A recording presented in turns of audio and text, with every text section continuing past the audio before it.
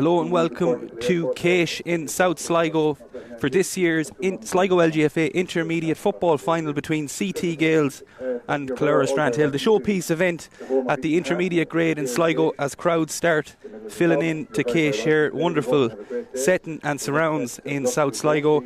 My co-commentator today is Sligo LGFA, Sligo Rovers and St. Farnan's native Leah Kelly. Leah, you're very welcome. Thank you. Thanks very much. We're going to run through quickly the teams for Strandhill first. In goals, number 1, Bevan Hart. Replacing number 2 is number 17, Lisa Kilfeather. Fullback is Holly Gilligan, wearing number 3. Number 4, Susanna Gilligan. Half-back line is number 5, Sarah May. 6, Ava Cawley. And 7, Lauren May. The midfield partnership is number 8, Sarah McDaniel. And number 9, Ruth Goodwin. Half-forward line for Strandhill is number 10, Emer McIntyre. Centre half forward, Laura Ann Laffey, wearing 11. And the captain of Strandhill, number 12, Shona Dalton. The full forward line for Strandhill today is number 13, Mairead McIntyre, 14, Anna McDaniel, and 15, Heather Cotter. That's Pat Currigan's charges for today's intermediate final. For CT Gales, in goals, number 1, Sophia Calvi. The full back line is number 2, Sinead Forkin. Full back 3, Tara Carty. 4, Laura Gillespie. The half back line for CT Gales, number 5, Patrice Comboy. 6, centre half back Leah Gannon. And 7, Rachel Kelleher.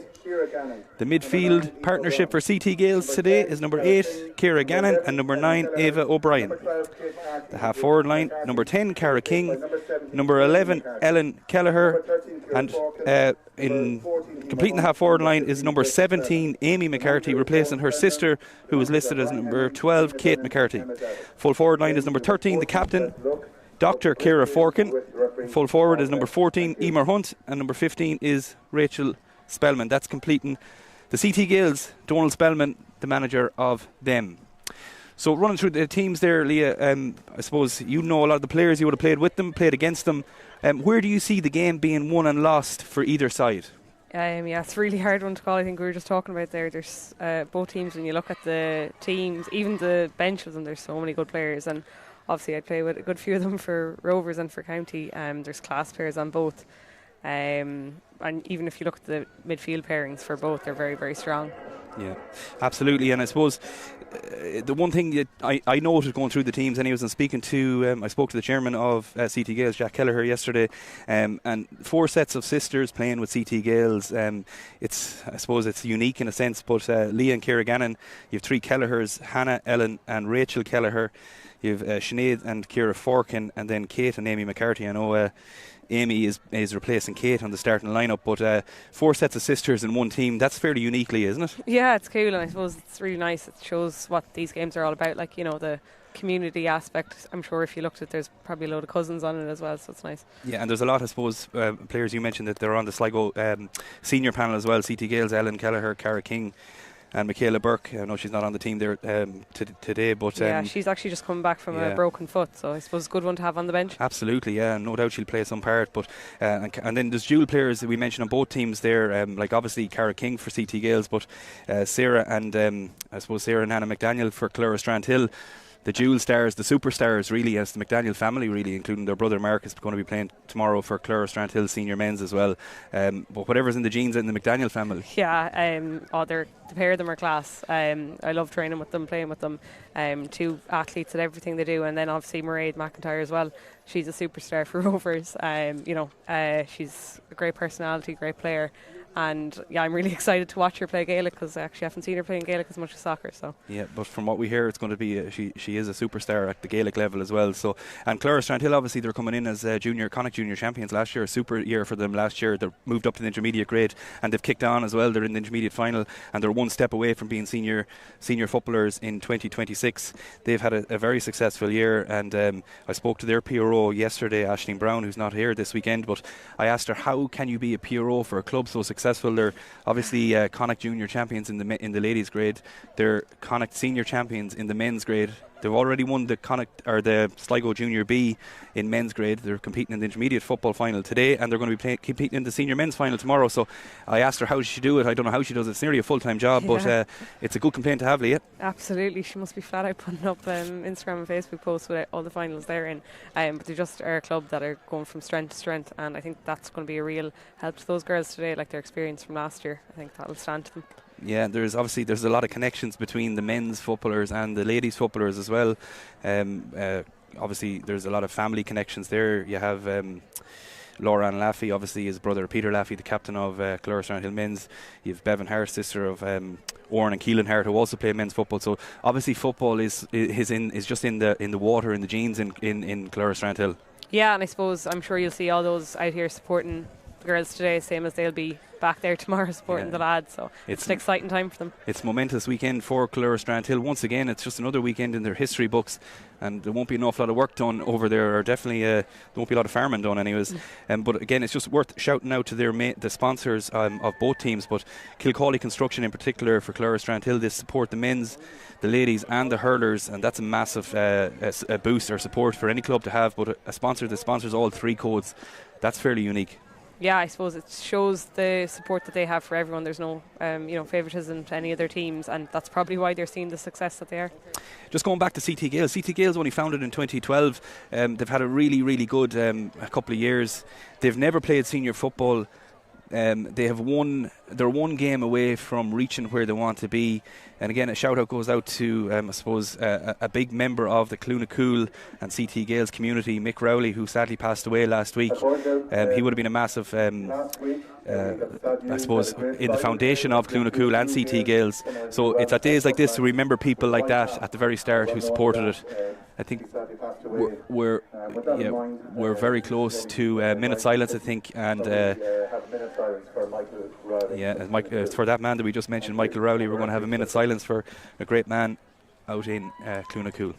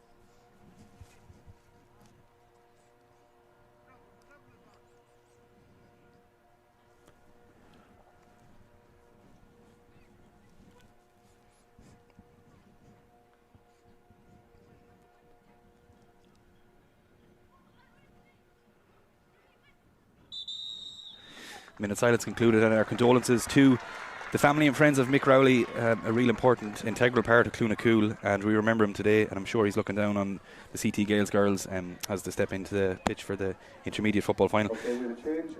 Touching on the managers for both teams, obviously Donald Spellman for CT Gales, it's his first year in charge, a good year. You couldn't ask for much better. I suppose the only thing he'd be looking for now is that his team goes on and lifts the intermediate championship. And then obviously for Colera Strandhill, we've Pat Currigan. Pat is the manager the last 4 years, and he's seen some great success, probably some of the biggest success Colera Strandhill has ever seen in their time as well. So how important of a role is the managers at club level, Leah? Oh, it's huge. Obviously, club is a tough one. I suppose if you look at both these teams, they have a lot of county players as well. So the county players come back in. That's something they have to manage. The season now has gone so long for a club with ACL league championship. So it's a really, really long season for managers to manage players. But obviously we've two good examples of managers here. At Pat, as you said, 4 years with Colera. He must be doing something very right with the way he's going. Yeah, so he's definitely doing something right. As we see Eric Rainey taking charge, referee is just making sure he's looking for a football here at the moment. That's something we do need to get started. But both sets of players and teams are in position. If we see any positional changes, we'll call it out as we go on. But it looks like Laura Laffey is going to go into the middle there for the throw-in. And Eric Rainey is just making sure everyone is set. Big crowd in KEASH this afternoon, and we have the senior final following this, so I'm sure in KEASH it's going to be a big buzz today. It's a great setting, great surrounds, and credit to the Eastern Harps community for making this possible. Eric Rainey is just doing his final checks. We're very, very close to getting started. And the 2025 intermediate final is up and running. Ball is thrown in and it's won by that woman, Laura Ann Laffey, who went into the middle for the thrown. That paid dividends. She's in possession. She gets it off to Sarah McDaniel. Sarah McDaniel gets it to Ruth Goodwin. Ruth Goodwin, very experienced player for Clora Strandhill. She was integral in their success last season. Back to Ruth Goodwin. Ruth Goodwin. It's a lovely interchange pass back into Ruth Goodwin. A little bit of space here. It's going to be the first opportunity. Ruth Goodwin. She went to fist the ball over the bar there. I suppose she was looking for the first score on the board. It was a goal opportunity, but CT Gales done really well on that opportunity. It's going to be a 45, and a good passage of play for the first play for Clara Strandhill. Yeah, I suppose when we were talking about Clara, we kind of skipped over nearly talking about Ruth Goodwin and how integral she is to them. Like, obviously a county player for so many years. I would have played with her in my early years, and she's such a leader on and off the pitch. Absolutely, and it's Clara Strandhill to go short from the 45. They're going to look to work a scoring opportunity. It's with Mairead McIntyre. Mairead McIntyre, another one of them players that plays with Sligo Rovers. She pops it off. Shot in long. Where's it going to drop? There's 4 CT Gales players around it, and it is CT Gales that managed to get possession of the ball, and they're going to work it out of the fence and look to get their first scoring opportunity. We've had 2 attacks for Clara Strandhill. None have been put over the bar, and it's still no score game as CT Gales look for their first opportunity to have it in around the middle of the pitch. It's kicked into the half-forward line. Doing really well there is Rachel Spellman. But Eric Rainey has said that Rachel Spellman has fouled Ava Cawley, and it's going to be a free out. Rachel Spellman, the daughter of Donald Spellman, the manager of CT Gales. Rachel, a very, very fine footballer as well. Yeah, she did well there. I actually thought could have been a free her way, but yeah, ref thought different. First decision for Eric Rainey to make in the intermediate football final, and it is Clara Strandhill breaking out of attack, direct running again, gets it to Ruth Goodwin. Ruth Goodwin on the ball already a couple of times, but Amy McCarthy doing really well to read the dispossess, and Amy McCarthy direct running from Amy. Elizabeth 17 starting, very fine footballer as well. Amy gets it off to Leah Gannon. We should mention as well, Amy is actually in with the Sligo Rovers Academy, and has been in with the seniors too, and I'd love to see her pace today. She's so quick. Well, we got a glimpse of it there in her first possession. It's a shot for CT Gales. Where's this one going to drop? It's going to drop over the bar, is it? Yeah, it's a great score. Yeah. We were talking about Amy McCarthy. We missed the score. I'm not sure it was Cara, I think. Yeah, great score from Cara. Cara King, first effort on goal, and she showed her talent. Straight over the bar. There doesn't appear to be any wind. If there is, it's very, very slight. It's a perfect day for football, really. And it is Clara Strandhill going short from the kick out and keeping the ball. Bevan Hart. And it is in the hands of their midfielder, Sarah McDaniel. Sarah McDaniel, fist pass was just difficult to control. It was high up over her head, but she done well, and Eric Rainey says that she was pushed as she tried to collect the ball. It's going to be a free, but once again Clara Strandhill opting to go short. They're very good when the ball goes through the hands. The Laura Ann Laffey already just seems to be carrying some sort of a knock there. Yeah, that's going to be worry for Clara Strandhill. She's not comfortable at all there. She is on the possession of the ball again. It's not stopping her. She's going. Yeah, but you can definitely see that she is carrying some sort of a knock. I didn't see her getting a heavy hit there. Eric Rainey is saying there's nothing in it. Yeah, there's physios on the play. There's already 2 Clara Strandhill players struggling. Now Eric Rainey has stopped it. It looks like it's a bit of a head injury. Maybe it was just collision or when she went into tackle. But I didn't see much in it, Leah, did you? No, I didn't. It seems to be Marie's. It's gone down with her head, is it? Yeah, it seems. Yeah, she's holding her head when she went down, but there was definitely no intent in it. I'd say it's when she went to tackle the CT Gales player, she just collided with her. But Eric Rainey, rightly so, stopping the game to make sure that Mairead McIntyre gets treatment, and hopefully it's nothing too serious. Laura Ann seems to be walking off hers as well, which I'm sure the Clare bench will be delighted to see. Yeah, the last thing Clara will need is 2 changes, or at least even 1 change to their team and their plans that they would have had for this intermediate football final. They've had 2 attacks, they've had no score. CT Gales have had 1 attack and they've had 1 score, courtesy of Cara King. And we mentioned there Amy McCarthy, and she's in with the Sligo Rovers, and I suppose the Sligo Rovers element to Sligo ladies football is big. You have so many players out there today that are going to be playing with Sligo Rovers as well, and how much of a benefit is that they're getting, I suppose, more training, extra training, they're getting better, they're getting facilities and stuff like that to train. Obviously you've experienced it yourself. How difficult is it to juggle both? I won't lie and say it's simple or easy or anything, but I suppose the great thing about it is the skills are so transferable. If you're fit for one, you're fit for both. Like I find Gaelic really has you fit for soccer because there's that longer running, but it definitely has challenges with injury and load management and that. Yeah, thankfully Mairead McIntyre is up on her feet again. Eric Rainey is going back up to where the ball was stopped. I'm just going to see now how he's going to restart the game. I would imagine it's just going to be a restart from CT Gales, but I'd say she wouldn't be able to take a shot on goal. It's a free, all right, but it's just a free possession. Yeah, Emer Hunt has been in fantastic form for CT Gales this year, so I'm excited to see her today. Emer Hunt, it's her first opportunity, and this one, where's it going to drop? It's dropping around the square. Bevan Hart did really well, and it was just collected. It could have went anywhere there. It was a first shot for Emer Hunt. Bevan Hart doing really well, and it is Clora Strandhill. CT Gales working so hard to win back possession. But Clora Strandhill just getting out with it. Eric Rainey, the referee, is saying that the Clora Strandhill defence will overcarry the ball, and CT Gales not waiting around here. Yeah, brilliant pressure there from CT Gales, not letting them out. Ball into Ciara Forkin, of course. We mentioned it already. Dr. Ciara Forkin now, captain of CT Gales, back in her possession. She gets it off to Ellen Kelleher. Ellen Kelleher, her first opportunity. She gets the ball in, but two Clora Strandhill players around, and Clora Strandhill are going to break out of possession, and it is in the hands of their midfielder, Sarah McDaniel. She gets it off to Heather Cotter. Heather Cotter into the full forward, Anna McDaniel. This is the player that Clora Strandhill will want in possession. Direct running from Anna. Couple of solos, couple of hops. There's 3 CT Gales players around her. But this time, CT Gales probably have spoke about Anna McDaniel and says that whenever she gets the ball to get 2 or 3 players around her, they did, and on that occasion it worked wonders, and they're out in possession once again, and it's Amy McCarthy. Yeah, their defending so far has been really, really good from CT Gales. They're just packing around players. And it's intense what they're doing. It's just interesting to see will they be able to keep that going for the duration of the game. But this time the ball from Tara Carty just kicked into the hands of Shona Dalton, the captain of Clora Strandhill.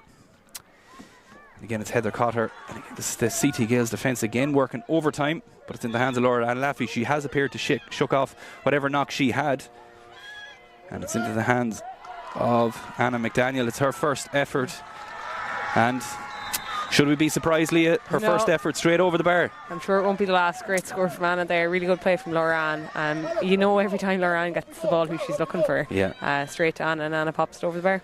A lovely score, and it was from a fair distance out. Anna McDaniel made no mistake with her first effort on goal, and that'll do her confidence. Not that she needs it, the world of good. And this ball, CT Gales doing really well there.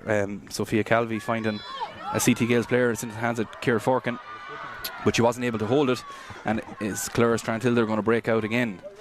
It's in the hands of Heather Cotter. Heather Cotter, fine footballer herself, very, very fast. And Clora Strandhill just getting a little bit of momentum here in the last couple of plays. It's going to be an opportunity for another score. Pops it out to Ruth Goodwin. Ruth Goodwin gets it back. It's all the way out to Ruth Goodwin again. Laura Ann Laffey. And it's Anna McDaniel. A little bit of space, drops the shoulder, goes right, and then jinks out to the left. Clora Strandhill looking for a free. Eric Rainey saying there was nothing in it, and CT Gales are going to break out. Again, CT Gales doing well in the circumstances. Not easy to defend against players like Anna McDaniel, Laura Ann Laffey. But it is Ava O'Brien doing really well there. Pops it off to Ciara Forkin, the captain. Ava O'Brien. Risky pass along the ground, but CT Gales doing well to hold possession. Amy McCarthy turns, looking for options. This time it was just swallowed up by Laura Ann Laffey. Clora Strandhill, the team now that are in control for the last couple of plays. And it is going to be another opportunity for Clora Strandhill. There's looking for options to get it to Laura Ann Laffey off the shoulder. Laura Ann Laffey does it really well to hold off the attentions of 2 CT Gales players. And there's patient build-up from Clora Strandhill to Ruth Goodwin. Ruth Goodwin gets it to Sarah May. And back to Mairead McIntyre, drops the shoulder, and Great again, block, yeah, great block, yeah. Just CT Gale struggling to get the ball out. Back to Anna McDaniel, and once again, Anna McDaniel makes no mistake. It's her second effort on goal, and it's her second score, Leah. Yeah, it was good patient play there from Clare Strandhill, and I suppose get to Anna and she'll pop it over the bar. It just seemed to Anna McDaniel just seems to find the pockets of space, and I'm sure CT Gales are looking at her and are trying to stop that happening. But I suppose when you're as talented as Anna McDaniel, you find these pockets of spaces almost naturally. Yeah, she's just kind of nearly sneaking around, looking like she almost doesn't want to get on it, then just getting into space and popping over the bar. Yeah, 2 possessions, 2 attacks, and 2 scores for Anna McDaniel so far. Stats are looking good for her. But Clara Strandhill once again working so hard to turn the ball over, and they have done so. And they're not waiting around. They have momentum, and they're going to look to use it. It's Laura Ann Laffey gets it to Ruth Goodwin. Ruth Goodwin back to Laura Ann Laffey. Yeah, it's just Clara Strandhill just starting to find them little bits of space. Mairead McIntyre, lovely little pass to Laura Ann Laffey. It's her first effort. Looked like she might have been held back. Where's this ball going to go? It's going to drop right into the keeper's hands. It did look like Laura Ann Laffey. It was a very cute tackle from a CT Gales player. Just pulled the jersey and just released it, and it put her off. Yeah, Sarah McDaniel running in around the back, so she fairly covers ground, Sarah, from midfield. And CT Gales now, they're going to look to get the ball out of the defence because they've been under a little bit of pressure the last few attacks. And this time the ball has gone over the sideline, and CT Gales just struggling a little bit in the last few moments, Leah. Yeah, it seems there's really like a divide between their backs and forwards. They're having to drop so many back to defend, and then I suppose that link-up play to the front isn't going to plan at the minute. Yeah, and it is going to be Clara Strandhill once again. It's going to get another opportunity. Yeah, but this time it was into the keeper's hands, and Sophia Calvi doing really well. And CT Gales now looking to attack, and is in the hands of. Yeah, the ball again just kicked straight out over the sideline. And it was Rachel Kelleher there. She had a little bit of space there, but she just misjudged her pass. She looked for Ciara Forkin, but it just went over the sideline.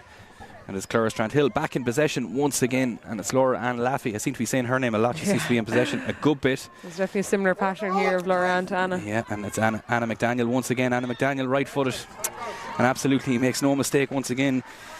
It seems to be so easy, and it's not easy. We all know that it's not easy to put the ball over the bar in any position on the pitch, but Anna McDaniel has scored 3 points already, and she's made every one of them look so easy. Yeah, it's really, really good from Claire. Such a positive start. I suppose if you get the ball to Anna, that's what she can do.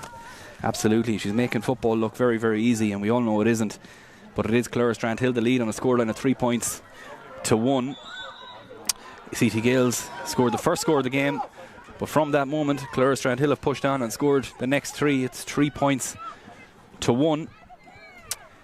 And it is CT Gales to have a free just in the defensive half. They're going to look to go short. CT Gales, in fairness to CT Gales, they're not changing their style of play. They're still going to look to go play the ball through the hands. Yeah. They're not going to panic. They're obviously very, very full of very talented footballers. And this time, the ball is into Rachel Spellman. Rachel Spellman looks to get Ciara Forkin on the ball, but once again, just a hand in from Clara Strandhill at the right opportunity, and they've turned the ball over, and it's Laura Ann Laffey once again kicks the ball long. With you can just see the Clara Strandhill players have sat back a little bit. Yeah, it's definitely a sea of red CT Gales are looking at going forward. Yeah, and it was Emer Hunt doing really well there. Gets it to Rachel Kelleher. Rachel Kelleher back to Emer Hunt. Emer Hunt gets a shot off right footed. Where's this one going to go? It's going to drop around the square, and it's a goal. It's a goal. Goalkeeper unable to hold the ball, and it's going to be a goal for CT Gales. The goalkeeper took a knock as that ball went into the back of the net. But a big moment here in the intermediate football final. Yeah, definitely. It's Emer Hunt. She had a similar shot that Bevan Hart did really well with. Yeah. And then she shot again, I'd say going for a point, but she'll absolutely take the goal there. Take the goal, and it was Rachel Spellman that was following the ball up and buried the ball into the back of the net. And that's a big moment in the intermediate football final. CT Gales hadn't had a lot of the play in the opening exchanges, but they're now leading on a scoreline of 1 goal and 1 point to 3 points. Yeah, that's exactly what CT Gales needed to get themselves back into this game. And you can see all of a sudden, straight away, CT Gales have their tails up and they're back out in the attack again, and it is Leah Gannon. Leah Gannon just running into a tackle there. Clara Strandhill doing really well, and the ball is turned over, but CT Gales, their tails up after that goal.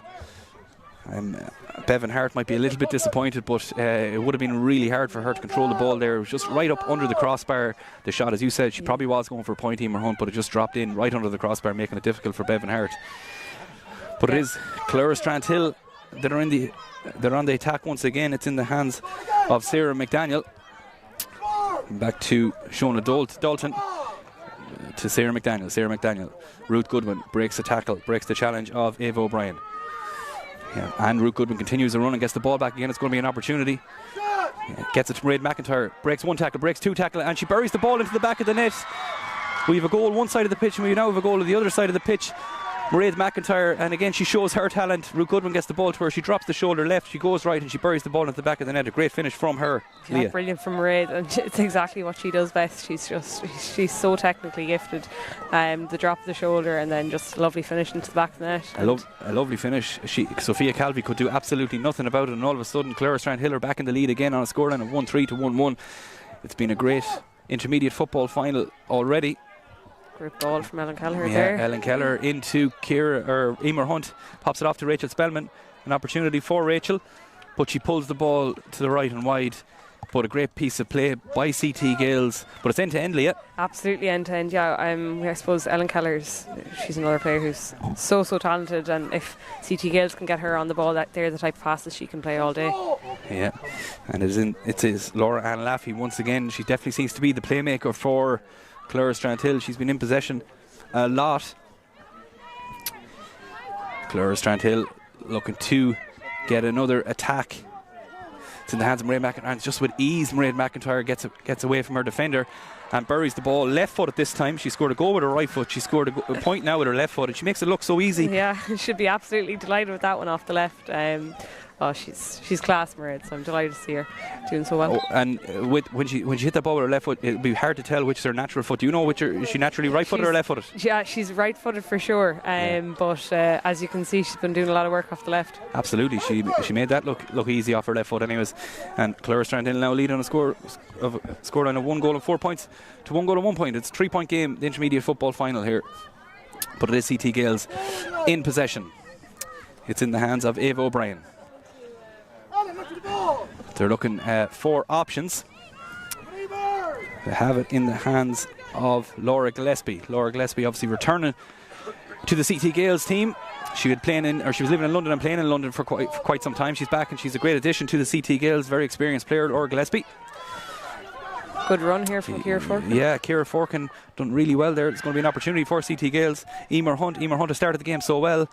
She gets a shot off. It did look like, it just looked from here she got a touch, but she didn't. The linesmen or the umpires that are closer to it have indicated that that's gone wide, and it's going to be a kick out for Clara Strandhill. But good play for CT Gales, Leah. Yeah, definitely. I think we're seeing players get more into the game now for them. So hopefully they can push on.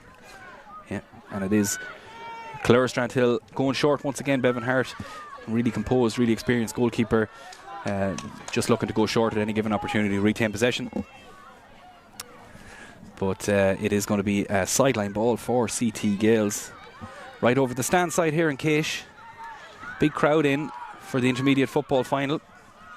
It's going to be a busy day in KEASH, the senior football final following it. This time CT Gales' Ava O'Brien is just going to mop up there and get back on the attack once again. CT Gales looking to create a scoring opportunity. And really intense, heavy press from the Clara Strandhill players, but CT Gales doing really well. It's out towards Ciara Forkin. Where's this one going to drop? It's going to be a free. Eric Rainey had indicated that there was advantage for an earlier foul for CT Gales. He's going to bring it back, and it's going to be an opportunity for them to create a scoring attack or scoring opportunity from the dead ball. Yeah, it's interesting to see Clara really just dropping everyone back except for Anna and Mairead. And obviously when you have Anna and Mairead up there, you have that option to do that because they'll work off each other and both very fit and well able to.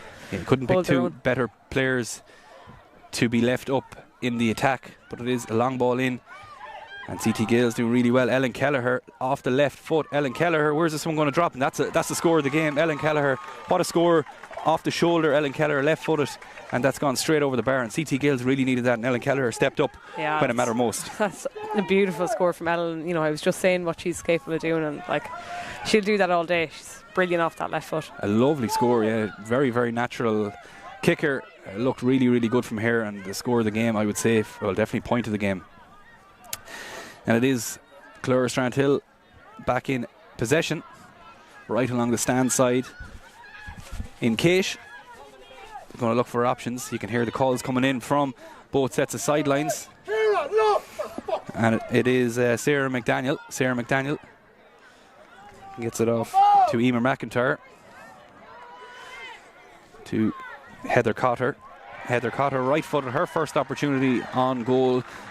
And it's another point, and we're definitely getting, it's almost like a kicking masterclass, Leah. Yeah, it's a brilliant score from Heather, and I suppose when we've been talking about so many other players up there, but Heather Cotter is another really, really talented girl.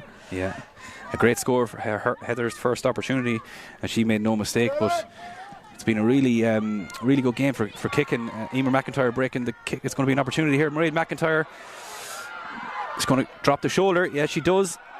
Where's this?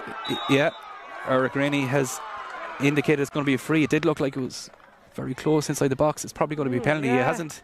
He's probably going to talk to his umpires just for clarity, but from where I was standing, Leah, it did look like the foul took place inside the box. That's what I'd be thinking the same. Yeah, I think it's only a matter of time before Eric Rainey spreads easy. Yeah, there you go. And that's exactly what we thought, Leah. It's going to be a penalty kick for Clora Strandhill, a big moment in the intermediate football final.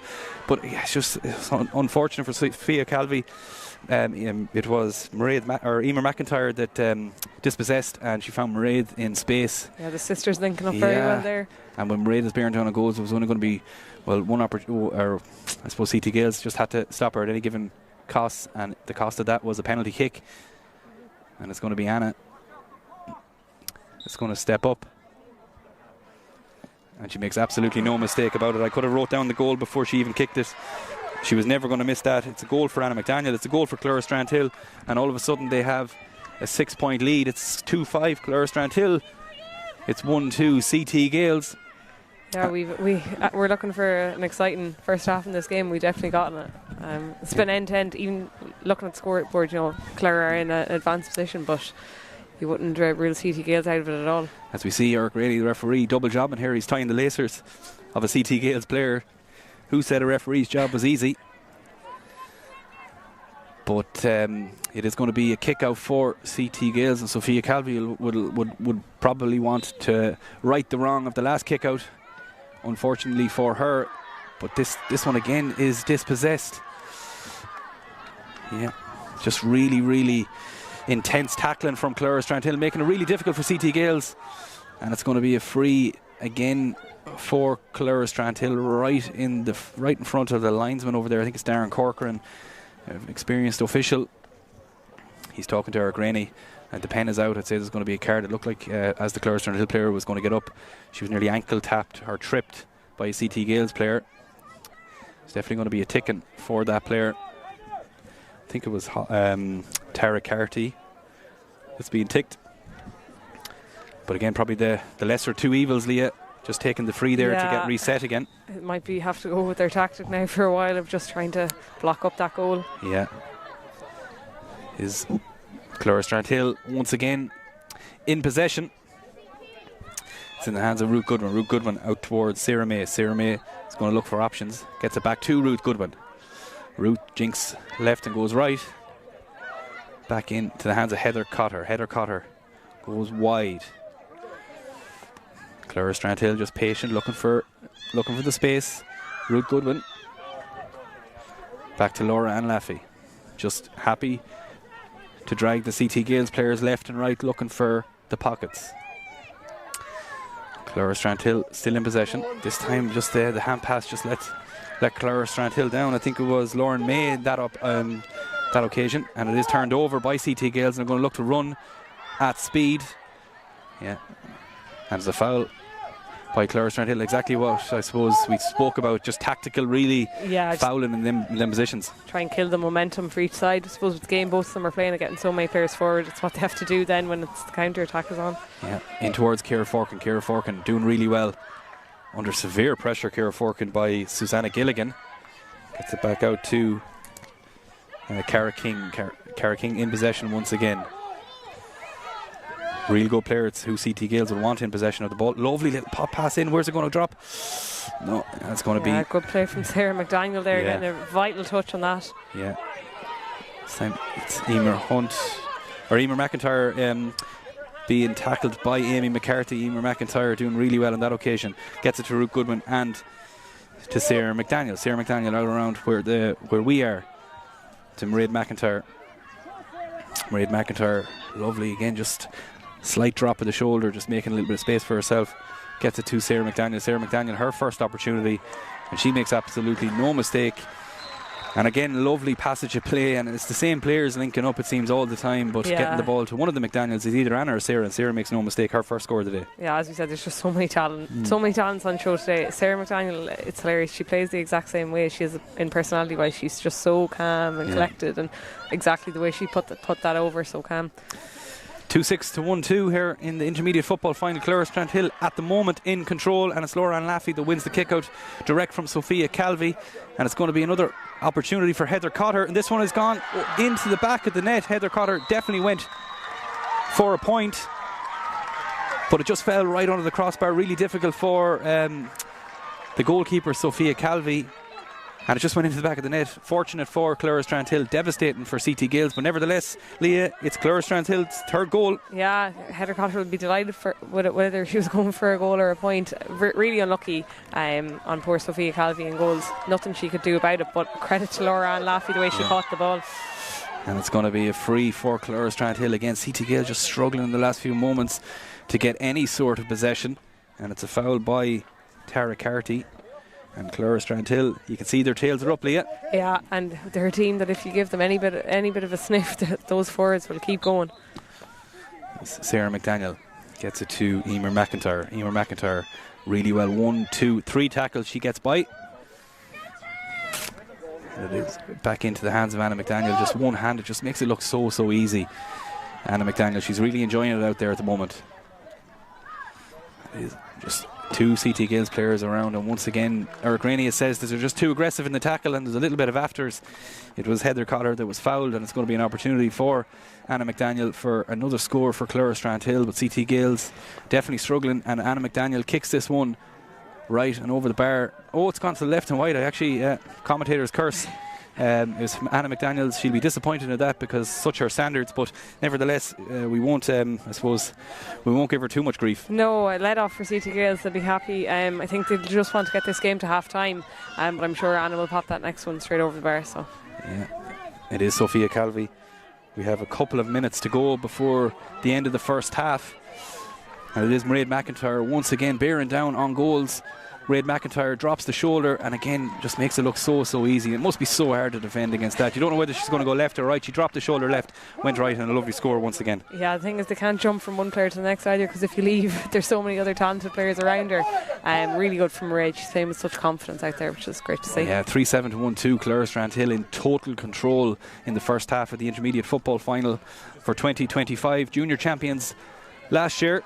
That's 3 kickouts in a row as well they've won. It's been massive in this game. Yeah, just I don't know whether it's a tactical move by the Strandhill team, but they're pushing up on the kickouts, and it's paying dividends. They're winning kickout after kickout, and it's in the hands of Heather Cotter once again. There's space all over the pitch there at the moment. Heather Cotter drops the shoulders, this time left-footed, and this time no mistake once again. It's her second point of the day. Brilliant from Heather. Yeah.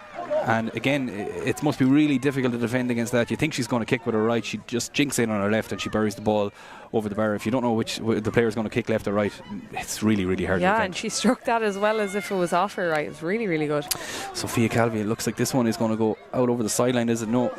It's Holly Gilligan doing really well there. It's probably going to be no. I thought a free, yeah. Looked like it was, but CT Gale just not getting the calls at the moment. But Strandhill presses so well, and this time dispossessed again, and it's in the hands of Heather Cotter. Heather Cotter flicks it out to Lauren Ann Laffey. It's going to be a goal opportunity. Mairead McIntyre bearing on the goals and makes no mistake.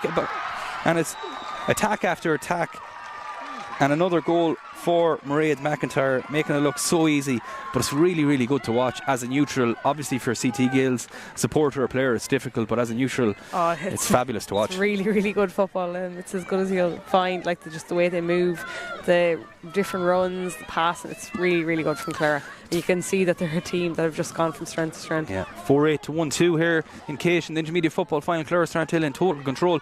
CT Gales just can't seem to get any sort of possession or any sort of momentum, but they have the ball this time. Is Susanna Gilligan. Susanna Gilligan looks to go in towards Emer Hunt, but once again it's a Clara Strandhill player that gets possession of the ball, but Emer Hunt working really well there. It looks like she's been fouled. Is she? No. Eric Rainey is saying no. And yeah, and just there was a foul there by Cara King, I think. And Cara King just seems to be suffering a little bit from it. But it must be really, really frustrating and difficult when you're as a CT Gales player out there, Leah. Yeah, every time Clare go forward, it looks like they're going to score, and a lot of the time it looks like they're going to score a goal. So it's so hard to know what to do. Like, it's not a case that you can man mark any of their players because there's just so many of them that are so dangerous. But yeah, they'll really CT Gales really want to see half time coming soon. Absolutely, they need the half time whistle. I would suggest CT Gales. Eric Rainey is just taking the name of a player. I think he's looking for the ball, but the ball was behind him. He's going to call the ball back for a free to restart. The play will be the fullback for Clara Strandhill, Holly Gilligan. Holly Gilligan goes short to Sarah McDaniel. Sarah McDaniel gets it towards Sarah May.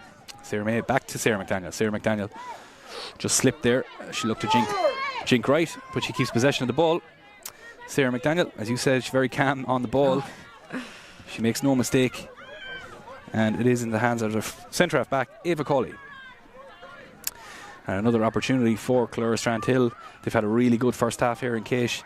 They seem to be just getting every sort of break, but this time it is Ellen Kelleher breaking up the play. Ellen Kelleher, the two Clara Strandhill players around Ellen, making it really difficult, but they're managed to hold possession. It's in the hands of Leah Gannon, but once again the ball is turned over, and just that press from Clara Strandhill once again paying dividends. Yeah, Heather Cotter again, she's been really, really excellent this half. And Mairead McIntyre all the way over on the right hand side of the pitch there. She lists as left half forward, or left corner forward. Saying Ruth Goodwin to Susanna Gilligan. You can hear the call coming from Pat Garrigan. Go Sarah, and with that Sarah McDaniel has the ball. Pat Kerrigan there, the conductor, the orchestrator, telling the players to go where they need to go, and it's working. Drop of the shoulder from Anna McDaniel once again. It's to Sarah, the sister. Back to Ruth Goodwin. Ruth Goodwin, her first opportunity. Fake the shot to create a little bit of space for herself. And again, the fist pass, it just looked like it wasn't going to go to Mairead McIntyre, but she gets the ball and right-footed.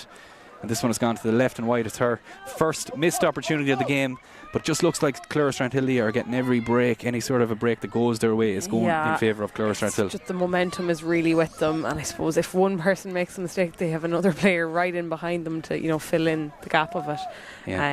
So just the energy they play with is really, really good to watch. Yeah. We're into stoppage time, and as we say that, Eric Rainey has blown the half-time whistle. CT Gales will be happy to hear the half-time whistle. They'll be disappointed with their first half performance. You can see their heads are down, they're dejected, but I'm sure manager Donald Spellman will try to rejuvenate them for the second half. But as Clara Strandhill hop off the pitch, they're definitely the happier of the two teams so far, Leah. It's been a fabulous half of football for Clara Strandhill, and there's been some great kicking. Great kicking and great kicking on show, great score taken on show, Leah. As half time, it is Clara Strandhill 4 goals and 8 points to CT Gales 1 goal and 2 points. I suppose the talking points is that the full forward line for Clara Strandhill have scored all but one of them points. Mairead McIntyre with 2 goals and 2 points, Anna McDaniel with 1 goal and 3 points, and Heather Cotter with 1 goal and 2 points. Like, that is exactly what you want your scoring forwards to do. An insane return from your full forward line. It's amazing. But I suppose if you're going on a player who's orchestrated all that, Laura-Ann Laffey also needs to mention the kickouts she's been winning, the play. Sometimes, she's done all the hard work and gives it off to those who pop the score. She's shown every bit of experience she has and the talent she has. But absolutely. But I suppose as a team, as a manager, when you name your full forwards, they're your scoring forwards. They're the players closest to the goals. And I think they've had maybe 2 wides. Other than that, they've scored 4 goals and 7 points between them. Really, really good attack and play by the Clonard Strandhill players. But CT Gales have had spells in that game as well. Ellen Kelleher had a fantastic score as well, and Cara King with a point. Rachel Spellman obviously getting the goal fortune, that's enough. But CT Gales will probably look to come out in the second half and just show exactly what they can do, because I'm sure they know themselves that they're a lot better than what happened in that first half. But nevertheless, it's half time here in KEASH, and it is Clonard Strandhill, the current Connacht Junior champions, are leading the 2025 intermediate football final fairly convincingly on a scoreline of 4 goals and 8 points to 1 goal and 2. Join us for second half live coverage.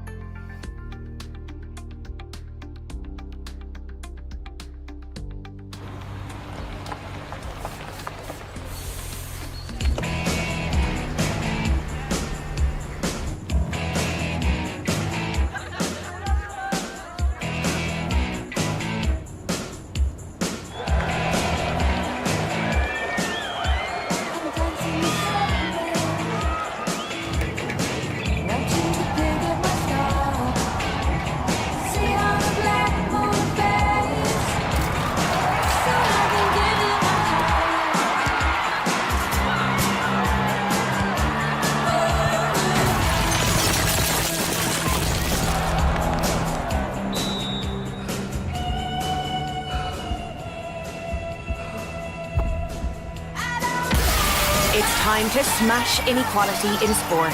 Fill every seat at every game and get behind the fight. Lidl, proud supporters of ladies Gaelic football.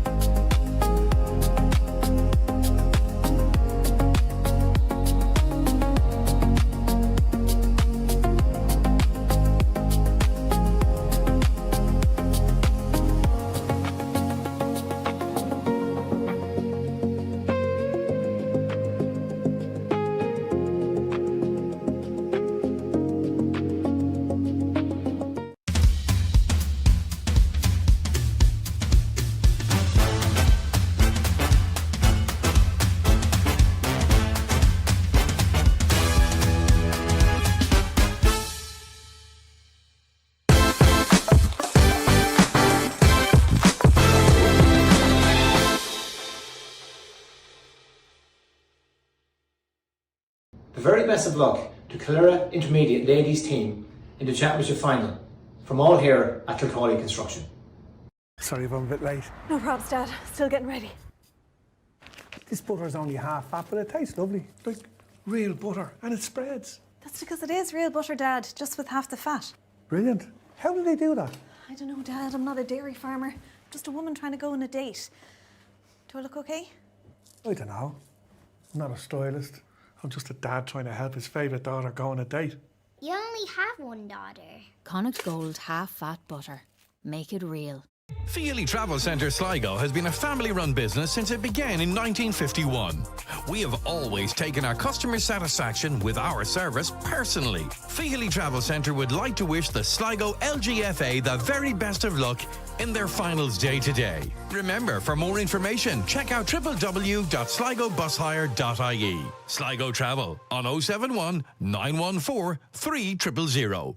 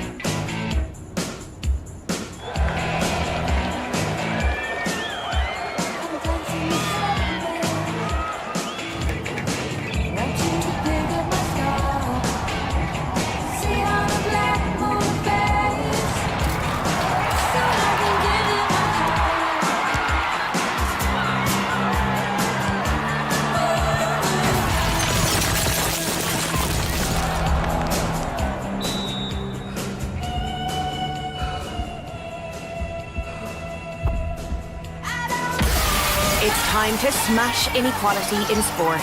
Fill every seat at every game and get behind the fight.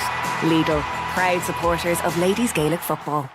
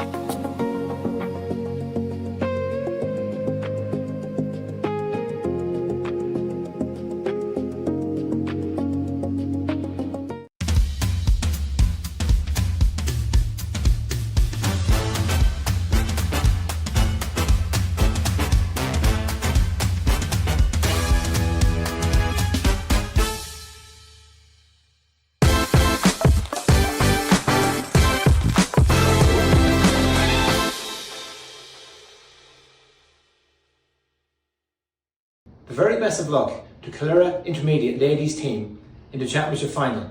From all here at Kilcawley Construction. Sorry if I'm a bit late. No probs, Dad. Still getting ready. This butter's only half fat, but it tastes lovely. Like real butter, and it spreads. That's because it is real butter, Dad, just with half the fat. Brilliant. How do they do that? I don't know, Dad. I'm not a dairy farmer. Just a woman trying to go on a date. Do I look okay? I don't know. I'm not a stylist. I'm just a dad trying to help his favourite daughter go on a date. You only have one daughter. Connacht Gold half-fat butter. Make it real. Feely Travel Centre Sligo has been a family-run business since it began in 1951. We have always taken our customer satisfaction with our service personally. Feely Travel Centre would like to wish the Sligo LGFA the very best of luck in their finals day today. Remember, for more information, check out www.sligobusHire.ie. Sligo Travel on 071 914 3000.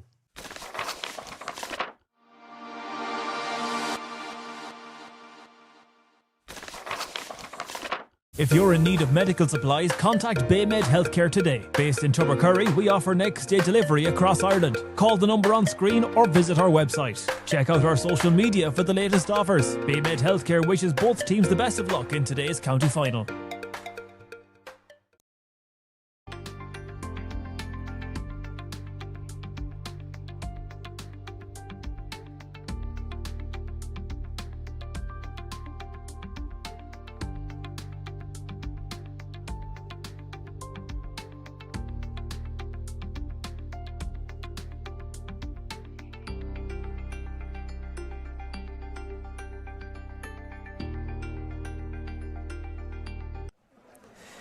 Hello and welcome back to KEASH for second half coverage of the 2025 Ladies Intermediate Football Final.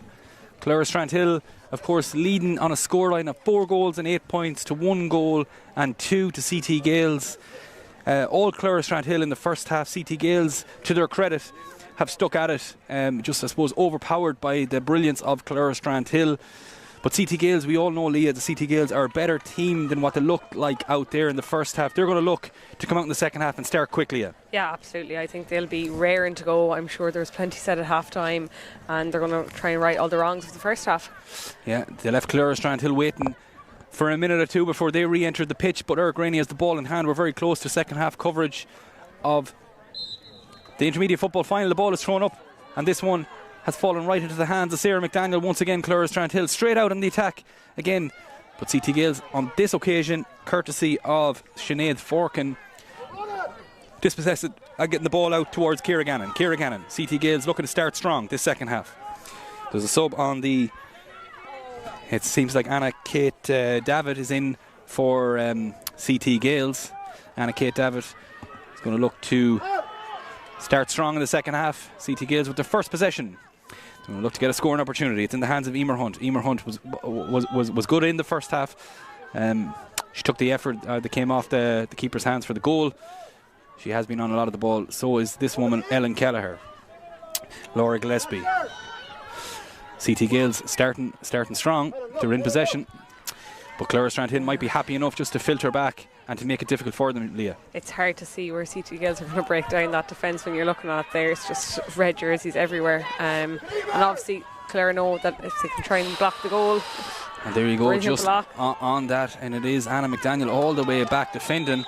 And Anna McDaniel was fouled. And there's a lot of CT Gales players are not happy with that decision of Eric Rainey, but he's going to bring the ball up. I think it was Eva O'Brien that kicked the ball away there in frustration. She's going to be spoken to by Eric Rainey, but as Anna McDaniel, Leah, she has scored 1 goal and 3 points. She scored 1 goal and 3 points in the first half, and it is she's right back in the half. I suppose she's making her way out of the full forward line back in defending, and she turned the ball over there. It's going to be an opportunity for Ruth Goodwin. But she goes all the way back. I suppose Stranthill might be just happy enough to retain possession and frustrate CT Gales in the second half, Leah. Yeah, absolutely. They're in the position now where they don't need to score as much as they did. Turned over by Amy McCarthy. This dangerous Amy McCarthy is the woman that did want on the ball there. She's very, very fast, very direct, but she's been forced to turn back and look for options. She gets it in the hands of Leah Gannon. Leah Gannon. Again, there seems to be a little bit more urgency about CT Gales in the second half there. Eric Rainey has flagged for an advantage. They're not going to... They're going to use the advantage, are they? Yes, they are. It's in the hands of Emer Hunt. Emer Hunt gets it off to Ciara Gannon. Ciara Gannon breaking through. It's going to be an opportunity for Ciara Gannon. Goal opportunity. Oh, and it's gone to the left and wide. Really good play by CT Gales. Really direct running. And maybe that's something they spoke about at half time. Just to run directly at the heart of the Strandhill defence. Yeah, a really good opportunity there, Leah. Actually, exactly what they needed. Really, really good run there from Ciara Gannon. Just the shot just wide. And that will certainly give them a little bit of confidence. But it is Strandhill, Bevan Hart going short once again with her kick out and finding a Strandhill player. CT Gales just their tails are up a little bit there. And they're going to right the wrongs of the first half, it seems. But it is Strandhill. Yeah, it is in the hands of Laura May there. But doing really well was Tara Carty. But Ruth Goodwin is back in possession once again. This ball has gone out to the left. It's heading for Emer McIntyre. It's going to find Emer McIntyre. And once again, Emer just puts the head down and runs really, really directly at the heart of the CT Gales players. As 1, 2, 3, 4 tackles, Emer McIntyre has managed to break. But she's been caught for over-carrying there. Really fast, pacey player, Emer McIntyre. Yeah, it's a very interesting matchup there. Amy McCarthy and Emer McIntyre being on each other because they're both just so quick. They're like two sprinters. But it is Ava O'Brien in possession once again. CT Gales are going to look for another opportunity similar to the one they had that just went to the left and wide by Ciara Gannon. Cara King, lovely ball, finds Amy McCarthy in a little bit of space there. Amy McCarthy drops the shoulder. Lovely ball in by Amy McCarthy. Where's this one go? It's going to go looking for Rachel Spellman. The goal scorer for CT Gales in the first half. Rachel Spellman is in possession. She's going to run directly towards the goal. Is she going to be held out? No, she's not. Rachel Spellman doing really well. Pops it off to Emer Hunt. Emer Hunt, goal opportunity. But she's opted to put that ball over the bar. And it's a lovely score for CT Gales. They've really come out in the second half, CT Gales, with their tails up, I suppose. And a lovely score by Emer Hunt there. Yes, the first score we've seen them get in a very, very long time, but it's a score nonetheless, and they want to build on it. Yeah, they'll be. Donald Spellman will be happy the way that his team has started the second half. They have a lot of work to do, obviously, as we know, but nevertheless they have their heads down and they're just going to get on with it. It is Ruth Goodwin back in possession once again. Ruth Goodwin looking for Mairead McIntyre. Mairead McIntyre is superb in the first half and she's in possession once again. A really difficult job for Sinead Forkin minding Mairead McIntyre this afternoon. Mairead McIntyre gets the ball back out to Anna McDaniel. Anna McDaniel left footed. This one is just going to drop short and it's going to go right into the hands of Cara King all the way back there. One Sligo Rovers player to the other. It is Cara King breaking out of defence and gets it to Ciara Gannon. Ciara Gannon started the second half really strongly. Ciara Gannon. It's a risky pass and it's into the hands of the woman that you don't want the ball to be in. Anna McDaniel, she was fouled as she tried to pick the ball up. Or Granny looked to see could he play advantage, but he couldn't. And it's going to be a free in for Strandhill. But Ciara Gannon is just receiving a little bit of treatment there on a lower back injury, it seems. She seems to be in a little bit of pain. Physios are on, Leah. This will be a worry for CT Gales. Yeah, you don't want to lose a midfielder. She does seem to be in a good bit of pain there. I'm not sure was the impact to it or not. Yeah, it seems to be just after she released the ball, she just felt her lower back or her hip area, and she's receiving treatment. And hopefully it's not a serious injury. But when we restart, it's going to be a free for Strandhill. Physios are just making sure that Ciara Gannon, she's slowly getting to her feet, Ciara Gannon. But I suppose one of these teams at the end of the game, it's going to be senior football for 2026, and that's where both teams want to be. Strandhill obviously being junior champions last year, Connacht junior champions. It'll be a big moment for them. CT Gales have obviously been thereabouts, and I've no doubt if they don't do it today, they will do it at some stage. Two fantastic teams on display today. Really fast-paced game, as we expected, Leah. But yeah, it seems to have been a really exciting championship, the intermediate this year, with obviously Giva. There were some great games between these two teams and Giva as well, so it's been a competitive group stage. And Mairead McIntyre just managing to hold off the attentions of two CT Gales players. It's in the hands of Anna McDaniel once again. And again, Anna McDaniel just making it look so easy, but this time CT Gales doing really well to get a hand in, and it just fell short into the hands of Cara King. Cara King now playing almost as a fourth full-back. And it is out towards Sinead Forkin. Sinead Forkin right along the stand side. Sinead is going to look for Rachel Spellman. Rachel Spellman doing really well there to get out in front of Lisa Kilfeather. Doing really well, Rachel Spellman. Once again, direct running is causing Strandhill a little bit of trouble. She's going to have to turn back and look for options. You can hear the shouts coming in from the CT Gales for help her. She needs help, Rachel Spellman. She's done really well, but when there's 3 Clora Strandhill players around one player, there was always only going to be one winner, and Clora Strandhill managing to get the ball out. But CT Gales pressing up and making it difficult for Clora Strandhill in the opening exchanges of the second half. It's in the hands of Cara King. Cara King doing really well. Cara King, she gets it out to Emer Hunt. Emer Hunt running straight in towards 2 Clora Strandhill players, but beating them comfortably. Gets it off to back to Emer Hunt. Yeah, this is where CT Gales have to be patient to try and work it round, because there's just so many Clara girls back. Yeah. Everyone back except Mairead McIntyre, actually. Yeah. And once again, the ball is turned over there. It was Ava O'Brien just looked to pop a pass over a Clora Strandhill player. It was Sarah McDaniel. Sarah McDaniel just getting her hand in there where it mattered most, and the ball is turned over and just stops the momentum the CT Gales had. The ball is flat. The cries of the ball is flat is on, so we're going to have a change of a substitute of the football.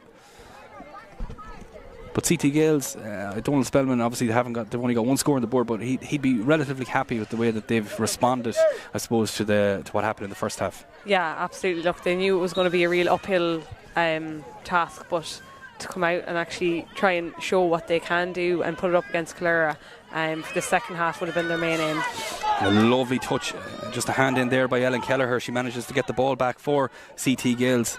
CT Gales working really, really hard in the opening parts of the second half. It's in the hands of Tara Carty. Tara Carty gets it out to Laura Gillespie. Laura Gillespie, of course, returning from London to the CT Gales fold this year, a very experienced player for them. Amy McCarthy, back to Laura Gillespie. Laura Gillespie, lovely little pass in there to Emer Hunt. Pocket of space for Emer, and again that direct running. She's gone by 1, 2, 3, 4 Clora Strandhill players. There's a fifth one coming in to try to get the ball off her, but Emer Hunt held up. She has to go back, and she does really well to get it back to Amy McCarthy. Amy McCarthy looking for options. She gets it from Leah Gannon. Leah Gannon. Again, the direct running there seems to be a lot more direct running from CT Gales in the second half. Lovely run by Leah Gannon, right footed. This one has gone to the right and wide, but again, really good, pacey, direct running by CT Gales, and it is causing Clora Strandhill some difficulty. Yeah, it is, but it's almost in isolation, though. It's players having to do it on their own. Sensible play by Clara, really. You know, they know they can let one player go drive at them. But it's tough work for CT Gales trying to break them down. It is tough work, and of course Clora Strandhill still leading a scoreline of 4 goals and 8 points to 1 goal and 3. It is a significant lead for Clora Strandhill, but CT Gales aren't going to give up. Credit to them. It's in the hands. It is going to be another opportunity for Clora Strandhill, though. Just as I say that, where's this one going to drop? CT Gales doing really well, and Laura Gillespie doing really well there. It's vital there from Laura Gillespie to get on that, because obviously if Mairead McIntyre had that in her sight at all, it was going to be in the back of the net. I don't know what Eric Rainey is going to call here. Is he going to... He's talking to Ted Maloney, very experienced official as umpire here. Eric Rainey's in chat, and I didn't see anything there. I don't know what he's going to call. Maybe it's should there be a card or a tick for a Clora Strandhill player. But we're all anxiously waiting the decision of Eric Rainey here. He's making us wait as well. Yeah, I'm not sure. What's he giving? Free in, give a pen? Free in? That seems like a very strange decision now, Leah. I didn't see anything in it. But I thought Laura Gillespie just did brilliant defending, but look, he's seen something that we haven't, I guess. Yeah, he seems to be getting. He got a word from Ted Maloney as well. Ted Maloney, as in fairness to Ted, he's closer than where we are, but it is going to be a free for another opportunity for Anna McDaniel. She makes no mistake. It's Clora Strandhill's first score of the second half. And the supporters here left of us, Leah, aren't happy with that call, and they're making their feelings known. But nevertheless, it is a score for Clora Strandhill, and maybe just stops a little bit of momentum that CT Gales had, even though they haven't registered scores. They've had a lot of possession in the start of the second half. Where's this ball going to go? They're really playing with fight this half. You can see, you know, they're trying to right the wrongs.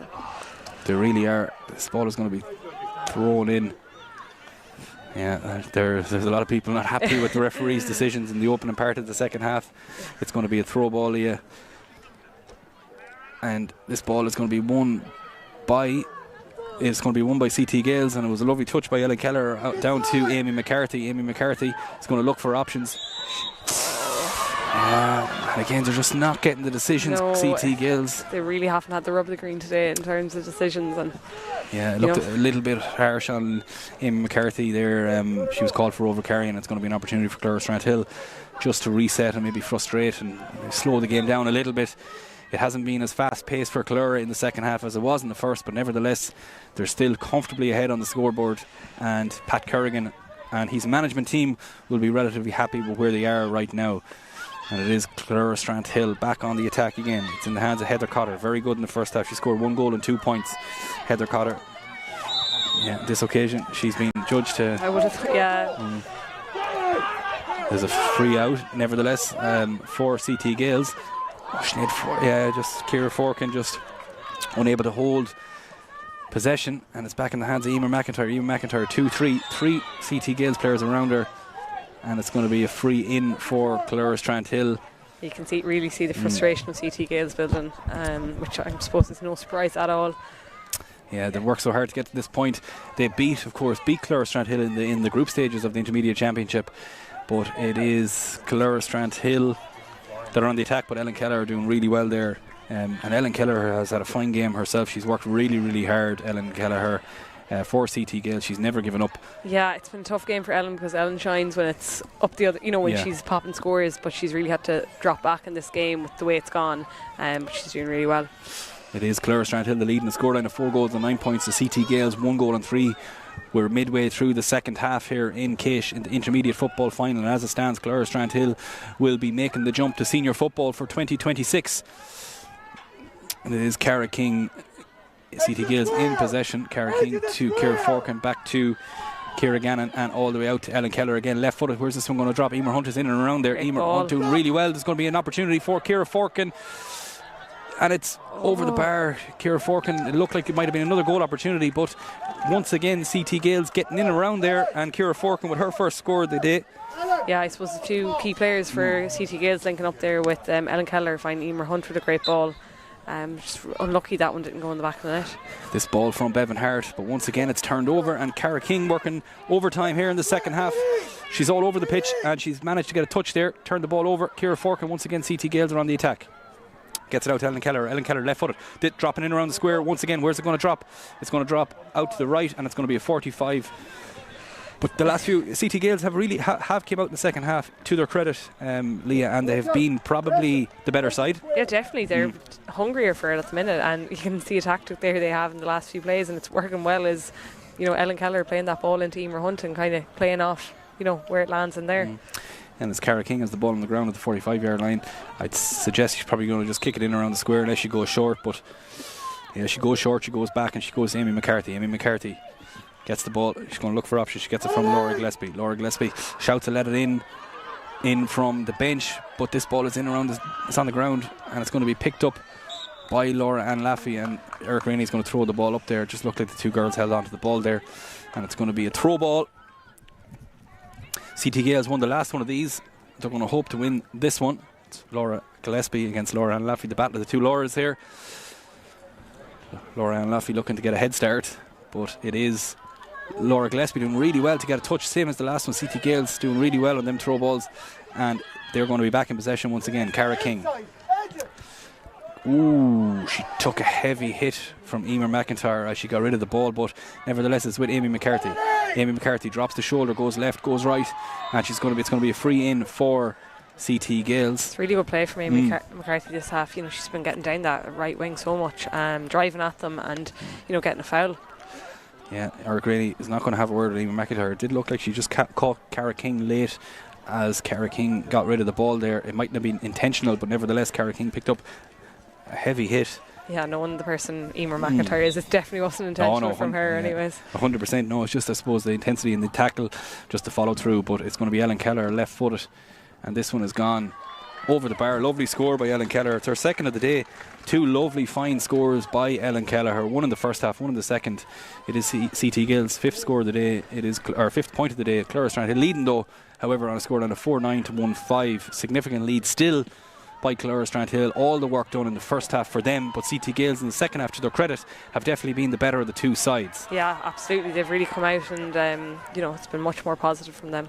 Yeah, we are midway through Probably we're just over about 12 minutes to go here in the intermediate football final. Heather Cotter breaks the tackle of Tara Carty. Heather Cotter, real direct pacey runner from Heather Cotter. She's got 1 goal and 2 points in the first half. Back to Anna McDaniel, who herself has got 1 goal and 4 points. Back to the midfielder Ruth Goodwin. Ruth Goodwin, lovely quick interchange passing by Clora Strandhill, but Anna Kate Davitt doing really well there, and Amy McCarthy, as you mentioned, Leah. Amy McCarthy back in possession once again, and Ellen Kelleher, another woman that has played very, very well in today's intermediate football final, doing really well to shrug off the challenge of Heather Cotter. Lovely ball into Emer Hunt. Emer Hunt, right footed. Where's this one going to drop? It's going to drop, and Bevan Hart doing really well just to collect the ball when it looked like it could have just popped off to a CT Gales player. Bevan Hart doing really well on that occasion to mop up the ball and get it out, and Clora Strandhill straight back out on the attack again. It's in the hands of Anna McDaniel. Out around the midfield area here in KEASH. Big crowd in KEASH today for the intermediate football final. Long ball in over the top. Emer McIntyre is out, but Sophia Calvi doing really well there, just stepping out, wiping or cleaning up the ball, and it's going to be a CT Gales attack. Leah Gannon just losing her footing there as she went to retrieve the ball, but she does well and she gets it to Patrice Comboy. But Leah Gannon just looks like she picked up a knock there as she slipped, but it is CT Gales on the attack once again to Ciara Forkin. Ciara Forkin doing really well to get a hand in there to keep possession of the ball. Lovely pass in to Tara Carty, the fullback that's gone forward on this attack. Tara Carty getting it to Ellen Keller. Ellen Keller's going to look to get it on the left foot once again. Ellen Kelleher, she gets it in right around the square there again, but once Bevan Hart just at the edge of the square there. Bevan Hart doing really well, and another attack breaks down for CT Gales, and Clora Strandhill back on the attack again. Heather Cotter on this occasion unable to collect the ball, and it's going to be a sideline ball, and Laura Gillespie not waiting around. She gets the ball back into play to Cara King, and it is CT Gales. The urgency is on CT Gales now to create attack after attack, and Cara King is doing just that. But she's going to go back to her full-back, Tara Carty. Tara Carty back to Cara King. Cara King is looking for options. The shouts are coming in from the CT Gales bench to move to the edge of the square, to the inside forwards. Yeah, but once again the attack breaks down, and it is Emer McIntyre for Clora Strandhill. Emer McIntyre's had a fine game, Leah, breaking down the play there, yeah. She works so hard, and she's obviously so athletic, and it's going to be a goal opportunity for Clora Strandhill. Heather Cotter to Anna McDaniel. Anna McDaniel is going to get there before Sophia Calvi. Sophia Calvi doing really well to just push Anna McDaniel out further away from goal. A lovely ball by Heather Cotter into Anna McDaniel. I don't know how she's seen that, because nobody else could see it. The vision of Heather Cotter. I suppose Heather is a soccer player herself. She showed her talent there. Great ball. Defence splitting pass to Anna McDaniel. But credit to Sophia Calvi on that occasion. She really did really well, making it really difficult for Anna McDaniel. She narrowed the angle, and the ball has gone to the right and wide. There's movement on, I think, on both benches here, but it is going to be kicked out by Sophia Calvi. Where's Laura Gillespie's in and around there. Was she fouled? She's saying she was, and Eric Rainey is agreeing with it. It's going to be a free for CT Gales, and the shouts for do a quick. Ellen is on. Sometimes doing a quick is just making it difficult to get the right pass, and this ball is turned over, and it is Laura Ann Laffey to Ruth Goodwin. You can hear Pat Kerrigan shouting in to relax on the ball, and the Clora Strandhill players are doing exactly that. It is Ruth Goodwin to Mairead McIntyre. Mairead McIntyre back to Ruth Goodwin. Continues a run, but this time Ruth Goodwin decides to go back to Laura Ann Laffey. Laura Ann Laffey. Lovely ball in over the top to Ruth Goodwin. It's going to be an opportunity for her. Oh no, it was Mairead McIntyre, I think, that was in around the... Yeah, but this time the lovely touch by Anna Kate Davitt on that shot. Again, they're struggling to retain possession, Lee, and Clora Strandhill. You can see they're trying to move it quick because they know they need to get the scores, but it's so tough when they're trying to get it up and down the pitch. Emer McIntyre doing really well to break the tackle of two CT Gales players, and once again Emer McIntyre winning a free, and it's the direct running is making it really difficult to defend against, and CT Gales just putting a hand in. I suppose frustration maybe. Yeah, absolutely. Like, the frustration is really building for them, and when those players with that pace are running at you, there's not much you can do, only foul, I suppose. And as a sub on the CT Gales team, it is Kate McCarthy, listed as number 12. She didn't start, but she's going to come onto the pitch, and I think there is Rachel Spellman. Yes, looks like Rachel Spellman is coming off. Rachel Spellman had a very, very good game herself. She got the goal in the first half, but Kate McCarthy is on for the remainder of this game. It is Clora Strandhill the lead on a scoreline of 4 goals and 9 points to 1 goal and 5.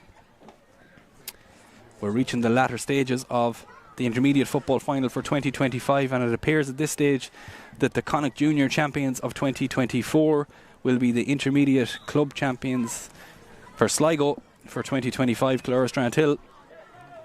Anna makes no mistake from the free, and it's her 5th point of the day. She's got 1 goal and 5. She's been instrumental in what Clora Strandhill have done this afternoon.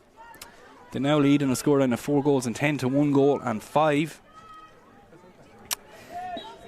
And it is Sophia Calvi that's going to start the game once again for CT Gales. CT Gales are going to look to get at least another couple of scores on the board. They've had a really, really good season so far. It looks like they're going to fall short at the final hurdle today, but they've had a really, really good season, and they will be back, I've no doubt. It is kicked long in towards Ciara Forkin. Ciara Forkin doing really well there. Gets it out to Laura Gillespie. Laura Gillespie using her strength. Gets it to Emer Hunt. Back to Laura Gillespie. Laura Gillespie's going to need options.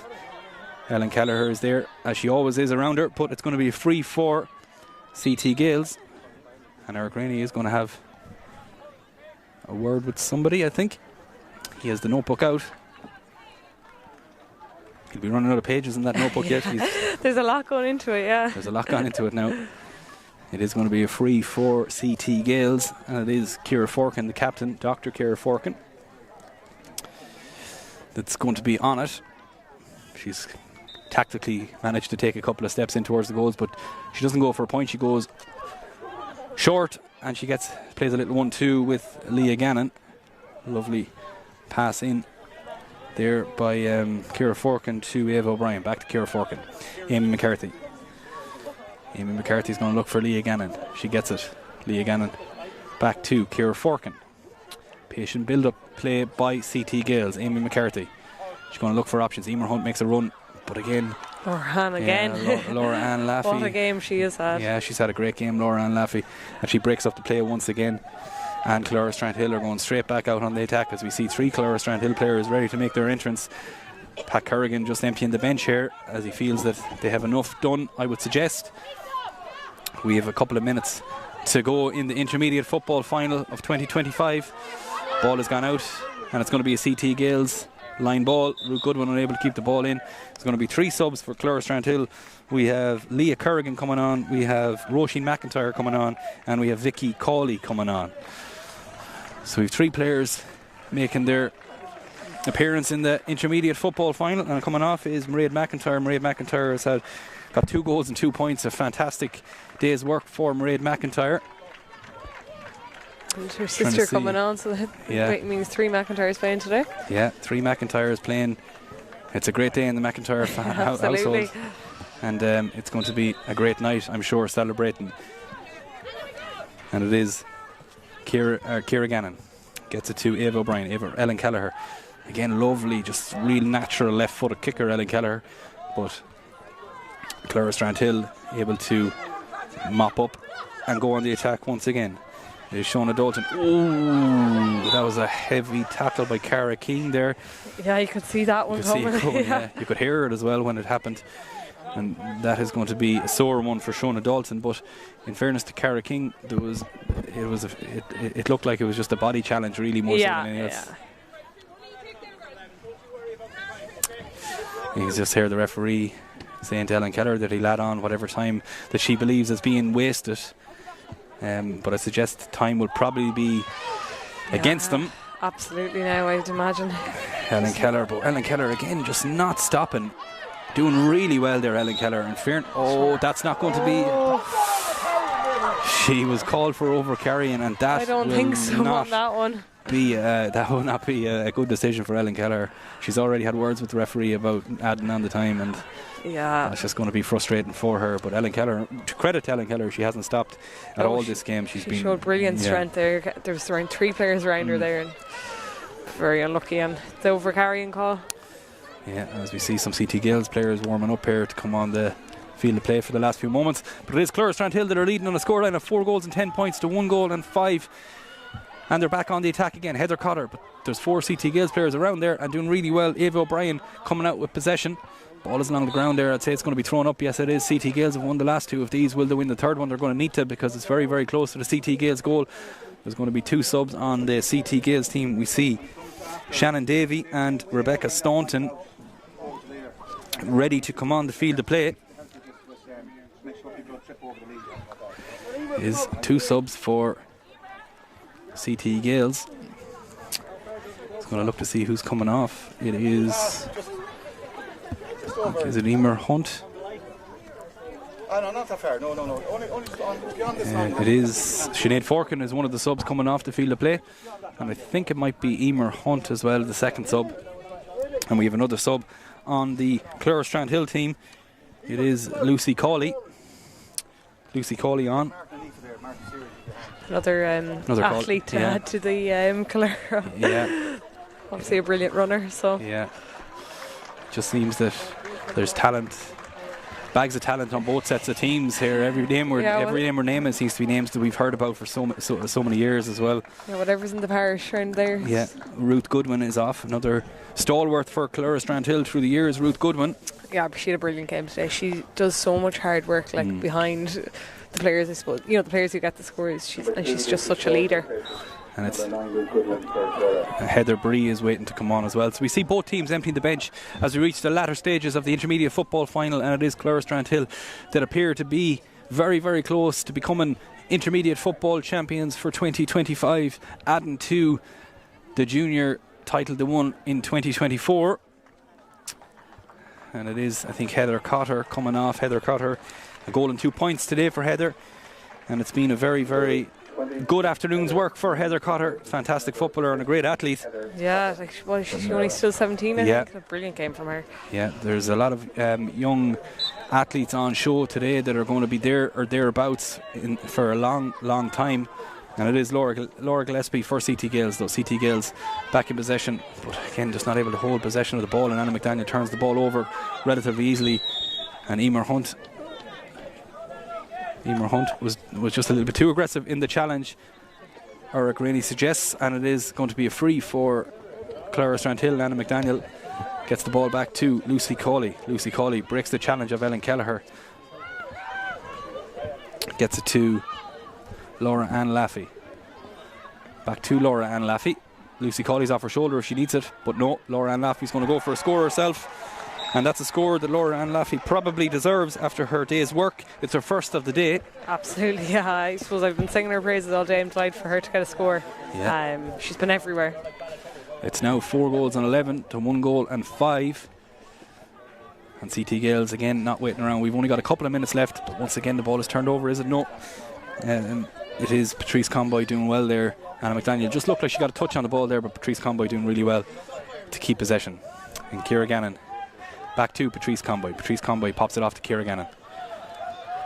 But again, Clere Strandhill just working overtime, and you just feel so sorry for CT Gales. They're just not getting the rub of the green. They're not getting the breaks. And Clere Strandhill right back on the attack. Lucy Cawley. It's going to be an opportunity for an attack for Lucy Cawley.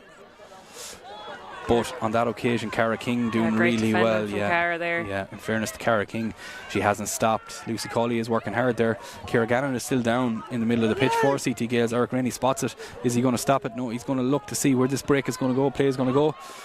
It's in the hands of Kate McCarthy. Kate McCarthy doing well there. Gets it off, and it's going to be a free for CT Gales.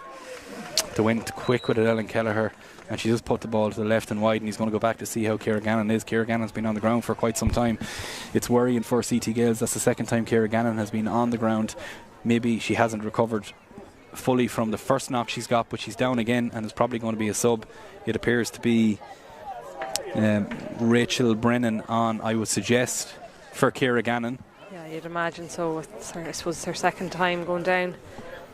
So I'm not sure she'll be able to shake this one off. Yeah, we've only got a couple of minutes left, I would suggest. And it is Clere Strandhill that are going to be the intermediate champions for 2025.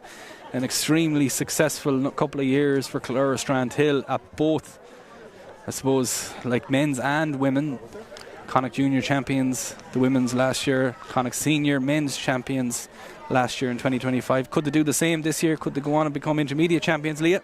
Absolutely. I think from watching them today, you definitely believe they could. They're so talented. Really, really amazing team, and setting up for what could be a very good weekend for Killera. Yeah, of course, Killera Strandhill are going to be competing in the men's county final tomorrow against Shamrock Gales. They were both Connacht champions last year, and could it be another historic year for Killera Strandhill? Well, we're probably going to have one team in the Connacht series, at least after today, as we see Ciara Gannon coming off the field to play, and I'm hoping that Ciara Gannon's injury is not a serious one. She does look like she'd be in a little bit of discomfort. It seems to be that lower back or hip area that she's holding, and I hope that Ciara Gannon isn't suffering with a serious injury there. But yeah, she had a good game, so hopefully she'll be alright. And it is CT Gales. They're in possession once again. Patrice Conboy gets it to Cara King. Cara King, Ellen Kelleher drops the shoulder. She's going to run direct. Ellen Kelleher looking for options. She gets it to Ciara Forkin, the captain of CT Gales. Ciara Forkin, I'd suggest she might go back to Ellen Kelleher. No, she skips and she goes back all the way to Ava O'Brien, the midfielder. Ava O'Brien gets it back to Patrice Conboy, to Ciara Forkin. Ciara Forkin to Laura Gillespie. Breaks one tackle, breaks two tackles. She's going to look for options. She looked for Cara King. Cara King unable to get the ball under control. And there's a heavy hit for the last, but there it is, the final whistle, and it is Killera Strandhill that are Sligo ladies intermediate football champions for 2025. And I suppose, Leah, the result was probably, I suppose it was done and dusted at half time. It would have taken a miraculous recovery for CT Gales. They did, to their credit, put in as much effort as they could in the second half. They had a much better second half than they had first. But nevertheless, it is Killera Strandhill that are 2025 intermediate football champions. A very, very talented team, Leah. Absolutely. I think we've been singing their praises all day before the game, during, and now again after. Like, there's just so much talent on the team, but also they have players who will just work, leaders throughout the team. Credit them, they really deserve it. And as we said, it's going to be an exciting campaign for them, I think. Just to mention, as you said, CT Gales, I think they came out in the second half and tried to right some of their wrongs, and they'll absolutely be back. They're a talented team again. There's young players coming up, so commiserations to them. And I suppose you have to feel for CT Gales in a sense that, we know that they're a better team than what happened today. Obviously they came up against a really strong Killera Strandhill team, but there's a lot of talent in that CT Gales team, and they never gave up even in the circumstances. There's some really, really talented footballers there, and I've no doubt today isn't their day, but they will have a very successful day in the not too distant future, Leah. Yeah, definitely. What stood to Killera, I suppose, is I think their long campaign last year, going on in Connacht in the All-Ireland series, that stood to them. But CT Gales will learn from this. The hurt will build them for next year, and they'll absolutely be back. I like the fact that Laura and Laffey there just came away from the celebrations to check on Ciara Gannon as well, and I suppose that shows football, there's more to football than I suppose teams like this. That was a very nice moment. Yeah, she stepped away from the celebrations. Lauren is an absolutely brilliant footballer, but she's also a great person, and no surprise that she'd do that. Yeah. As a Killera Strandhill team and management and family and friends and kids, more importantly, and it's worth mentioning the kids. We've seen a guard of honour, Leah, at the start of the game. The stars of the future lining up to clap on the stars of today, and that's a nice moment. You see the kids down there now in the celebration as well. These are memories and days that the kids will remember going forward for when they're playing in these games. Yeah, like they're looking up to these girls as their heroes, and it's great. They're thinking in a few years' time, I can play with some of these girls, and the team is so young that they will play with some of these girls as well. So it's a real community thing. Yeah, and just, I suppose, finally to touch on it, the goal scoring or the point scoring threat of Killera Strandhill. Out of the 4-11 that Killera Strandhill got today, 4 goals and 9 points came from the full forward line of Mairead McIntyre, Anna McDaniel and Heather Cotter. 2 scores came, one from Laura and Laffey, one from Sarah McDaniel. But again, they would probably get the praise, and rightly so. They've been fantastic, but we should not forget the work rate of the defence of Killera Strandhill. They were the ones that created the opportunities for the players. Obviously Sarah, Heather and Mairead put the ball over the bar and in the back of the net when it mattered, but I suppose credit should go to the whole Clare Strandhill team, not just the 3 forwards that got the scores. Oh yeah, absolutely. And I suppose their team, they know, the 3 girls themselves know that the other girls did the work for that, and they had maybe you could say the easier job of just putting it over the bar. Still a hard task, but they're a team that just works so hard for each other. Every player does, and that's why they're seeing the success that they are. It's lovely to see their Mairead and Anna hugging, their parents and that. It's really nice for them. And a big shout out to the PRO, Aisling Brown, who does a lot of work, Trojan work behind the scenes for Clare Strandhill. She's not here today. She's in her native, but I think she's going to be here in spirit. She's going to have big celebrations down in Kerry. This is day 1 of a very, very momentous weekend once again for Clare Strandhill. It seems to be happening year in, year out, but it is part 1 ticked for Clare Strandhill. Part 2 is tomorrow with the senior men's final. But it is Clare Strandhill that are the 2025 intermediate football champions, as we see great, great pictures here on camera of the Clare Strandhill family, friends, kids and supporters celebrating. Just finally, we have my thanks to my co-commentator Leah Kelly. Leah, you're very thankful. I'm very thankful for your attendance here today, and I wish you the best of luck with your injury. Thank you very much. I've no doubt you'll be back on the pitch sooner rather than later, kicking points and kicking goals. But best of luck with your recovery. Thanks very much for everything, and thanks very much for all listening as we join the celebrations for the 2025 intermediate football champions, Clare Strandhill.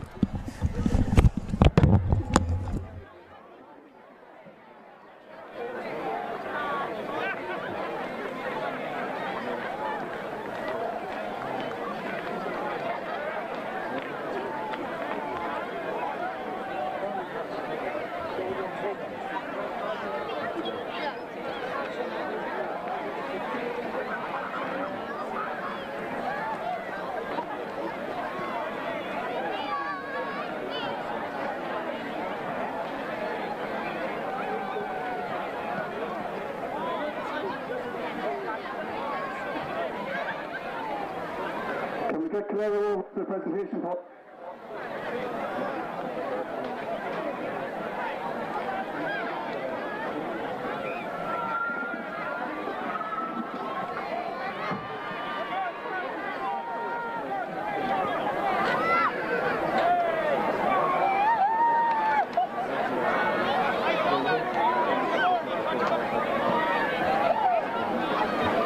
Can we please get to the presentation point?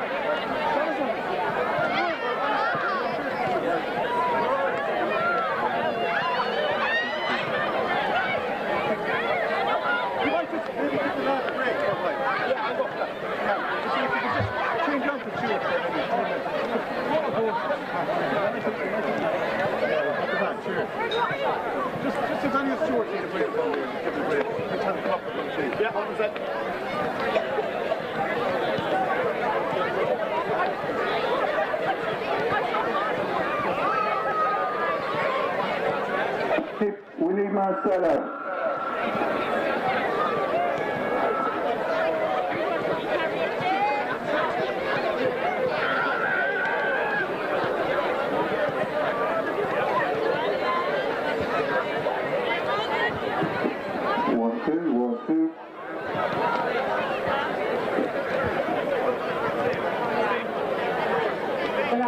everyone. Just want to thank you all for coming here today to KEASH, this great facility.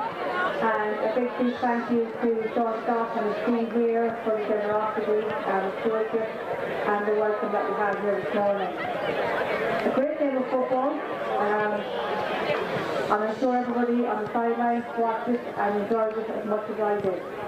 I suppose first of all, just a congratulations to Lara, who has come up from junior intermediate this year, come back to a huge leap, and well done. And I'm sure there's more to come.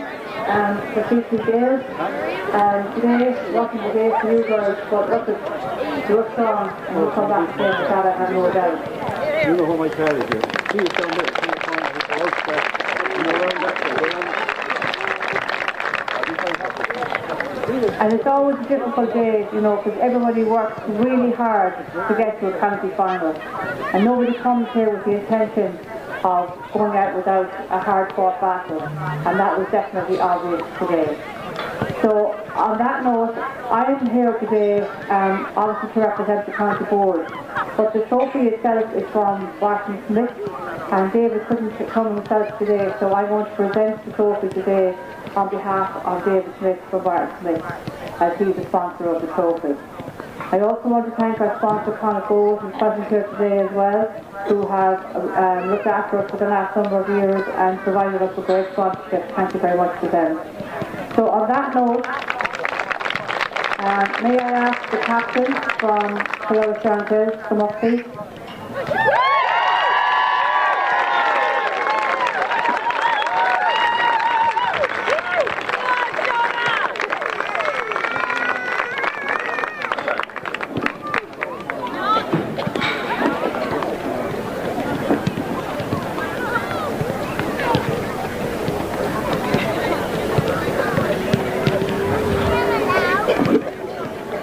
I love my coat.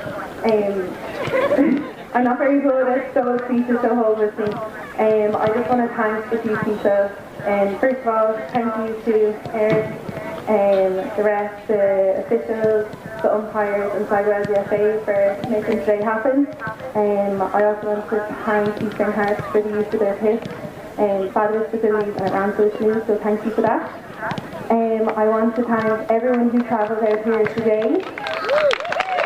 It makes all the world of difference having a crowd, it's rich the atmosphere and everything, so thanks again for making this journey out. I want to thank CC Gales for a fabulous game of football. Girls, you're credit to yourselves, always a good game against you, and no doubt you'll be competing in the final again next year, so stick at it, well done. 3 cheers for CC Gales. Hip hip. Hip hip. Hip hip. Now I would love to thank our backroom team, so KEASH, Jerry, Vinny, Ferg, Declan. It's great to have such a group of lads who really believe in us and push us on every week.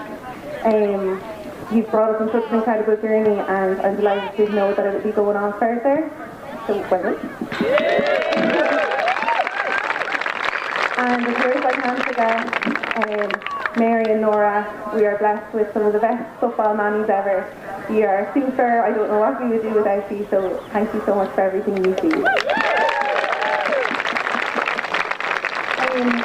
This time 2 years ago we were here competing in Junior B on this very pitch actually.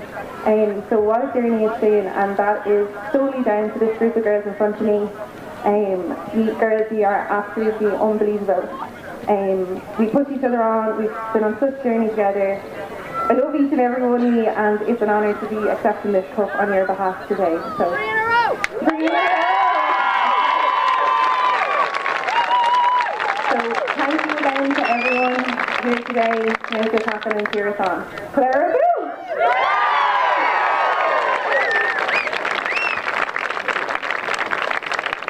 So we have another award to give out today, and I'm going to ask John Scott to come over and present our player of the match today.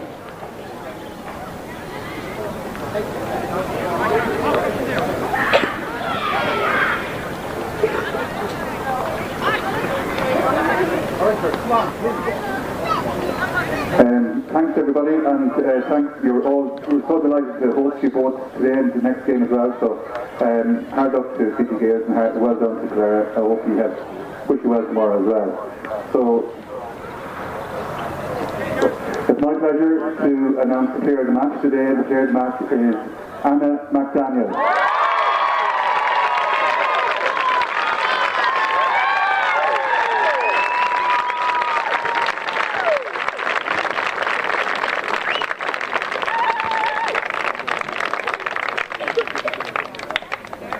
What a week, Anna. Happy birthday.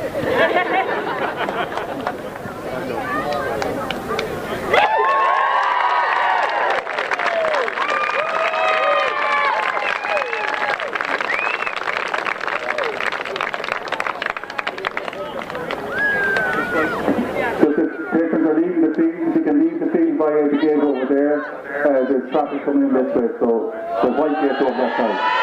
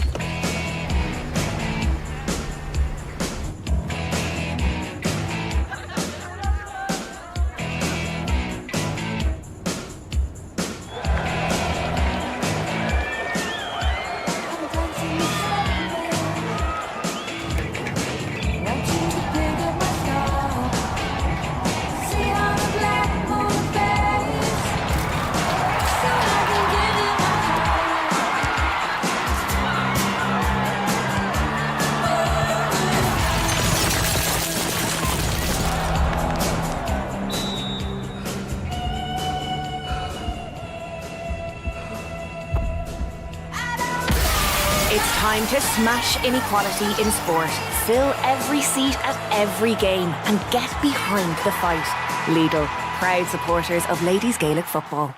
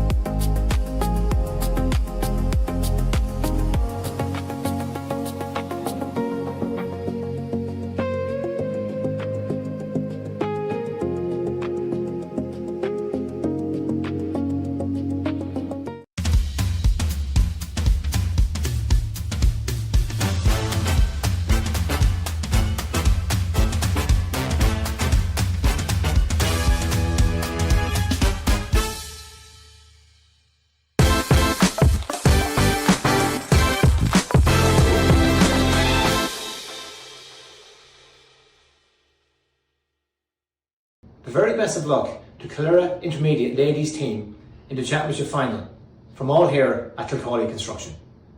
Sorry if I'm a bit late. No props, Dad. Still getting ready.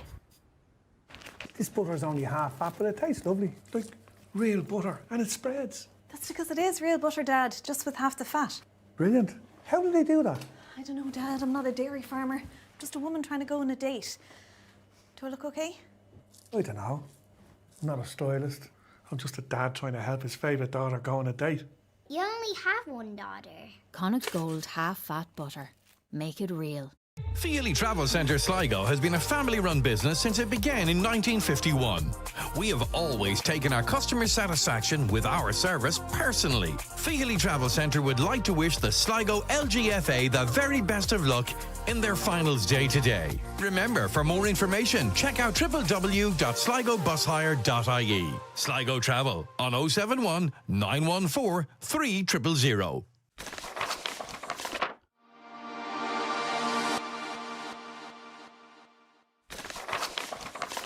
If you're in need of medical supplies, contact Baymed Healthcare today. Based in Tubbercurry, we offer next day delivery across Ireland. Call the number on screen or visit our website. Check out our social media for the latest offers. Baymed Healthcare wishes both teams the best of luck in today's county final.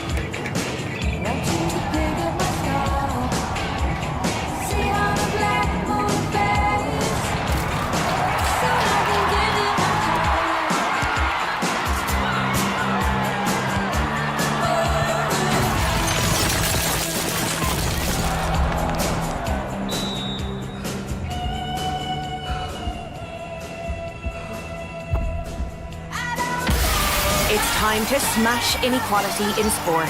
Fill every seat at every game and get behind the fight. Lidl, proud supporters of ladies Gaelic football.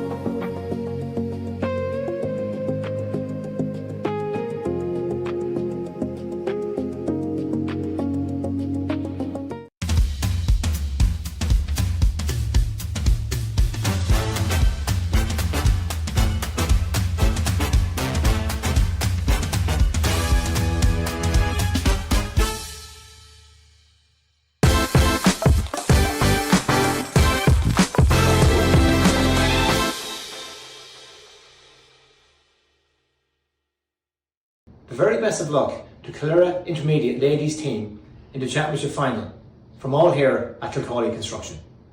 Sorry if I'm a bit late. No probs, Dad. Still getting ready.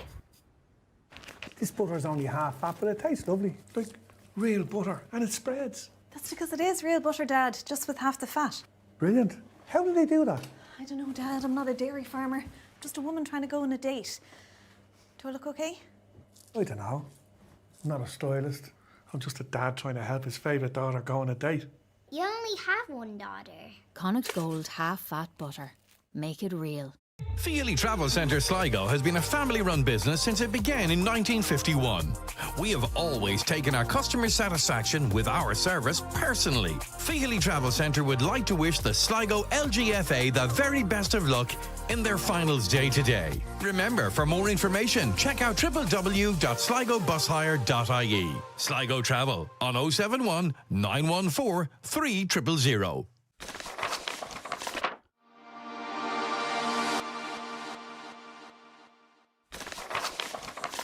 If you're in need of medical supplies, contact Baymed Healthcare today. Based in Tubbercurry, we offer next day delivery across Ireland. Call the number on screen or visit our website. Check out our social media for the latest offers. Baymed Healthcare wishes both teams the best of luck in today's county final.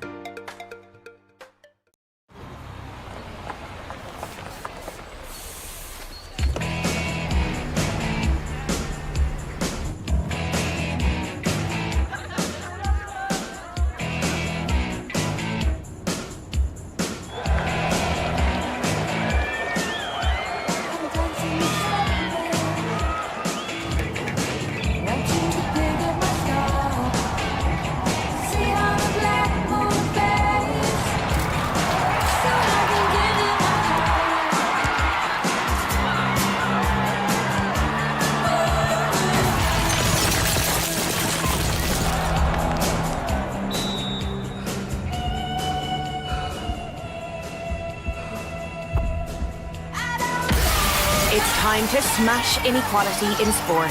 Fill every seat at every game and get behind the fight. Lidl, proud supporters of ladies Gaelic football.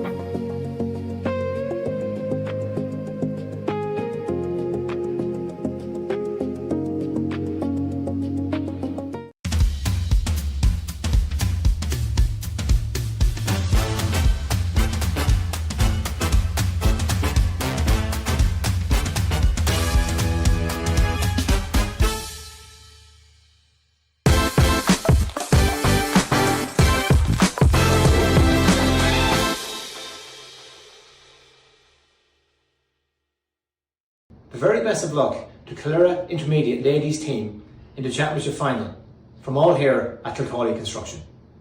Sorry if I'm a bit late. No probs, Dad. Still getting ready. This butter's only half fat, but it tastes lovely. Like real butter, and it spreads. That's because it is real butter, Dad, just with half the fat. Brilliant. How do they do that? I don't know, Dad. I'm not a dairy farmer. I'm just a woman trying to go on a date. Do I look okay? I don't know. I'm not a stylist.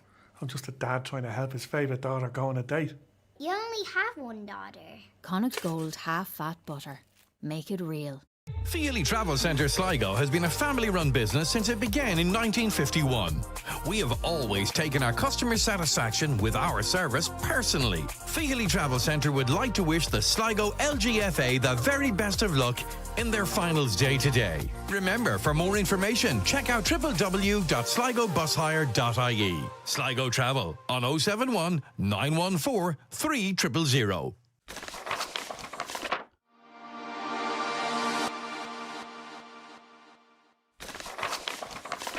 If you're in need of medical supplies, contact Baymed Healthcare today. Based in Tubbercurry, we offer next day delivery across Ireland. Call the number on screen or visit our website. Check out our social media for the latest offers. Baymed Healthcare wishes both teams the best of luck in today's county final.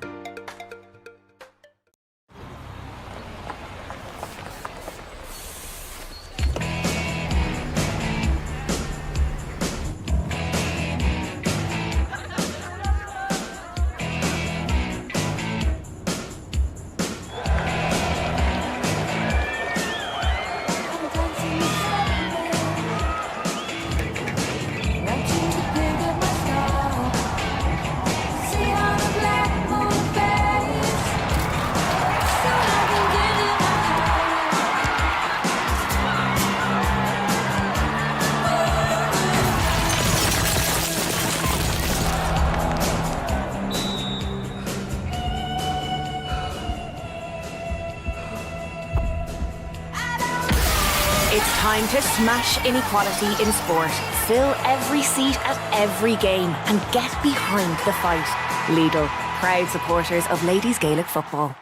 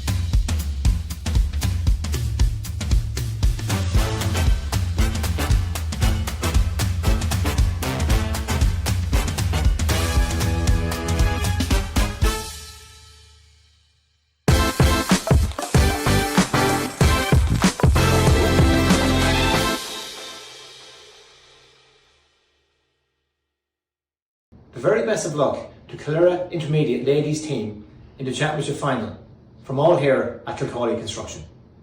Sorry if I'm a bit late. No props, Dad. Still getting ready. This butter's only half fat, but it tastes lovely. Like real butter, and it spreads. That's because it is real butter, Dad, just with half the fat. Brilliant. How do they do that? I don't know, Dad. I'm not a dairy farmer. I'm just a woman trying to go on a date. Do I look okay? I don't know. I'm not a stylist. I'm just a dad trying to help his favourite daughter go on a date.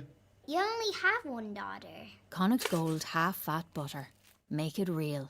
Feely Travel Centre Sligo has been a family-run business since it began in 1951. We have always taken our customer satisfaction with our service personally. Feely Travel Centre would like to wish the Sligo LGFA the very best of luck in their finals day today. Remember, for more information, check out www.sligobushire.ie. Sligo Travel on 071 914 3000.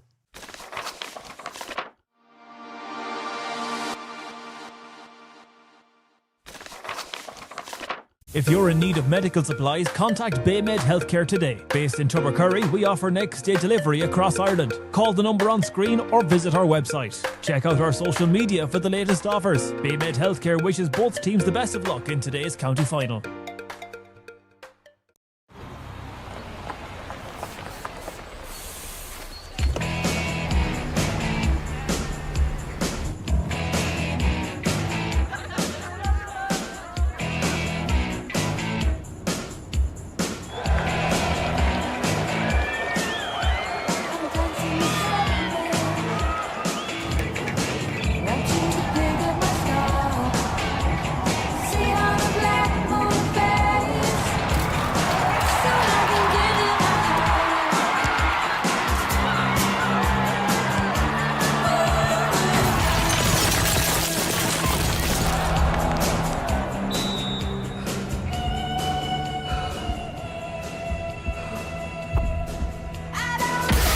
It's time to smash inequality in sport.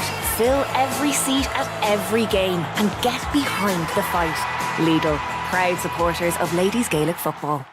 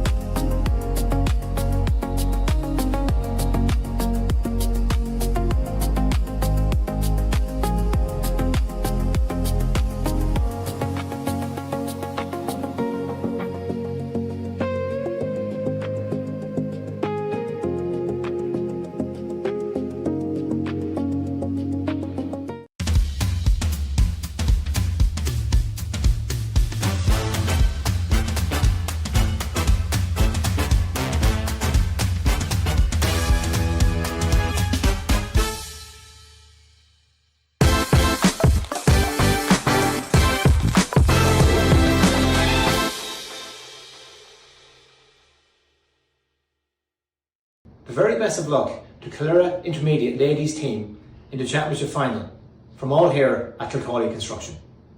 Sorry if I'm a bit late. No props, Dad. Still getting ready. This butter's only half fat, but it tastes lovely. Like real butter, and it spreads. That's because it is real butter, Dad, just with half the fat. Brilliant. How did they do that? I don't know, Dad. I'm not a dairy farmer. Just a woman trying to go on a date. Do I look okay? I don't know. I'm not a stylist. I'm just a dad trying to help his favourite daughter go on a date. You only have one daughter. Connacht Gold half-fat butter. Make it real. Feely Travel Centre Sligo has been a family-run business since it began in 1951. We have always taken our customer satisfaction with our service personally. Feely Travel Centre would like to wish the Sligo LGFA the very best of luck in their finals day today. Remember, for more information, check out www.sligobushire.ie. Sligo Travel on 071 914 3000.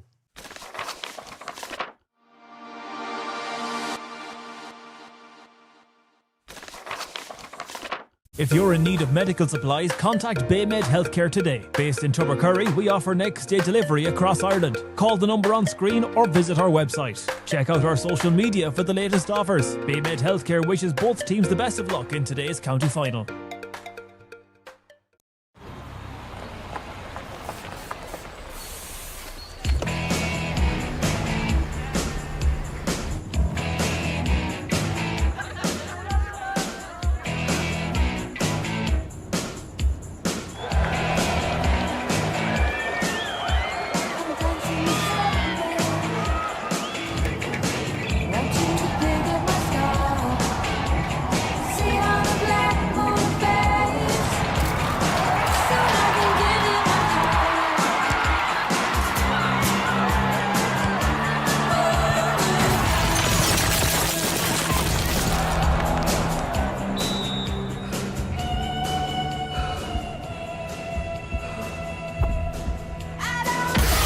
It's time to smash inequality in sport.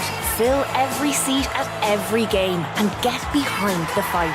Lidl, proud supporters of ladies Gaelic football.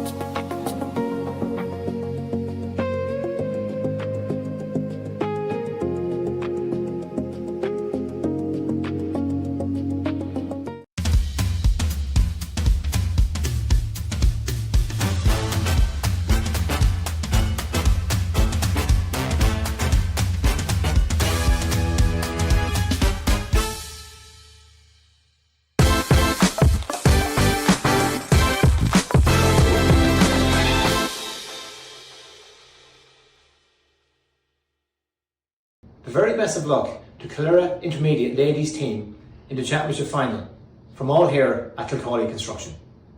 Sorry if I'm a bit late. No props, Dad. Still getting ready. This butter's only half fat, but it tastes lovely. Like real butter, and it spreads. That's because it is real butter, Dad, just with half the fat. Brilliant. How did they do that? I don't know, Dad. I'm not a dairy farmer. Just a woman trying to go on a date. Do I look okay? I don't know. I'm not a stylist. I'm just a dad trying to help his favourite daughter go on a date. You only have one daughter. Connacht Gold half-fat butter. Make it real. Feely Travel Centre Sligo has been a family-run business since it began in 1951. We have always taken our customer satisfaction with our service personally. Feely Travel Centre would like to wish the Sligo LGFA the very best of luck in their finals day today. Remember, for more information, check out www.sligobushire.ie. Sligo Travel on 071 914 3000.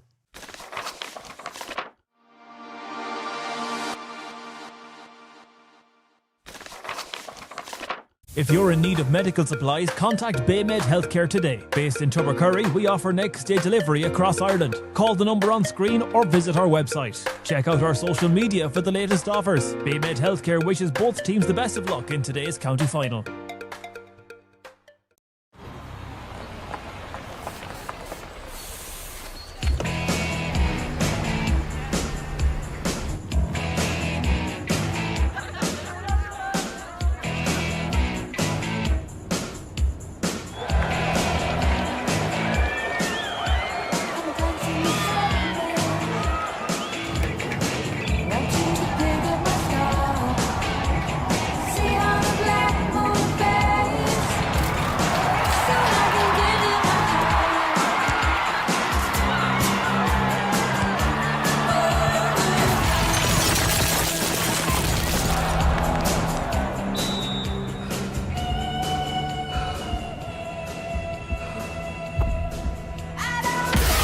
It's time to smash inequality in sport. Fill every seat at every game and get behind the fight. Lidl, proud supporters of ladies Gaelic football.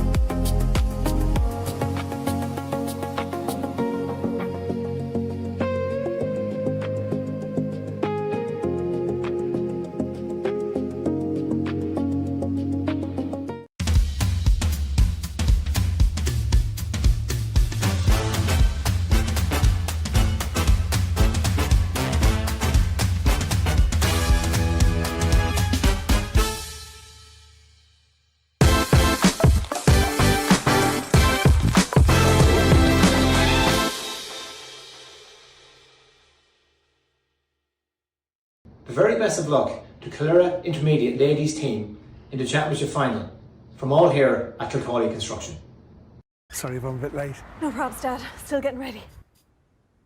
This butter's only half fat, but it tastes lovely. Like real butter, and it spreads. That's because it is real butter, Dad, just with half the fat. Brilliant. How do they do that? I don't know, Dad. I'm not a dairy farmer. I'm just a woman trying to go on a date. Do I look okay? I don't know. I'm not a stylist. I'm just a dad trying to help his favourite daughter go on a date. You only have one daughter. Connacht Gold half-fat butter. Make it real. Feely Travel Centre Sligo has been a family-run business since it began in 1951. We have always taken our customer satisfaction with our service personally. Feely Travel Centre would like to wish the Sligo LGFA the very best of luck in their finals day today. Remember, for more information, check out www.sligobushire.ie. Sligo Travel on 071 914 3000.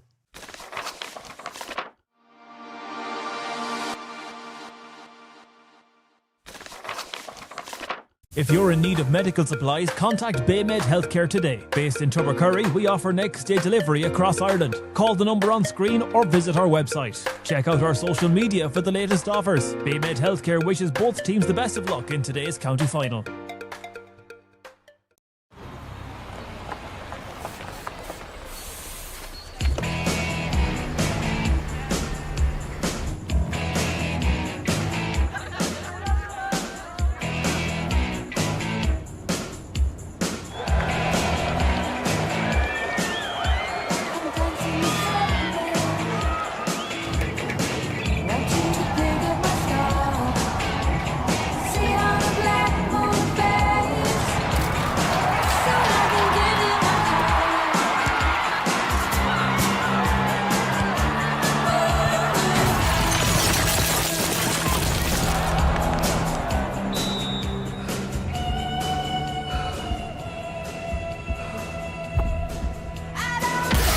It's time to smash inequality in sport. Fill every seat at every game and get behind the fight. Lidl, proud supporters of ladies Gaelic football.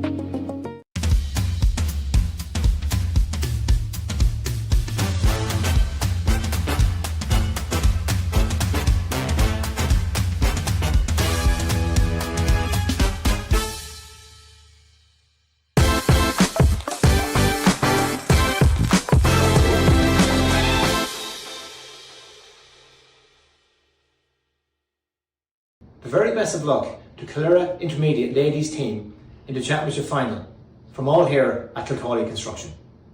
Sorry if I'm a bit late. No probs, Dad. Still getting ready.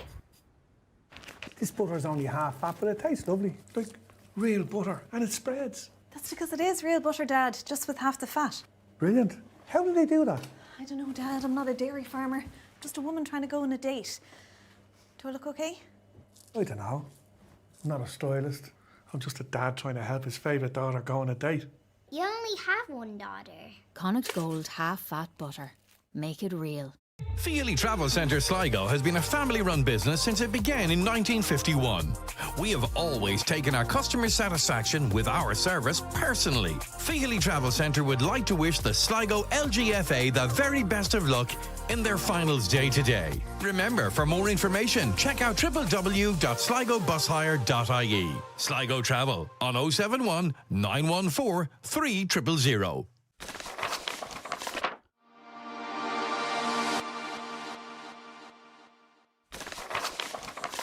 If you're in need of medical supplies, contact Baymed Healthcare today. Based in Tubbercurry, we offer next day delivery across Ireland. Call the number on screen or visit our website. Check out our social media for the latest offers. Baymed Healthcare wishes both teams the best of luck in today's county final.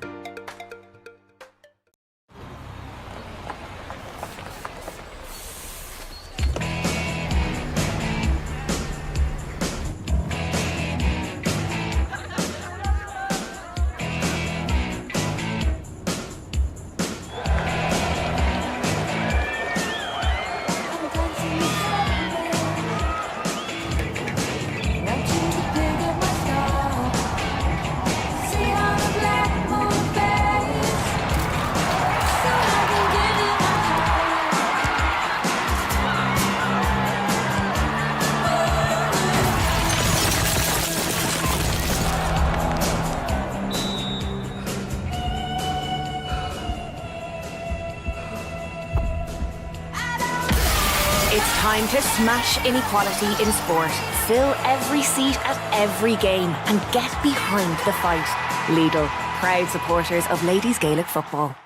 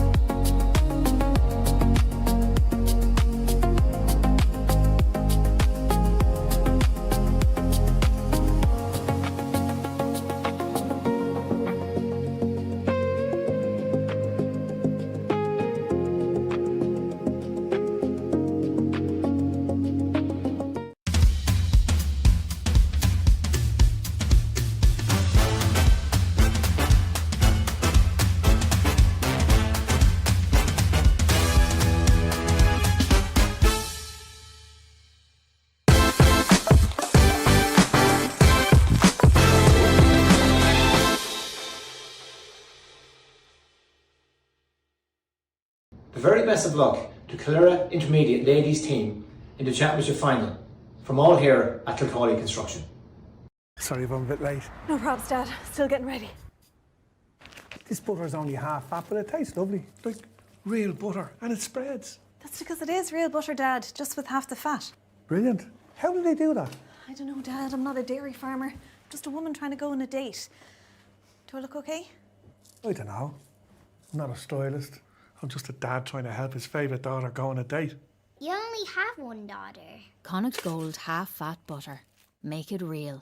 Feely Travel Centre Sligo has been a family-run business since it began in 1951.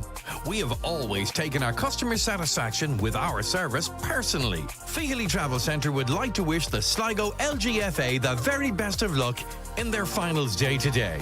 Remember, for more information, check out www.sligobusHire.ie. Sligo Travel on 071 914 3000.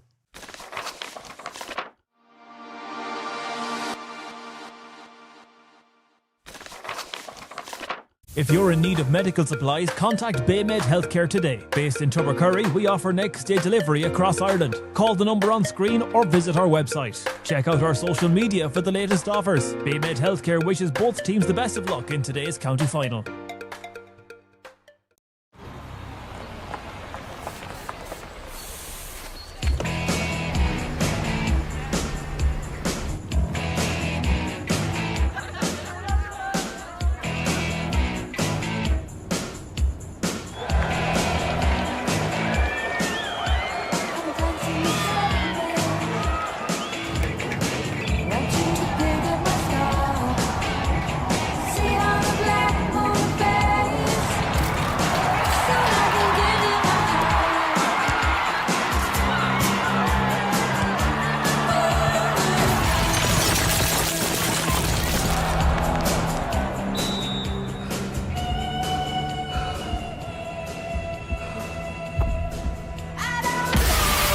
time to smash inequality in sport. Fill every seat at every game and get behind the fight. Lidl, proud supporters of ladies Gaelic football.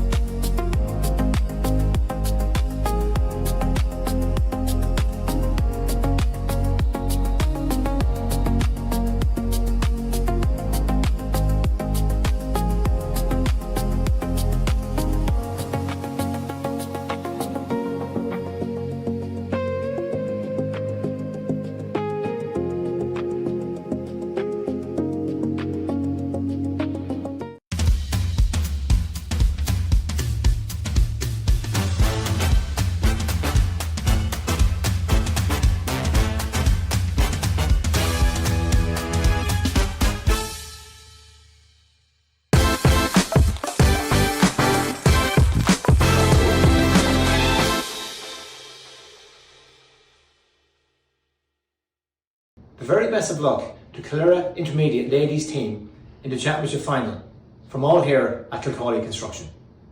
Sorry if I'm a bit late. No props, Dad. Still getting ready. This butter's only half fat, but it tastes lovely. Like real butter, and it spreads. That's because it is real butter, Dad, just with half the fat. Brilliant. How do they do that? I don't know, Dad. I'm not a dairy farmer. I'm just a woman trying to go on a date. Do I look okay? I don't know. I'm not a stylist. I'm just a dad trying to help his favourite daughter go on a date. You only have one daughter. Connacht Gold half-fat butter. Make it real. Feely Travel Centre Sligo has been a family-run business since it began in 1951. We have always taken our customer satisfaction with our service personally. Feely Travel Centre would like to wish the Sligo LGFA the very best of luck in their finals day today. Remember, for more information, check out www.sligobushire.ie. Sligo Travel on 071 914 3000.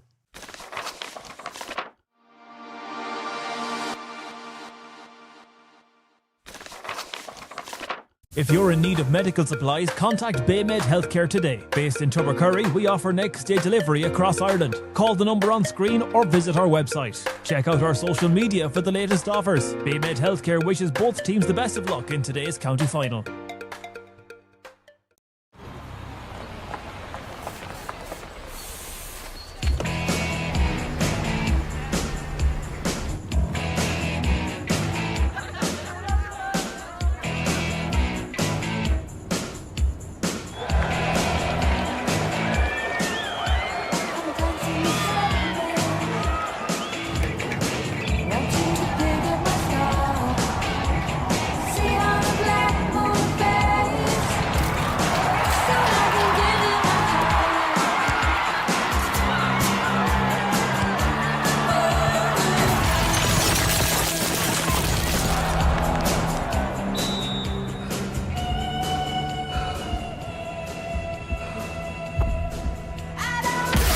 It's time to smash inequality in sport.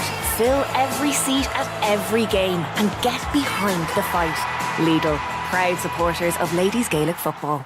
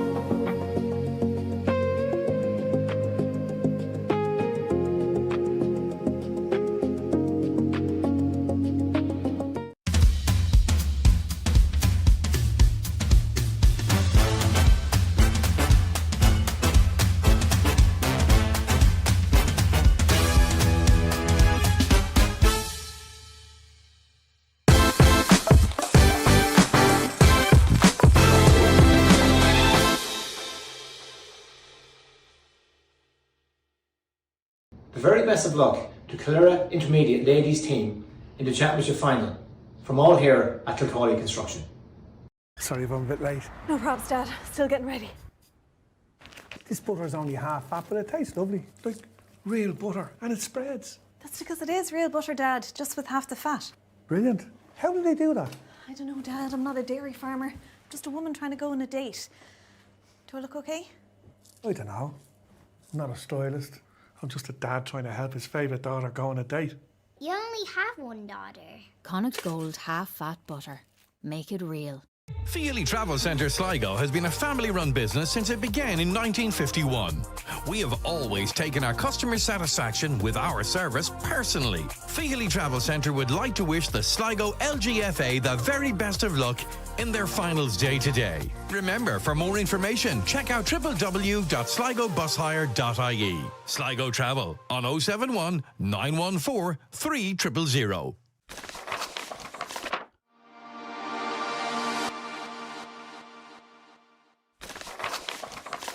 If you're in need of medical supplies, contact Baymed Healthcare today. Based in Tubbercurry, we offer next day delivery across Ireland. Call the number on screen or visit our website. Check out our social media for the latest offers. Baymed Healthcare wishes both teams the best of luck in today's county final.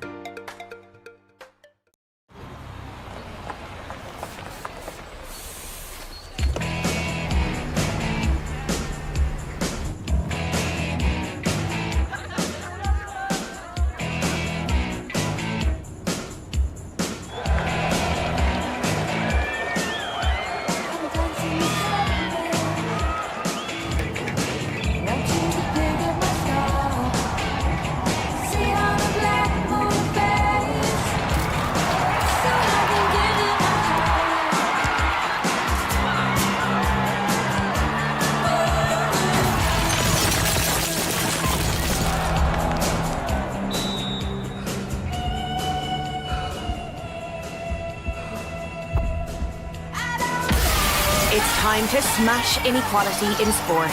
Fill every seat at every game and get behind the fight. Lidl, proud supporters of ladies Gaelic football.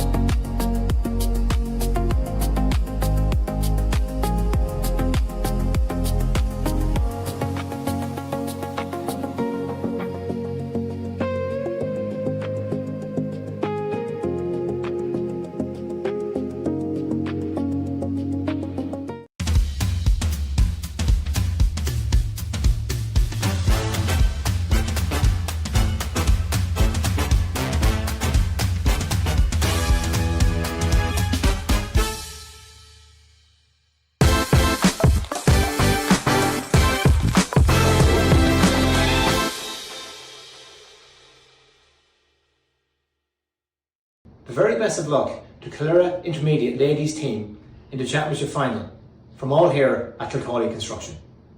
Sorry if I'm a bit late. No probs, Dad. Still getting ready.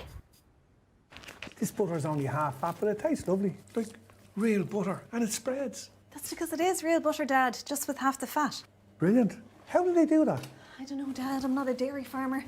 Just a woman trying to go on a date. Do I look okay? I don't know. I'm not a stylist. I'm just a dad trying to help his favourite daughter go on a date. You only have one daughter. Connacht Gold half-fat butter. Make it real. Feely Travel Centre Sligo has been a family-run business since it began in 1951. We have always taken our customer satisfaction with our service personally. Feely Travel Centre would like to wish the Sligo LGFA the very best of luck in their finals day today. Remember, for more information, check out www.sligobushire.ie. Sligo Travel on 071 914 3000.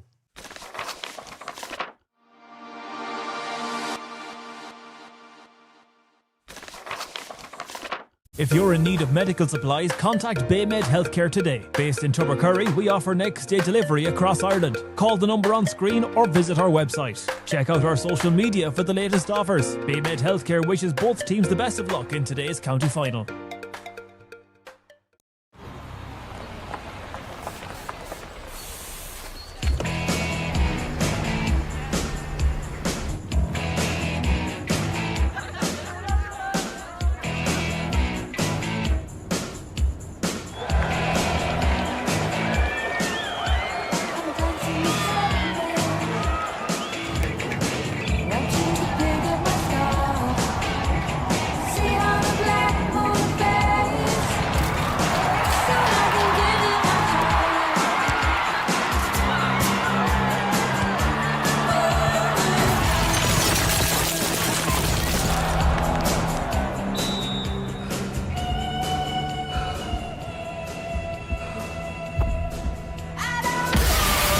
time to smash inequality in sport. Fill every seat at every game and get behind the fight. Lidl, proud supporters of ladies Gaelic football.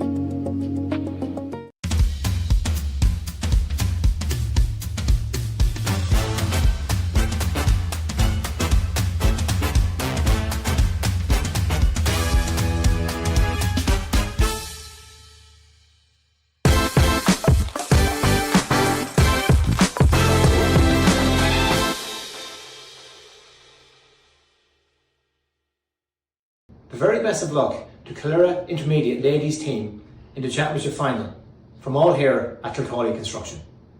Sorry if I'm a bit late. No props, Dad. Still getting ready. This butter's only half fat, but it tastes lovely. Like real butter, and it spreads. That's because it is real butter, Dad, just with half the fat. Brilliant. How do they do that? I don't know, Dad. I'm not a dairy farmer. I'm just a woman trying to go on a date. Do I look okay? I don't know. I'm not a stylist. I'm just a dad trying to help his favourite daughter go on a date. You only have one daughter. Connacht Gold half fat butter. Make it real. Feely Travel Centre Sligo has been a family-run business since it began in 1951. We have always taken our customer satisfaction with our service personally. Feely Travel Centre would like to wish the Sligo LGFA the very best of luck in their finals day today. Remember, for more information, check out www.sligobushire.ie. Sligo Travel on 071 914 3000.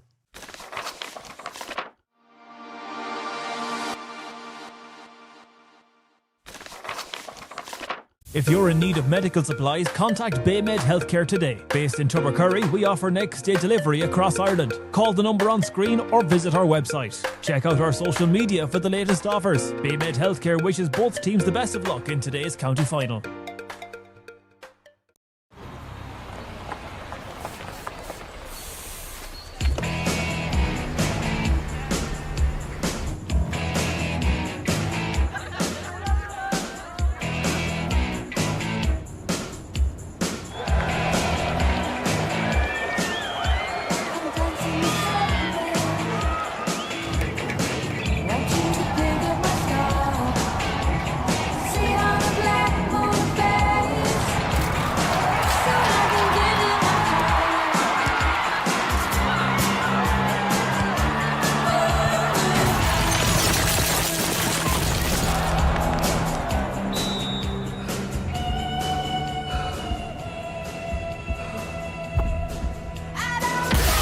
It's time to smash inequality in sport.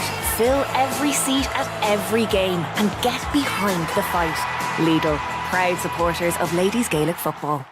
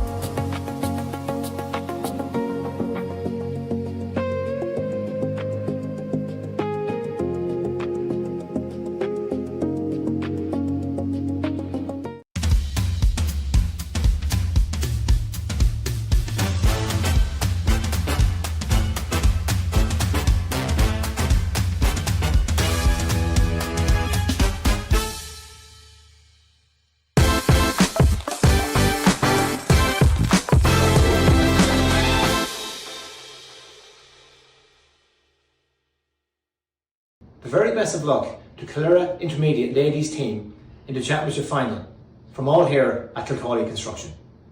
Sorry if I'm a bit late. No props, Dad. Still getting ready.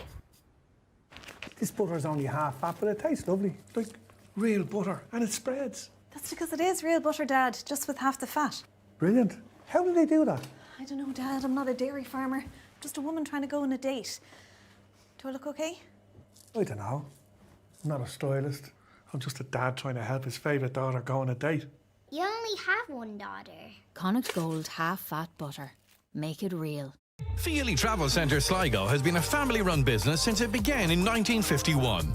We have always taken our customer satisfaction with our service personally. Feely Travel Centre would like to wish the Sligo LGFA the very best of luck in their finals day today. Remember, for more information, check out www.sligobushire.ie. Sligo Travel on 071 914 3000.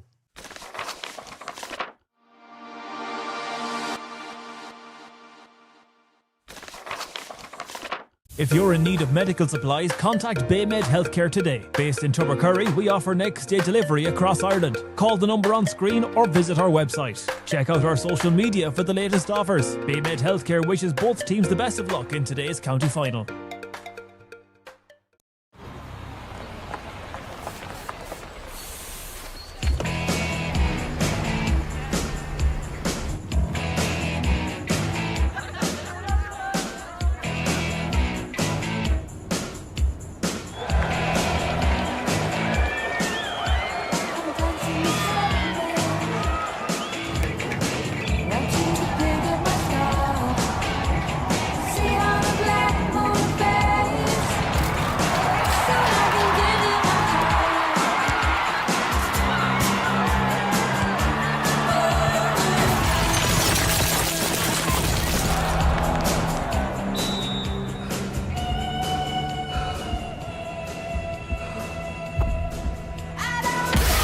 It's time to smash inequality in sport.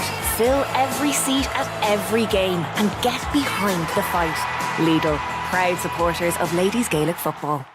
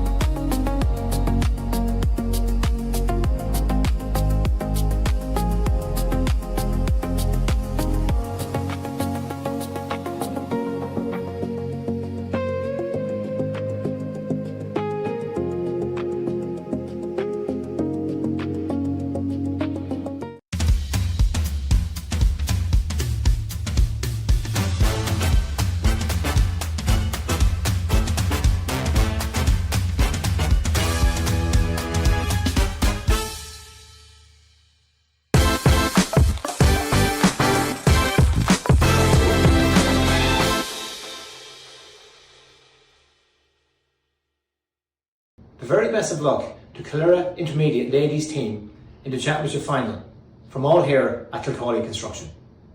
Sorry if I'm a bit late. No props, Dad. Still getting ready. This butter is only half fat, but it tastes lovely. Like real butter, and it spreads. That's because it is real butter, Dad. Go on a date. Do I look okay? I don't know. I'm not a stylist. I'm just a dad trying to help his favourite daughter go on a date. You only have one daughter. Connacht Gold half-fat butter. Make it real. Feely Travel Centre Sligo has been a family-run business since it began in 1951. We have always taken our customer satisfaction with our service personally. Feely Travel Centre would like to wish the Sligo LGFA the very best of luck in their finals day today. Remember, for more information, check out www.sligobushire.ie. Sligo Travel on 071 914 3000.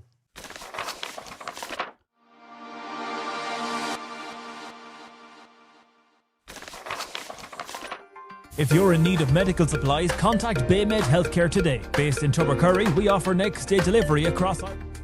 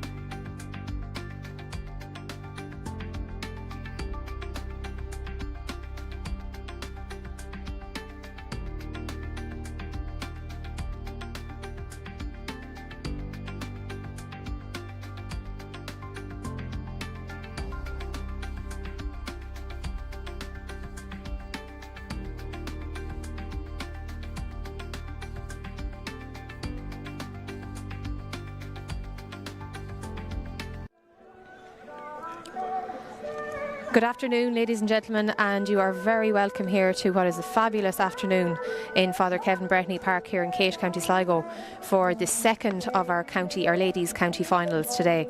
Earlier on, we saw Strandhill victorious in the intermediate final versus CT Gales in a final scoreline of 4-11 to 1-5, and we now eagerly anticipate the start of our senior final. This is our Sligo LGFA Senior Connacht Gold Championship final. And we have Owen Rua versus Torlestrane here today. So first time in a long time that these two have seen each other in a county final. And not to forget that only a couple of weeks ago, Torlestrane were the only team to beat Owen Rua in this year's round robin series of the championship. However, Owen Rua we know are very, very strong, and a very strong history there, winning last year's county final over St. Nathan's. So it'll be interesting to see what happens here today. My name is Claire Rooney, and I'm joined on commentary by Rachel Brennan, who's going to take you through the team sheets today. Thanks, Claire. So for Owen Rua and goals, we have Lauren Fitzgerald. In the full back line, we have Catherine Feeney, Orna O'Dowd and Leigh Clary. In the half back line, we have Sarah Curley, Sinead McGinty and Tara Hastings. In midfield, we have Louise Lindsay and Orla Nocton. In the half forward line, Alicia Cuff, Sinead Nocton and Sarah Feeney. And in the full forward line for Owen Rua, we have Leah Duffy, Fiona Feeney and Saoirse Corcoran. For Torlestrane, we have Laura Walsh in goals, Ava O'Hara, Amy Kennedy and Erin Deehan in the full back line. Shauna Henry, Ciara Walsh and Molly Kennedy in the half back line. Midfield is Sarah Cunny and Catherine Marin. In the half forward line we have Tara Walsh, Anna Corcoran and Leonie Gahan. And the full forward line we have Cora Gilligan, Nikki Brennan and Katie Walsh. Thanks very much, Rachel. And between the two teams here today is Jerry O'Connell, referee, who is assisted with his lines person Gavin Cawley and Gus Chapman. The teams are just lining up here now to do greet. They're normally greeted by the Sligo chairperson, who is Marcella McGarry. So we're just waiting for the teams to line up for that meet and greet, and we'll have the national anthem here as well before we kick off. An absolutely fabulous day here in KEASH in County Sligo. It's really still, it's really calm, there's no major wind going any direction. Perfect conditions for football, Rachel. Yeah, absolutely. The pitch is in great condition as well. Who do you think is going to do the business here today now? What's your prediction before we start? I say it'll be a very tight game, maybe low scoring. And I would say Owen Rua. Yeah, they're going strong, but Torlestrane now they're here, so yeah, it's I suppose we've fantastic players across both teams, and that's something that I suppose you really like to see. County final day in Sligo is something that I really, really like, because you get to see the best of all of the club teams in the county at their best, at their peak of the year. It's a game today that I think Torlestrane are going to fancy themselves for, because they're the only team who've beaten Owen Rua. And I think Owen Rua are going to really look at relying on their long history. They've, I think, remained unbeaten for the whole of the league and all of the championship this year and last year up until now. So I think Owen Rua are really going to try and dig deep. They're a super fit team, Owen Rua are, and really, really well drilled. But I think in Torlestrane there we see really, really strong players, really key forwards. Nikki Brennan, Katie Walsh, unbelievable experience there on county final days. The three of them, they're in the full forward line. That full forward line has played the last 3 or 4 county finals, so they're going to take an awful lot of experience into today as well. Owen Rua, this is their second county final in a row, so this is maybe a younger, newer team to county finals than Torlestrane, but you'd probably say Owen Rua probably have a bit more momentum maybe going into today than Torlestrane. So eagerly anticipated start here, and we're just going to get underway now in the next 3 or 4 minutes. So we have the teams just both lining up now, and both teams been introduced to the Sligo chairperson at the moment, Marcella McGarry, which is, I think, a very nice touch on county final day today as well, and they've done this, I think, for the last couple of years in Sligo on county final day. So it's nice for recognition. It's nice for all of the players get to meet the Sligo LGFA chairperson to see who's at the head of the LGFA in Sligo, and who's doing all of the work in the background, putting all of these games together. And as we say that now, just the owner of a team starting to shake hands with all of the referees and assistants and umpires, and also with the Torlestrane team. So very, very shortly underway here. We're just also going to be introduced to the national anthem singer here in a second as well, and shortly get underway. So I don't see any changes from what you've called out in the programme. We did check obviously before we started, and there was no changes as to what's outlined today in the programme for the start, but we'll see now in a few seconds when they line out and just take up their their positions. So they're as numbered on the programme, but 1 to 15 taking the field on both sides today, but we'll see if there's any positional changes too in a minute. Yeah, no, both sides are very, very strong. And as you said, with the full forward line for Turles Strand, Corey Gilgan, Nikki Brennan and Katie Walsh, they're experienced and they know each other inside out, so that'll definitely benefit them on their side today. We'll have some key matches, matches up across the field as well today. Like, I'm expecting Erin Deehan to be picking up Leah Duffy, like out of that full back line there with Eva O'Hara, Amy Kennedy and Erin Deehan. I would say Erin Deehan is probably the most experienced in marking. I know, like, she's had a superb year last year, and probably haven't seen the best out of her yet this year, but really, really excited to see her start today now for Turles Strand in the full back line for the senior finals. So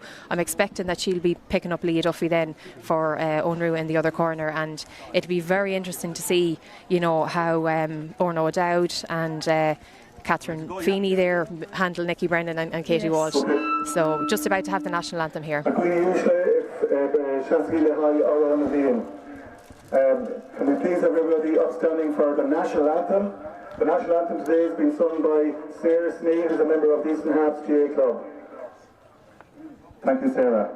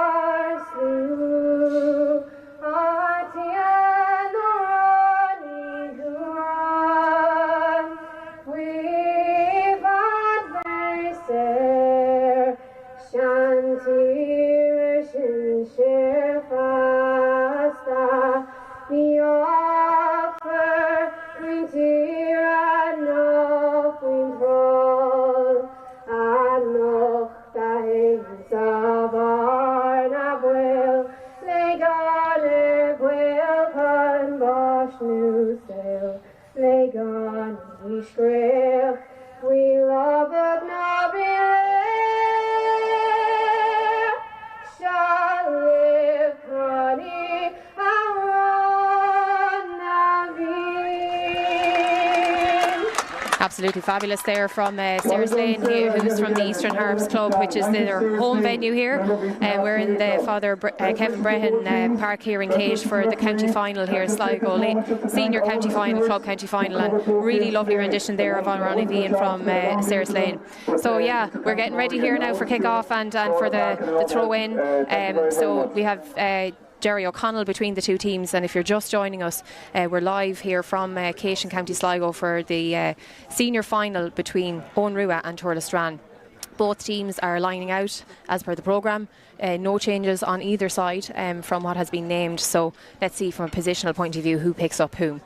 So both teams now just taking their last moments together and their last few words, having a little bit of a huddle on both sides. And teams and management are going to walk away from those teams now and leave it to them, because it's only the 15 girls in the field for each team that can actually play the game today. And they're going to have to leave it to the hands of the girls and the feet of the girls on the pitch, Rachel. So really, really exciting now a couple of moments before the start of this game. Yeah, exactly. And also for Turles Strand side, they had a victory this morning against St Mary's in the Junior C, so they want to be adding a second title to that today. Absolutely, you want to see them capitalise on that and have a nice double celebration going their way.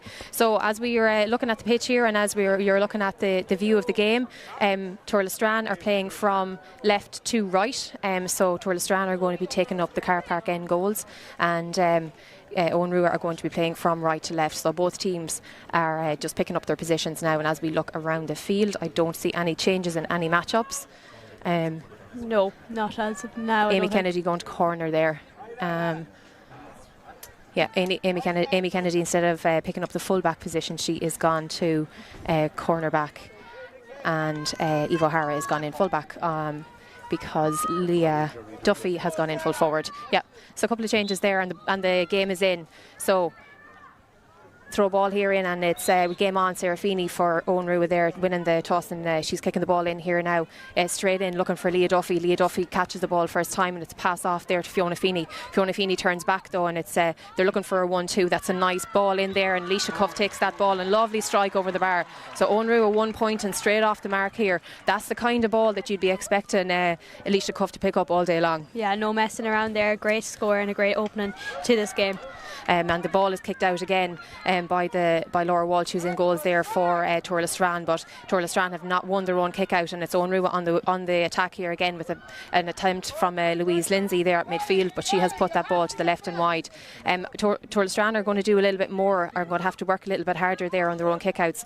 Sarah Cunny did well, but she didn't get the breaking ball that time round, so let's see now what happens with this kick out. Laura Walsh in goals again for Turlestrane, looking for options. And she takes she's going for a short one there. She's looking for corner back Eve O'Hara, but she misses the ball, and it's Owen Rua on the attack again with Saoirse Corcoran coming in. She takes one step there, and it's a lovely point over the bar with her left foot. So very quickly now on the scoreboard for Owen Rua, we have 2 points and no score to Turlestrane.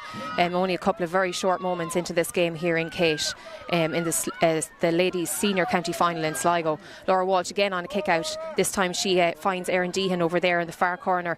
Erin Deehan is being hassled and tackled heavily over there, and it's advantage that's been played by Jerry O'Connell, who's in the middle of those two teams today. But that's a nice ball there to Ciara Walsh. Ciara Walsh again, she's looking for Sarah Cunny, and Sarah Cunny is having a look up, seeing who's, and she's spotted Nikki Brennan in behind her marker. Nikki Brennan gets the ball, and she takes a strike there, but she puts that ball to the right and wide. That was a dangerous ball there. I was kind of surprised at Orna O'Dowd leaving that much space for Nikki Brennan inside.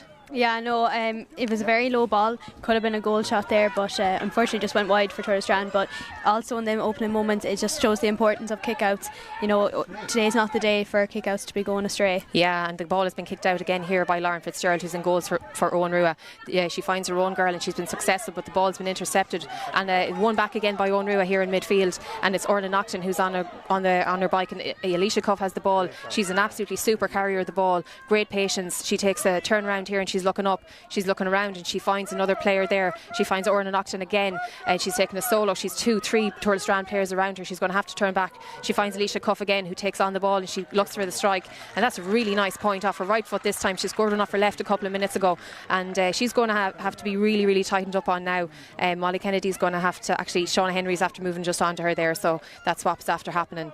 So Turlestrane here looking for a kick out again, and it's a short one that's taken this time. Laura Walsh finds Amy Kennedy, and it's a ball that's been passed out there. Oh, and there's a foul there now, a strong foul, but she's back up on her feet again, and that's Molly Kennedy now taking the free for Turlestrane. Turlestrane in their own half back line looking to come out with this ball. It's Ciara Walsh this time now who has the ball, and she's looking there for Tara Walsh. Tara Walsh, really super speed out of this girl, and she's really well able to carry the ball. She's having to look up, and she's looking for Katie Walsh, her cousin. Katie Walsh spills the ball, but she has her hands back on it again, so experienced. She's able to turn on a sixpence, and she has the ball back. This time is Cora Gilligan, really, really great player for Sligo ladies this year. Cora Gilligan finds Leonie Gohan, another person who's 2 feet on her. She's brilliant kicking the ball, and she's taking a point here now, or having an attempt at it, and that's a superb score from Leonie Gohan. That's really nice now to see Turlestrane off the mark, and it's 3 points to Owen Rua, 1 point to Turlestrane. They needed that to settle them, Rachel. Absolutely, just outside the D, great score. That'll definitely get them into the game, and for Alicia Cuff there for Owen Rua, that's 2 points in the space of 2 minutes. Yeah, excellent.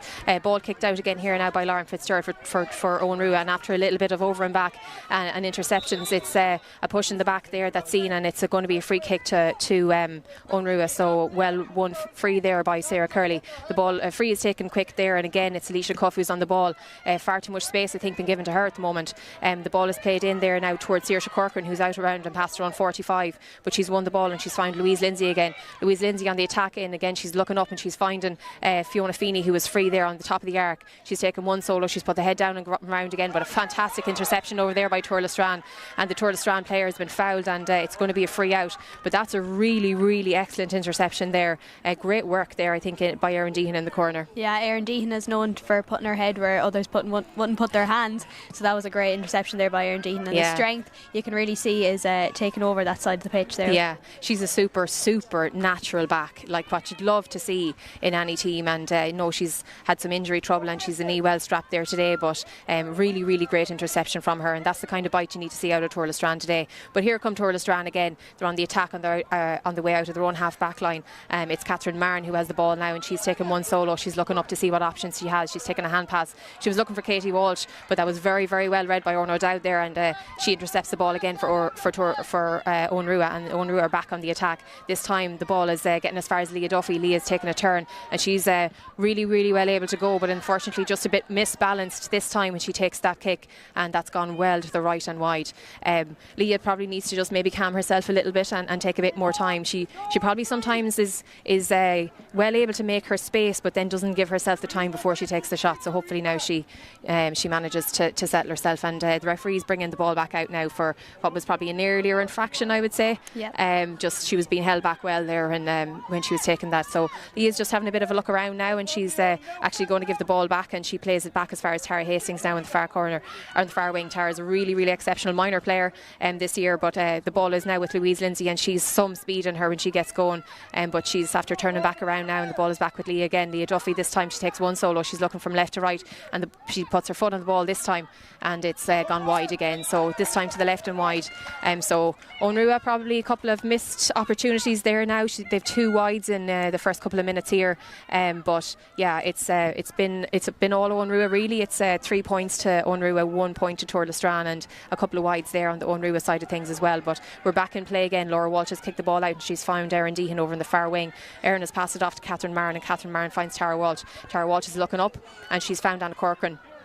Giving it back there to Tara Walsh again, and Tara's looked up, and this time Nikki Brennan's out in front of her player. Nikki's looking for an over the top ball there to Katie Walsh. Katie Walsh trying to get her hand on the end of it, but the ball has just gone out over the end line, and that's unlucky. But that's really, really nice play from Torlestrane. They're dangerous when they get up there, and we called it beforehand that full forward line from Torlestrane are very experienced footballers, and they're going to be a handful for any team to keep a hold of today, Rachel. Oh yeah, they know each other well. Nikki knew that she just had to turn and kick it in, and Katie would be there, and that just shows the experience. But so far both teams are pretty level.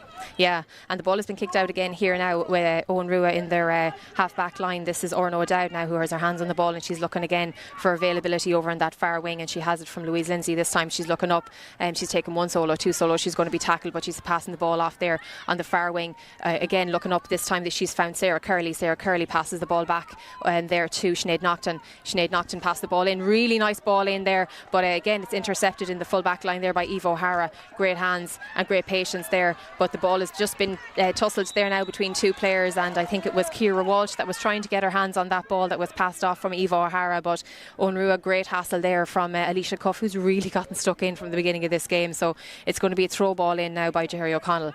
So standing between the 2 in the middle of the field now are for this throw ball is Catherine Marin for Torlestrane, and she's joined by Fiona Feeney for Owen Rua, and the ball has been thrown up, so let's see who wins this toss. The Catherine Marin probably got her hands on that ball and was being held, so it's a Torlestrane free out. Just we'll see now where this ball goes to, but it's Catherine Marin looking for options, and she goes back as far as Amy Kennedy there. Amy Kennedy finds Erin Deehan. Erin is really well able to carry the ball, and she finds Shauna Henry there again looking for Anna Corcoran, who's getting her hands on the ball. She's taking a solo, but she's 2 players around her, and she pushed the Onrua girl down just as she was trying to get past her, but very quickly then Alicia Cuff takes that free, and she finds Leah Duffy now with the ball coming around the top of the D. She passes it off there to Orla Naughton, who's coming through as a train, and Orla's put her boot in that ball, but I actually think it's gone to the right hand wide, so another wide now for Onrua. We're still 3 points to Onrua, 1 point to Torlestrane here in this senior county final for Sligo, in what's a fabulous day here in Father Kevin Brownie Park in KEASH. So Laura Walsh for Torlestrane kicking out the ball. This time she's going high and down the middle. She's looking there between Anna Corcoran and Catherine Marin in the middle, but it's the Owen Rua player Sarah Feeney that has her hands on the ball, passes it off there to off on the far right hand side. She's getting a ball back there now, but it's between 3 Torlestrane players, and the ball is going to be thrown up again. So everybody's getting stuck in for the ball here now today, which is really, really nice to see, both teams with good aggression coming from tackles. But yeah, I think 2 people just went to grab the ball at the same time there, and none of them won it. Yeah, Anna Corcoran, she is a phenomenal player and physical, and that she loves them types of tackles, and here she is now for the hot ball. But no, both sides are going well so far. Yeah, and it's Fiona Feeney standing beside her there now, so let's see who wins the excellent there from Anna. She's been really, really strong.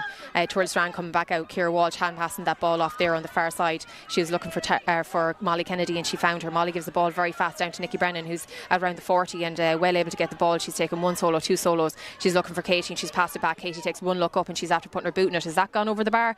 No, that's gone to the right and wide, so that's a wasted opportunity now for Torlestrane. Torlestrane are transitioning the ball through to a score very quickly. They're trying to convert that score very, very quickly when they get it in, Rachel. Yeah, 2 wides though for Turtle Strand and 3 for Onrua so far in this game, but I think both sides just need to compose themselves before they've taken the score. Yeah, ball kicked out again here now by Lauren Fitzgerald for Onrua, and it's Louise Lindsay with the ball, but she's been hassled very, very heavily there by Sarah Cunny.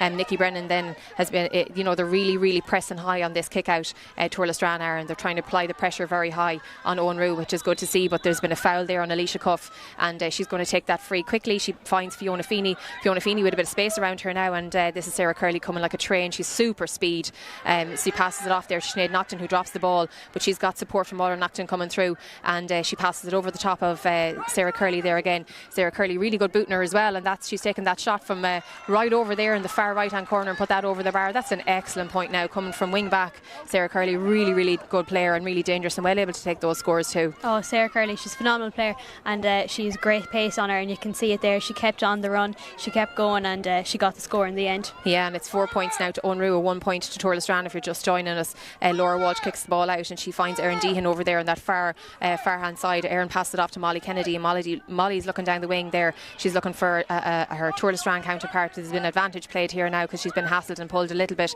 while she was there, but that's good from Leonie Gohan, and the ball has been pulled back now for that free because she was been hassled there as she was trying to Jerry O'Connell, who's the referee today, he was trying to allow the advantage to go ahead and be played, but I don't think she really got the advantage, and he pulled it back for the free. Yeah, no, it's a physical game, and he's letting things go in certain areas, but he had to pull it back for that. Yeah, interestingly enough as well to see Onrua playing with 2 sweepers here as well, so we've 2 free players, so when the attack is on from Turtle Strand, Onrua are really getting a lot of players back, so we can see back there now joining the defence, their number 11 Sinead Nocton's in there at the full back line. There's a number of players for Onrua who are Alicia Cuff, she's here at the top of the D as well, so Onrua really defending in numbers, and it's Tara Walsh here now for Turtle Strand, who's been defended really well there, and turned back around, passed it across to Nikki Brennan looking for Catherine Marin. Catherine Marin is going to spread it out wide and see what happens over here on the far hand side. It's Leonie Gohan, she's really, really cool and composed,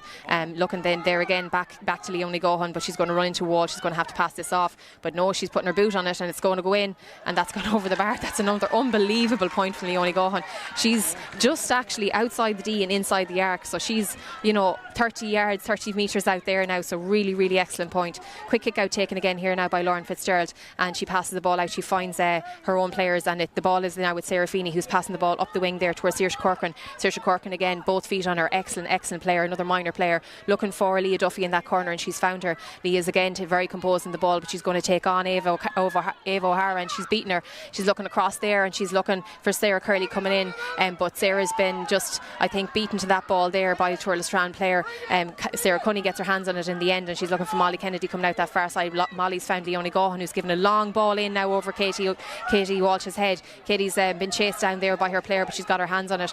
Katie's very, very dangerous in these kind of situations, but that's been an excellent block there, and that was a very high tackle that's come in from Katie, so yeah, that's a free out now to Onrua, and a bit of a let off there, but Katie probably didn't do as much with that ball as she could have, and it's game back on here now, and it's Onrua on the attack again out of their own defence. Alicia Cuff working so hard in this game so far, she's been fouled there, and it's a free. This is end-to-end stuff, Rachel. Really exciting game here so far. Yeah, both sides are working very hard. Leah Cleary read Katie Walsh there very well, and she got the free out for Onrua's side, and Alicia Cuff she's covering so much ground already. Yeah, and the game back on here now. Alicia Cuff, just as we mentioned her, she's taken that ball forward, she's passed it off over in that far wing, and Onrua is starting to compose themselves a little bit more now in forwards and just taking their time with this, but the ball is passed off. There's Sarah Feeney who's looking for help, and she finds it back again towards Alicia Cuff, and we know that she's both feet. She's going to have a go this time with her left, but that looks like it's dropping short, and it has. Laura Walsh has intercepted that on the goal line, and Laura Walsh is coming out with the ball now. She's looking for her help in the back line, and she found Molly Kennedy, who's passing the ball out there now, looking for Tara Walsh. Tara Walsh, really good work from her coming across the wing to pick that up, but this time she plays the ball in. She's looking for Cora Gilligan there in the corner, but Cora was behind her marker, and Cora's done very well. It's great stuff there by really Cora hassle Gilligan. Great hassle there by her, and she's done that very, very well. that's the hunger and drive in Corey Gilligan that won that ball there. That ball wasn't supposed to really have gone towards her, but she did very well to win it. Yeah, I think she was kind of actually running towards the right, which is the far sideline, and the ball kind of got played by Tara Walsh in towards the left, so she was on the wrong foot, and then as a result her player just beat her to it. But it's going to be a hot ball now again here, so let's see what happens. It's this time it's Katie Walsh standing in there for an Orno Dowd for Owen Rua, so the ball has been thrown up there and let's see who wins it. Katie Walsh gets her hand to it, but that's very well read by Orla Naughton, and she's coming out with the ball this time. Oh sorry, that's Sinead McGinty that's coming out with the ball. She plays it forward here looking for Leah Duffy. Leah intercepts it and she gets her hand to it. She's been marked now by one Torla Strand player. She had another hand in there for Fiona Feeney, and back across again to Leah Duffy. Leah's at the top of the arc now. She's looking for help and she's wondering she's going to have a go herself. She's taking it forward and a lovely pass off to Saoirse Corcoran, but this ball has gone short and into the hands of Laura Walsh and the Torla Strand goals again.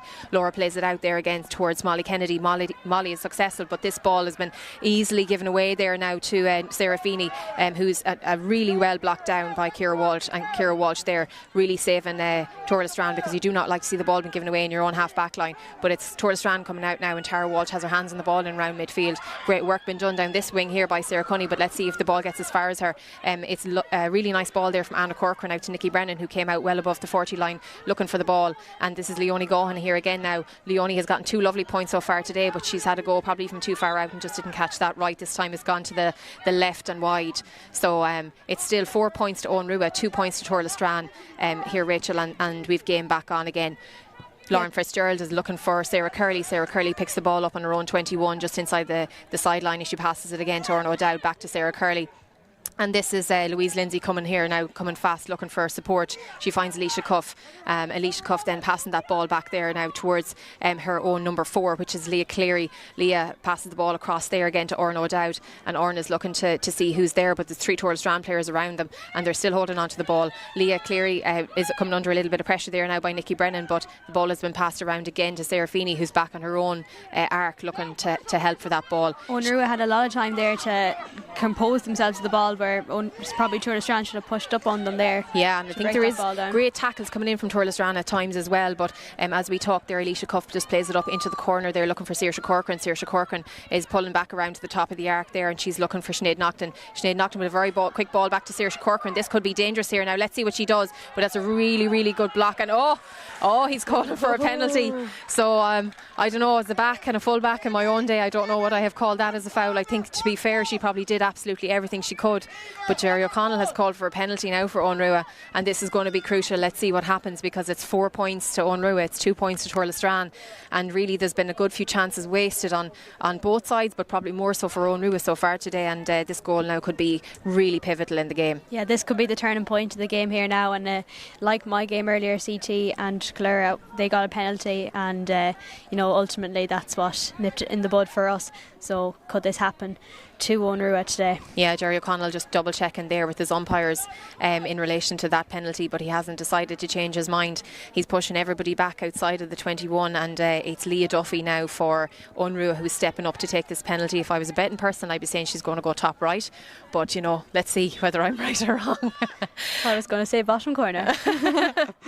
Oh, you were right, Rachel, and she converts that well. So that's a very, very good conversion, and really good score there from Leah Duffy. And the score now here in the senior county final in Sligo is Owen Rua 1-4, Torla Strand 2 points. Laura Walsh in goals for Torla Strand. She just after she's there faced with that penalty 2 minutes ago, she finds her own player on the far side, and it's Catherine Marr now for Torla Strand in midfield, who passes it off to Anna Corcoran. They've one advantage here, but Shauna Henry has her hands on the ball, and this goes back to Anna Corcoran again, who's looked up and she's looking for Katie Walsh, but she's given the ball straight away there to Orno O'Dowd, who's coming out with the ball, being tackled slightly there now by Katie Walsh, but she's found Alicia Cuff, and Alicia Cuff there now looking up just to see who's around and who she can give the ball to. Really nice play there, the way she held the ball up, and really mature player.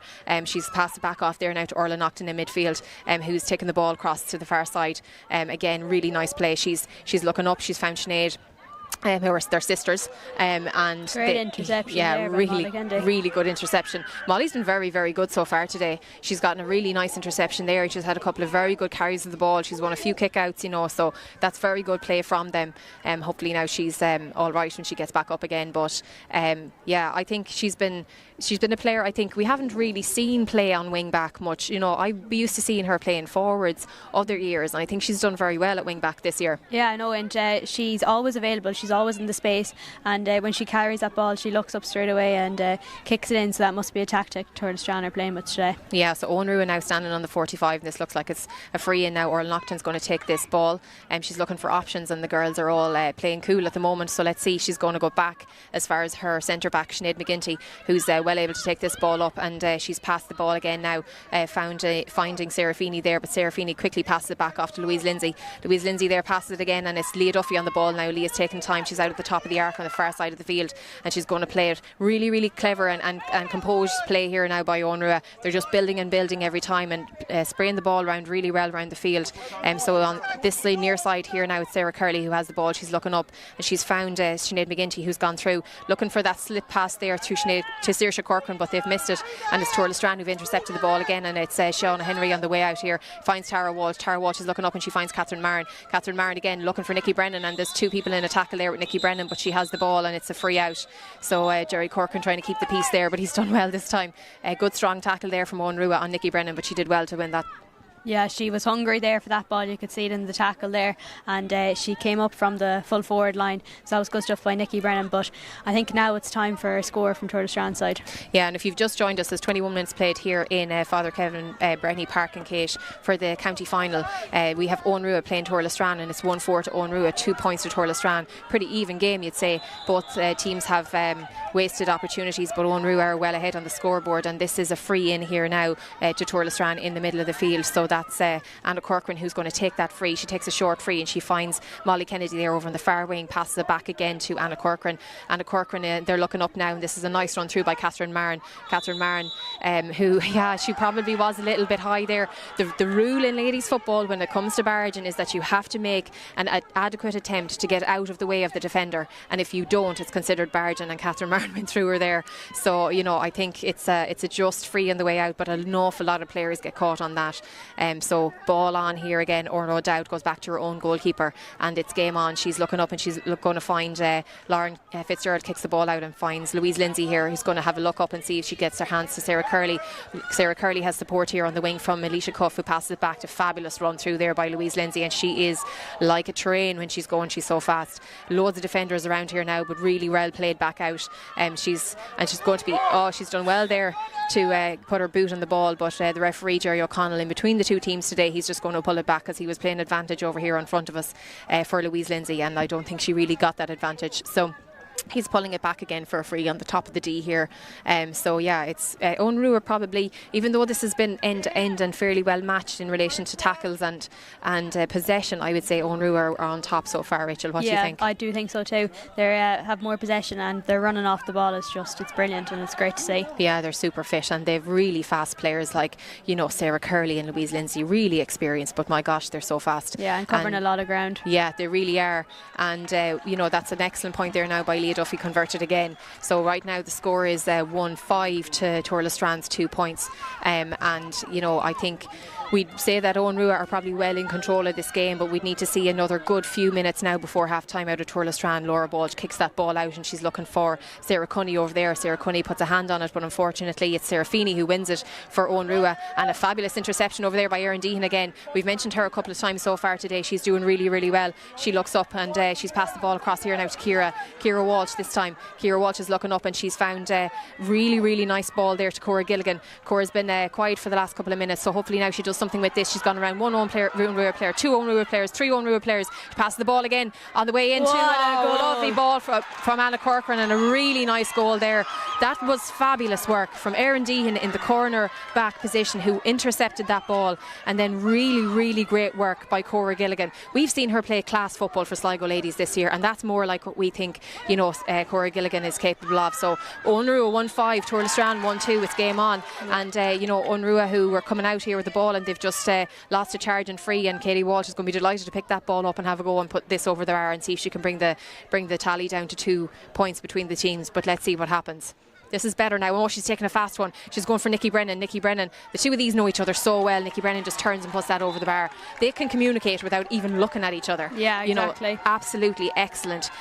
For people at home who might just have missed that, Katie Walsh was shaping up over there, just on the top of the D to take a free, and Nikki Brennan turned her heel, really fast ball, and put it over the bar. Now there's only 2 points between the teams, and Turlestrane have won this kick out again here now and have a free in. Ciara Walsh takes the ball up.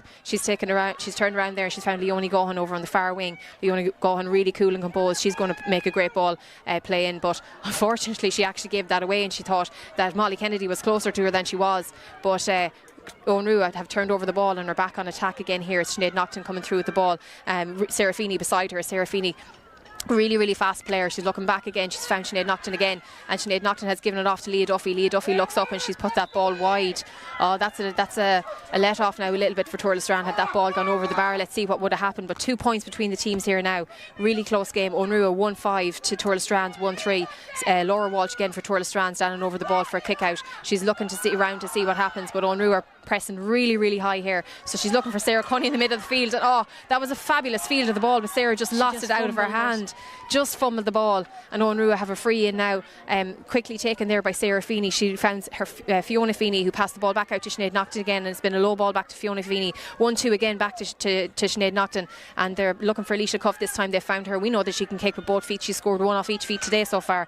Leah Duffy again on the ball, found Orla Naughton this time. Back out to Leah Duffy, who's going to put her boot on it, but that looks short, and Laura Walsh is going to let that one just go out over the end line. So yeah, a little bit faster there in attack this time. We saw Onrua have been way more composed up until now, and maybe they're just starting to feel a bit of pressure, Rachel. Yeah, but when Turlestrane make a silly decision or fumble the ball, they break at speed, and with 4 minutes left in this half, it'll be interesting to see what other scores we put on the board. But so far Onrua are doing very well at attacking really fast up the field, but so are Turlestrane with Tara Walsh on the ball. Yeah, Tara Walsh on the ball now. That kick out came, and Tara Walsh is playing that ball looking for Nikki Brennan inside, but Orna O'Dowd was out in front of her this time, and Orna O'Dowd has won that ball, passed it off there to Sarah Curley. Sarah Curley is getting advantage here now, and that's been played through. She's back on the ball there after a quick 1-2 with Sarah Feeney. She finds Louise Lindsay. She's well able to carry the ball, as we know. Really fast player as well here, and she's passed one Onrua player, but she passed the ball out there again to Fiona Feeney. Full forward, playing well out in the field now today, but this ball has been passed around here again. This is Leah Duffy on the ball for Onrua now this time. Leah's put her boot in the ball this time, but I think it's going to be short, yeah, and into Laura Walsh's. That's the third ball she's put into Laura Walsh's hands now in the last 5 minutes, so you know we really need to be putting those balls dead on a day like today.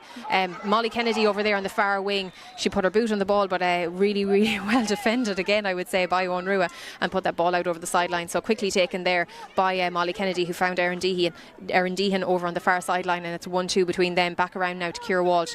Ciara Walsh has found Anna Corcoran. Wow, Anna Corcoran back on her own half back line, helping out with the kick out, working really hard. This ball now, she's taking it through the middle of the field. She sees Tara Walsh over here in front of us on the right hand side of the field. Tara's really great carrier of the ball as well. She looks up, she's taken one solo, and she's going to pass it off to here now to Nikki Brennan. Nikki coming around the top of the D finds Katie Walsh as well. Katie's going to put the head down, and she's going to try and go through there, but she's well able to solo on a sixpence, and she's gone to the ground, but she's passed the ball off to Nikki Brennan. Nikki looking for Sarah Cunny again here now. Sarah Cunny, another girl who's well able to carry the ball, and she's found it. She's found Katie Walsh. She was totally free in there, and Katie Walsh put her boot in that ball, and it's gone wide. The pass there for Tara Walsh, it was just inside her. That could have been a goal chance there if she'd passed it. But and I was surprised actually with Katie Walsh, nobody on front of her, and her like about 15 yards from the goals, and she decided to take a point. I say that's the only time I've never seen her go for a goal. She's frustrated anyways, you can see it in her face, but no doubt she'll get something. Yeah, absolutely. She's having a great game so far today, and Turlestrane tackling heavy here on this Onrua ball again, but Onru is still carrying the kick out. Really good work here now by Orla Naughton. She's done very well to carry that ball, and she's looking for help here from Alicia Cuff, and she finds it, who's looking for help from Sarah Feeney coming through pretty quickly. Sarah Feeney to Sinead Naughton, Sinead Naughton to Fiona Feeney this time, coming through on the ball. Fiona Feeney takes a shot, but it's well blocked by Laura Walsh, and the goals there for Turlestran, and I think both players felt the brunt of that. But yeah, that was really good play there now coming through by Fiona Feeney, really fast, and an excellent block in the goals by Laura Walsh, so well done to Laura. The speed and the support play of these Onru girls is just, it's something else, and it's lovely to watch. But the goalkeeper there, Laura Walsh, is feeling it there after that. Yeah, she's just taken a couple of minutes to compose herself, but she really did put her body between everything and the goals there, just to try and prevent that goal from going in. And really key moment. We're on 29 minutes played here in the first half in Father Kevin Breheny Park here in KEASH in the county final, Onrua versus Turlestran. If that goal had gone in, it would have been 2-5 to 1-3, but now it's 1-5 to 1-3, and only 2 points in it again. So really key block there, and excellent work in the goals from Laura Walsh. But anyway, it went out for 45, and we see Gus Chapman, who's the lines person on the far side, standing over the ball there on the 45. Sarah Feeney walking up to it, and she's going to take a fast one, is she? Yeah, she's looking there for Louise Lindsay. Louise Lindsay picks up the ball, but Turlestran now are going to take a little bit of a bite from that last ball, and we see Sarah Cunny there, who's after trying to defend that ball. She's back out here now, and Sarah Curley has this ball. She passes it off really quickly to Sinead Ginty. Sinead McGinty passes it off to Orla Naughton. Orla Naughton taking a solo. She's been defended there by Catherine Marin, but they're finding their way too, and she has it back to Sarah Curley again. A nice bit of defending there from Turlestran, but Sarah Curley puts her boot on the ball, and let's see where that lands. Yeah, that ball's gone over the bar, and that's a really good point. You probably didn't have any space to kick that ball, and she still kicked it, and it went over the bar. So that's the second point for the match now from Sarah Curley. She's doing well. Oh, she's just a brilliant player. Her speed, her support play, and she kept going. She got that point, and Anna Corcoran did really well at blocking the first kick that was taken. She came all the way back from half forward line.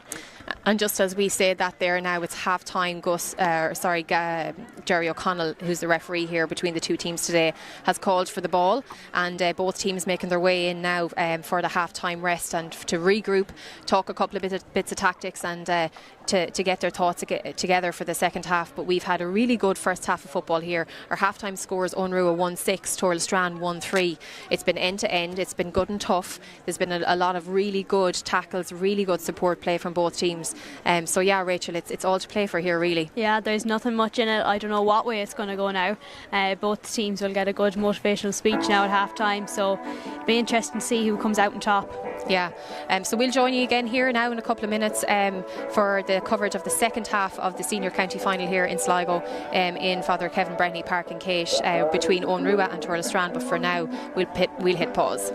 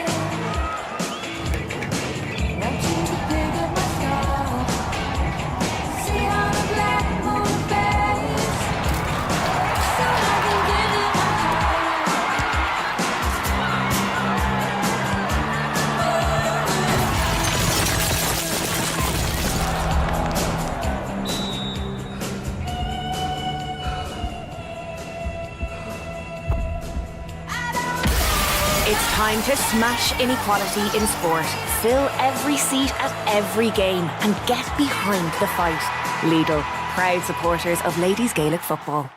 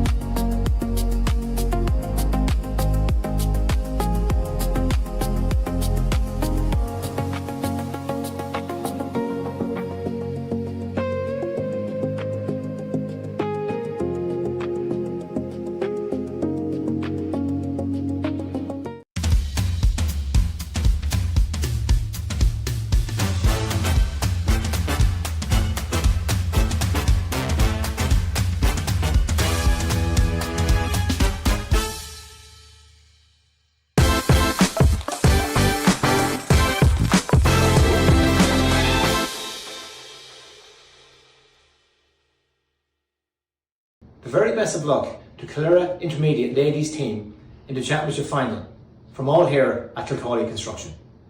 Sorry if I'm a bit late. No probs, Dad. Still getting ready. This butter's only half fat, but it tastes lovely. Like real butter, and it spreads. That's because it is real butter, Dad, just with half the fat. Brilliant. How do they do that? I don't know, Dad. I'm not a dairy farmer. I'm just a woman trying to go on a date. Do I look okay? I don't know. I'm not a stylist. I'm just a dad trying to help his favourite daughter go on a date. You only have one daughter. Connacht Gold half fat butter. Make it real. Feely Travel Centre Sligo has been a family-run business since it began in 1951. We have always taken our customer satisfaction with our service personally. Feely Travel Centre would like to wish the Sligo LGFA the very best of luck in their finals day today. Remember, for more information, check out www.sligobushire.ie. Sligo Travel on 071 914 3000.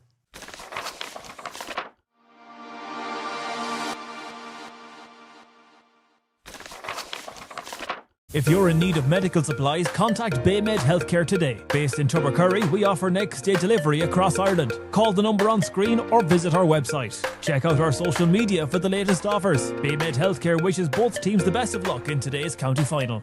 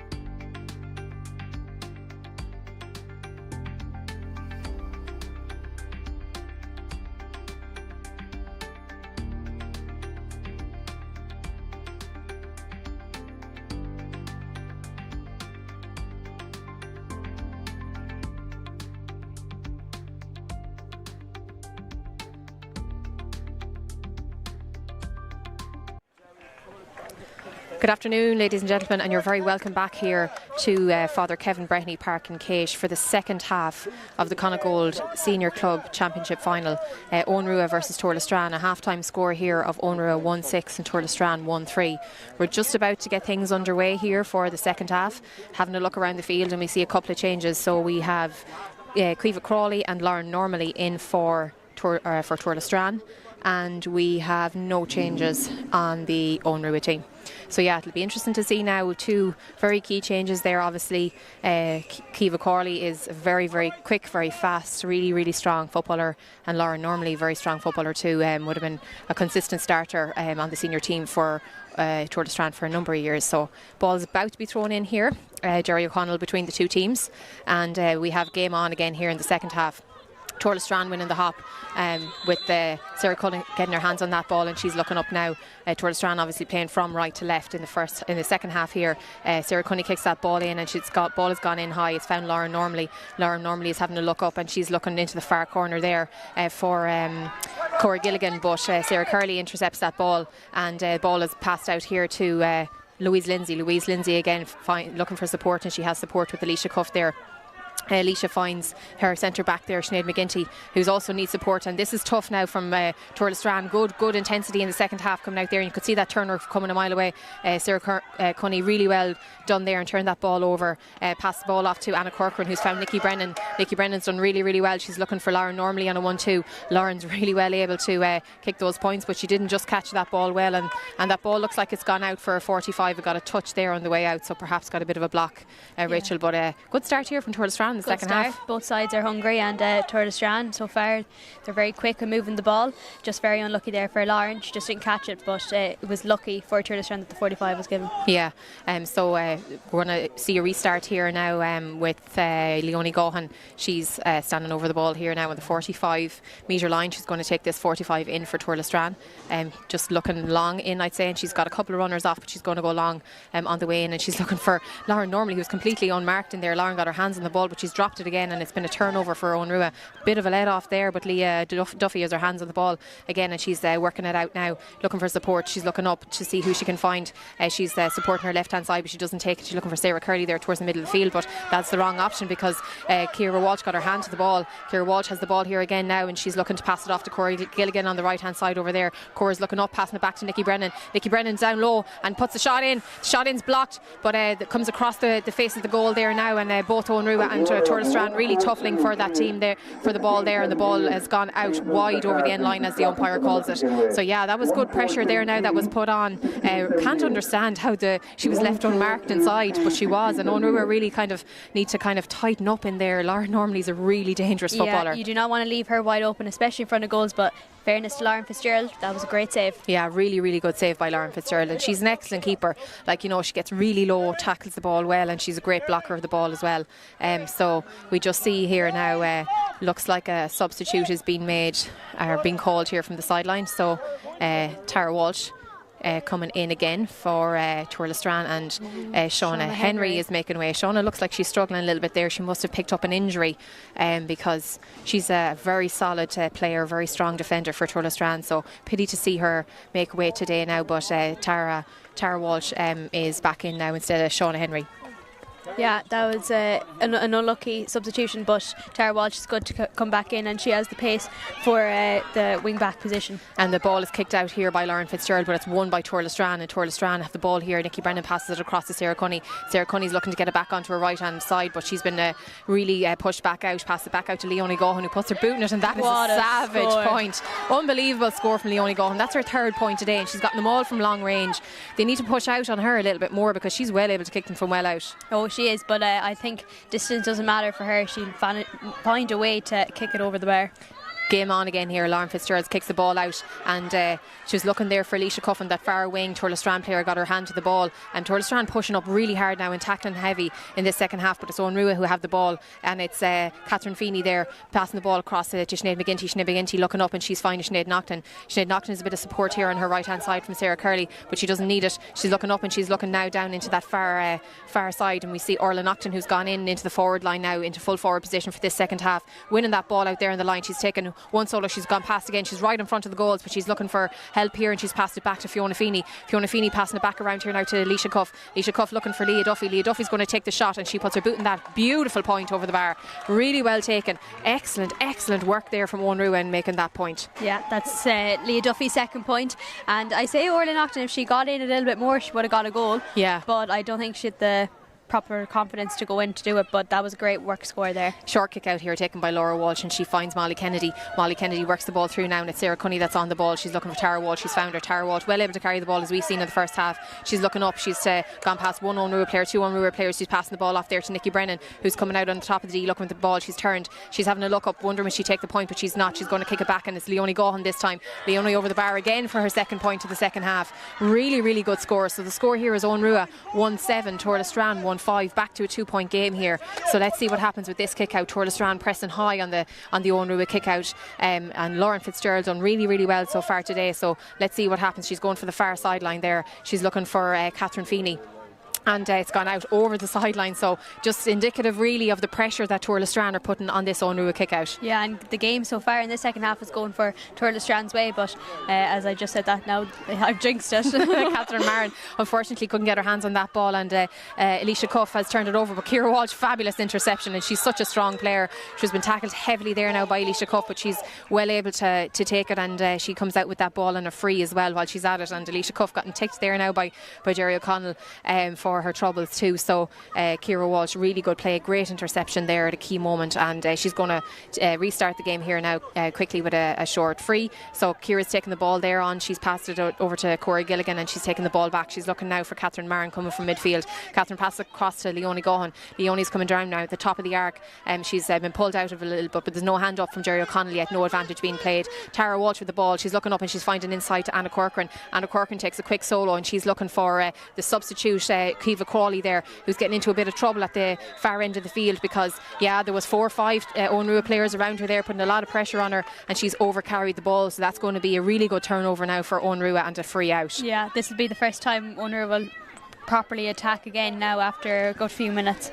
So it's ball back again to Lauren Fitzgerald. Lauren Fitzgerald kicks the ball out and she's looking over here for Tara Hastings, but she's been overturned by Nikki Brennan, who's taken the ball back off her and taken a shot there, but it's gone well right and wide.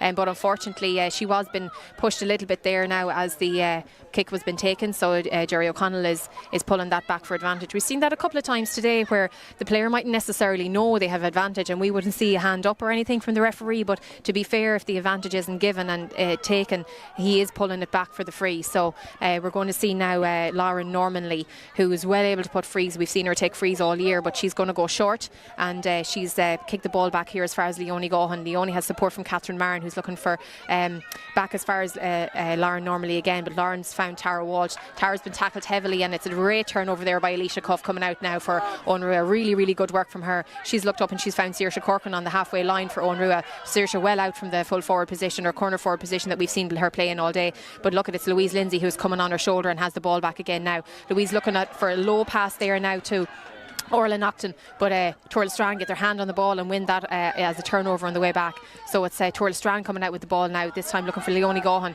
Leonie gets her hand to that ball. She's been held off there by Tara Hastings, but she's still got the ball in her hand. She's got support from Sarah Cunny on her right hand side. Will she need her? Let's see. She's passed the ball to Nikki Brennan. Nikki takes a turn off her right hand side, and she's looking now for Cora Gilligan. She's found Cora. Cora's taking a turn onto the left hand side. She's bringing the ball back around again to the top of the D.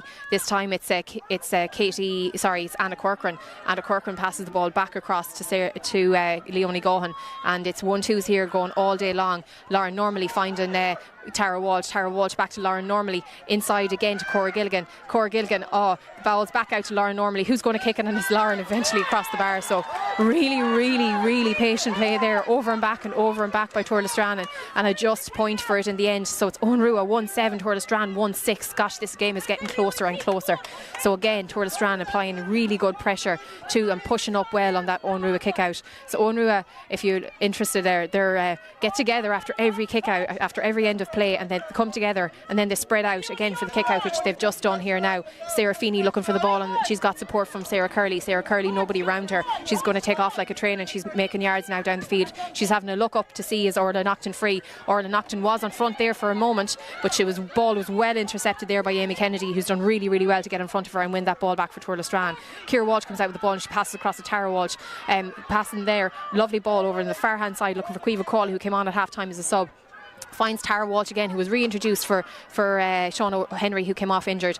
Tara Walsh there now is held up the ball, taking a solo, taking the second one, and that's a lovely point over the bar. Really, really crucial. Great work there by Tara Walsh. She brought the ball from midfield right over into that corner and took a really, really sharp free, and the sides are level. It's 1-7 apiece. We said at half time there was nothing really between these teams that could go either way, Rachel, and that's exactly what we see now from Tuairle Strand. We came out. Yeah, they're hungry now, they want the ball, and they're getting the scores. They brought the game back to level, and it's going to be interesting to see how Onrua respond to it now.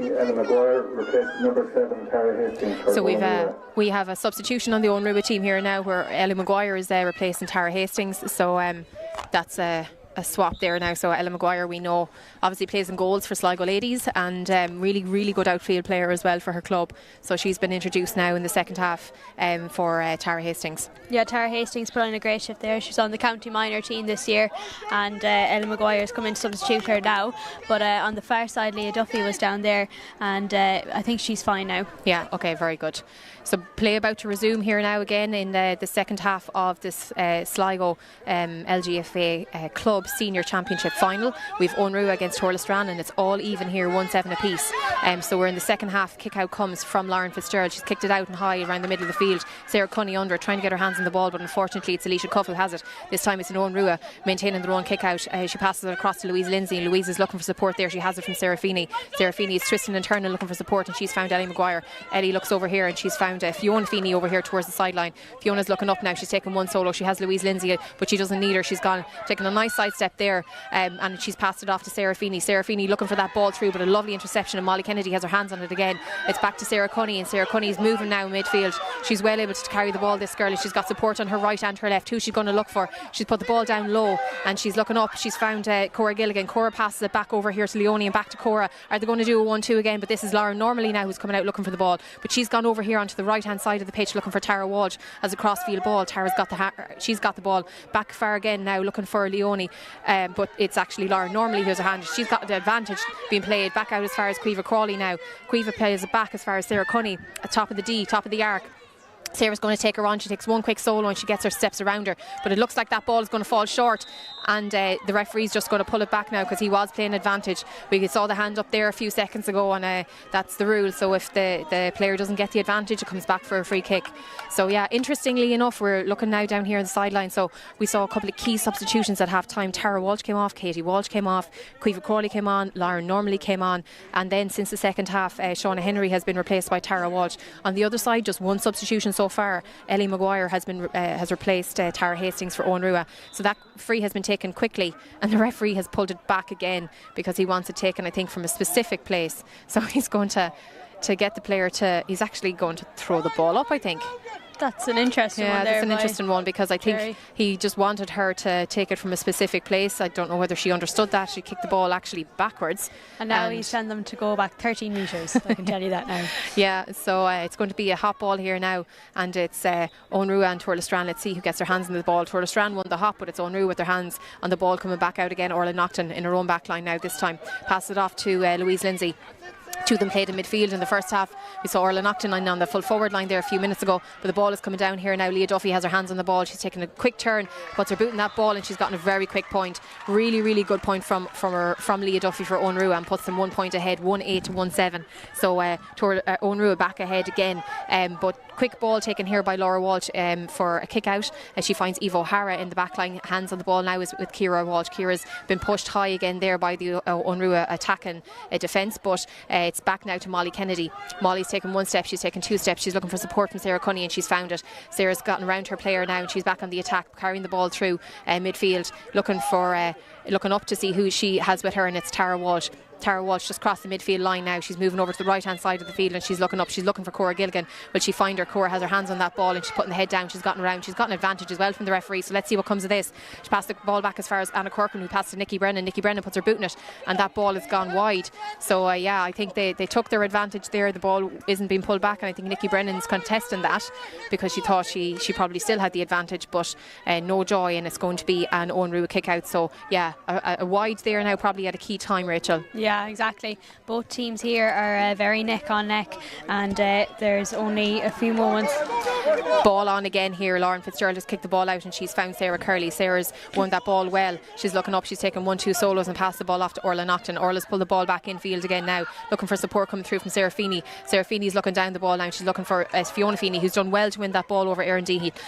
She passed the ball back to Sarah Curley, but Sarah unfortunately puts that to the right and wide, and maybe an uncharacteristic wide from Sarah. She's normally very, very good on kicking and on points, but that's their fifth wide of the game today so far. So hopefully in a close contest now where we only see 1 point between the two teams here on a 1-8 to 1-7, hopefully those wides won't pay. Yeah, Owen Rua seem to be panicking here now when they get the ball up, and that's why their passes are going astray and that's why they're getting wides, but Turlestrand have really pushed up on them.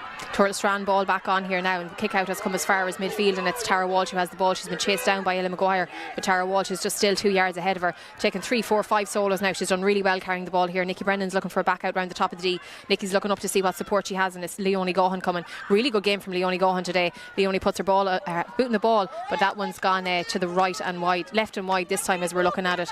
So yeah, another wide by Turlestrand. So in a 1 point game, as I said 2 minutes ago, on the other end of hopefully those don't really pay.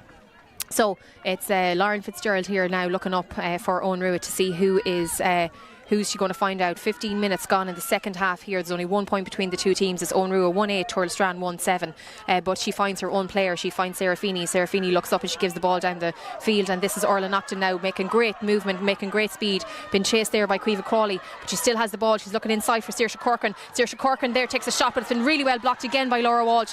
Laura Walsh, super defending, super goalkeeping from her. Great block of the ball. Comes out as far as Ciara Walsh here again. Ciara Walsh finds Sarah Cunny. Sarah Cunny has the ball. She's looking up. She's going to take her time. She's going to make sure she finds Ciara again, and that ball is safely back in their midfield again. Really excellent work by Turlestrand getting the ball out, and it's Sarah Cunny looking for Cora Gilligan, but Sarah Curley gets between her and the ball has been turned over, and Owen Rua have it on the far side of the field. Sarah Curley coming out with the ball again. She's been tackled heavily there by Sarah Cunny, and there's advantage with the hand up here by the referee. The ball is coming back around here in front of us though, and it's Ellie Maguire for Owen Rua who has the ball. She's looking up and she finds Sarah McGinty. Sarah, as we know, really playing really well today. She's found Sarah Feeney then, and they're really taking their time now with this ball out. You'd hope to see Owen Rua capitalise a little bit on this and move the ball out of their own backline, but they've been very patient at the moment. It's no doubt with that ball. She's going over the far side of the field. She's taken 2 solos and she's turned back now. She's found Sarah Feeney. Sarah Feeney's having a look up to see, but you'd kind of uncharacteristically we've seen Owen Rua move the ball much faster, and as I say that now, they've passed the ball through and they've found Leah Duffy, who's been heavily tackled there now by Erin Deehan, and she's won a free just on the top of the arc.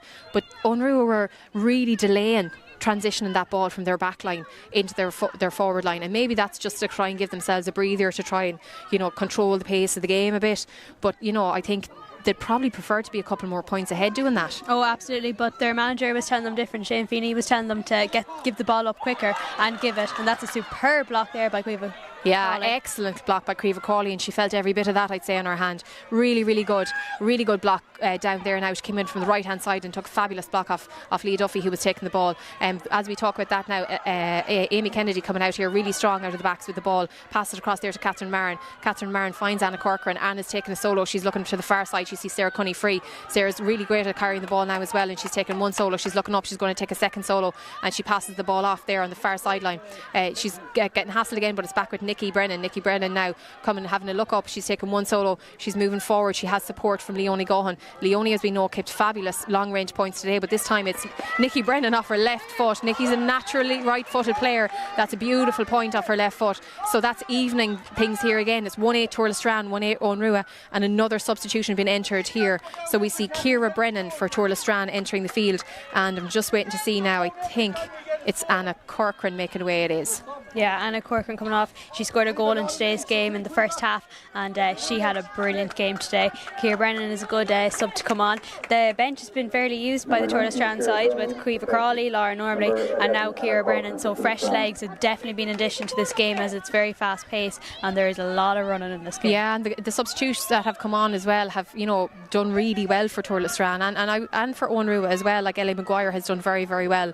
But game back on here, Lauren Fitzgerald has kicked that ball out and she's found her own players around midfield. It's a combination again of Ellie Maguire and Sarah Curley, 1-2 through. They've kicked the ball through and they're looking for Fiona Feeney inside. They've found her. Fiona takes one round of her player with that there in the corner. That's Erin Deehan. But that's a beautiful interception by Caoimhe Crawley. But unfortunately, the jury is pulling it back there for a free that was committed earlier, foul that was committed earlier. Elisha Cuff wanted to take that free nice and quickly, but he's going to pull it back. I think what happened was Fiona was got her hands on the ball and Erin pulled once or twice as Fiona was getting around her, and when the ball was intercepted then a few moments later he's given a free for that. Yeah, level game now, so both sides are getting frustrated with each other, and that's where that tackle came from, I say. Sinead Naughton back on the ball here. She's taken 1-2 solos. She's passed the ball across there to Saoirse Corcoran, who's had a good game so far today, and that's a lovely point now from Saoirse Corcoran. I think that might be her first or second of the game so far today.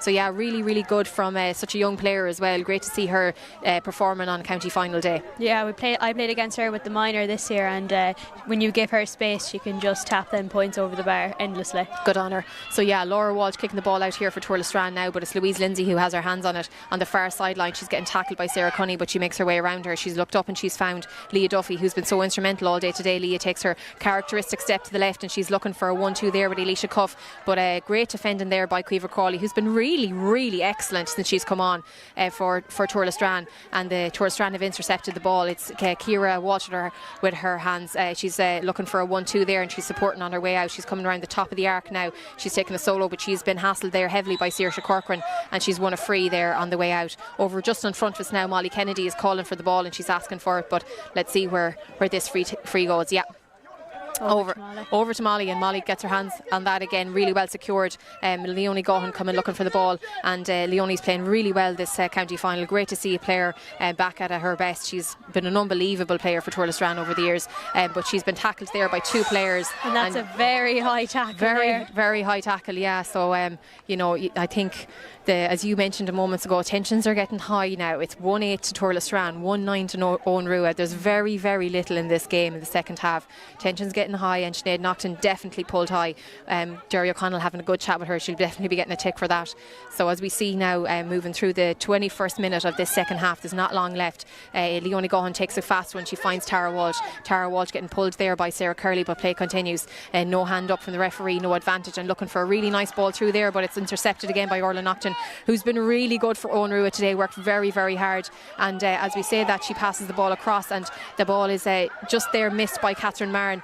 It's still with Owen Rua. Sinead McGinty looks up and she finds Fiona Feeney. Fiona trying to take on Erin Deehan again here now, and Erin, the play has just been halted here now as we looking back up, so there's a bit of an injury here to Sinead Naughton. So I think the referee has just halted play, and the play was with Owen Rua, so I'm expecting it'll be an indirect free again when the play starts, but just Sinead Naughton rather, just getting a bit of attention here on front of us. Looks like she just picked up a knock. I say cramps as well. A lot of girls are going down with cramps. There's a lot of running in this game up and down the field.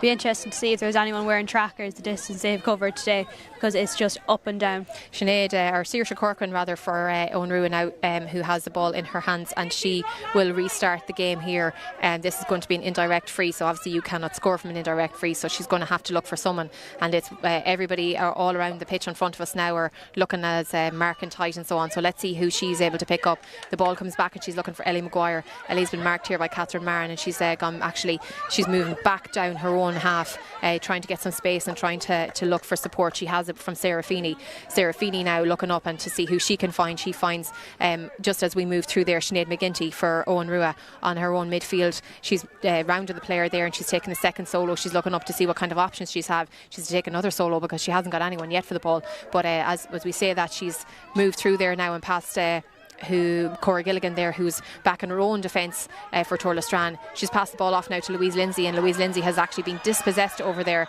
and that's really, really good play over there from Turlestrane. So Louise, it's not many people in the county who could dispossess Louise Lindsay, I'll tell you that, but super Cora work. Gilligan just got her hand in there, and that was a great interception. Yeah, Cora Gilligan's one of those real strong, tenacious players. If she wants the ball, she's going to get it, and really good work from her. But she's standing on her own arc, so inside the 45-yard line, and that's a super kick. Oh, just missing. She was looking there for Leonie Gohan, and Sinead McGinty just got in there beforehand, but that kick probably was 45 yards long, I'd say, at all. Lovely hand in there now again from Ciara Walsh, and I would say unlucky probably to lose out on that free, but it's a free in for Turlestrane, and Jerry O'Connell is just pulling there for a bit of hand in, but I think she was probably tackling at the right time. But in any case, it's a free now for Alicia Cuff and Owen Rua. Just still 1-9 to Owen Rua, 1-8 to Turlestrane, 24 minutes played here. So the ball comes back as far as Ellie Maguire and again to Louise Lindsay. So let's see what happens. It's he's pulling there again for a free, just a bit of a chop from Catherine Marin on Louise Lindsay, so it's going to be free in for Owen Rua. So this is on the 45, the attacking 45 for Owen Rua. So Louise Lindsay looking around, seeing what options she has, and she's putting her hand up here because she doesn't really have many options. She's looking for someone to give the ball to, but the sideline Jerry O'Connell signals to play on and to restart the play, and she turns around for a second time looking for someone, and she's found Orla Naughton doing really well to get possession of the ball, and she's coming through here now taking two solos, finding Louise Lindsay again, and that's a really good interception this time around, and unfortunately that looks like another free in, but to be honest, Rachel, I actually don't think that was a free in at all. I think it was a great dispossession of the ball when Louise Lindsay was coming in with the ball there, and Turlestrane picked the ball up. I just see a bit of Fintan Kennedy is going a bit mad here on the sideline beside us because of that, but just as we speak here now, Katie Walsh is being reintroduced for Turlestrane, and she's going in there into the full forward position. She's just having a little chat with Nikki Brennan. We know those two, as we said in the first half, can communicate without even looking at each other, but just having a look around now to see who made Tara way. Walsh Tara made off. I think she was complaining about, or not complaining, she was saying about her cramps, that they were sore to her manager there, you could hear, and Fiona Feeney on the ball there, but she slipped. Yeah, and we're after getting called here now again for a penalty, a second penalty. So quick ball taken there. Fiona Feeney had the ball, she slipped. It looked like then, I suppose, Turlestrane just in on top of her for the tackle as well, and obviously in the square. So yeah, it's going to be a second step up to the mark now for Leah Duffy. So let's see what happens, whether this penalty gets converted. There's 25 minutes, nearly 26 minutes gone here in the second half.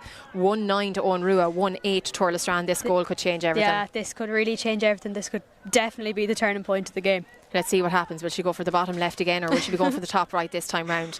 So it's Leah Duffy for Owen Rua standing over the ball. She kicks the ball and she goes for the left hand side, and that's a converted goal. So it's Owen Rua, 2 goals and 9 points. But whatever way she kicked the ball, Leah Duffy hurt herself there. So let's see.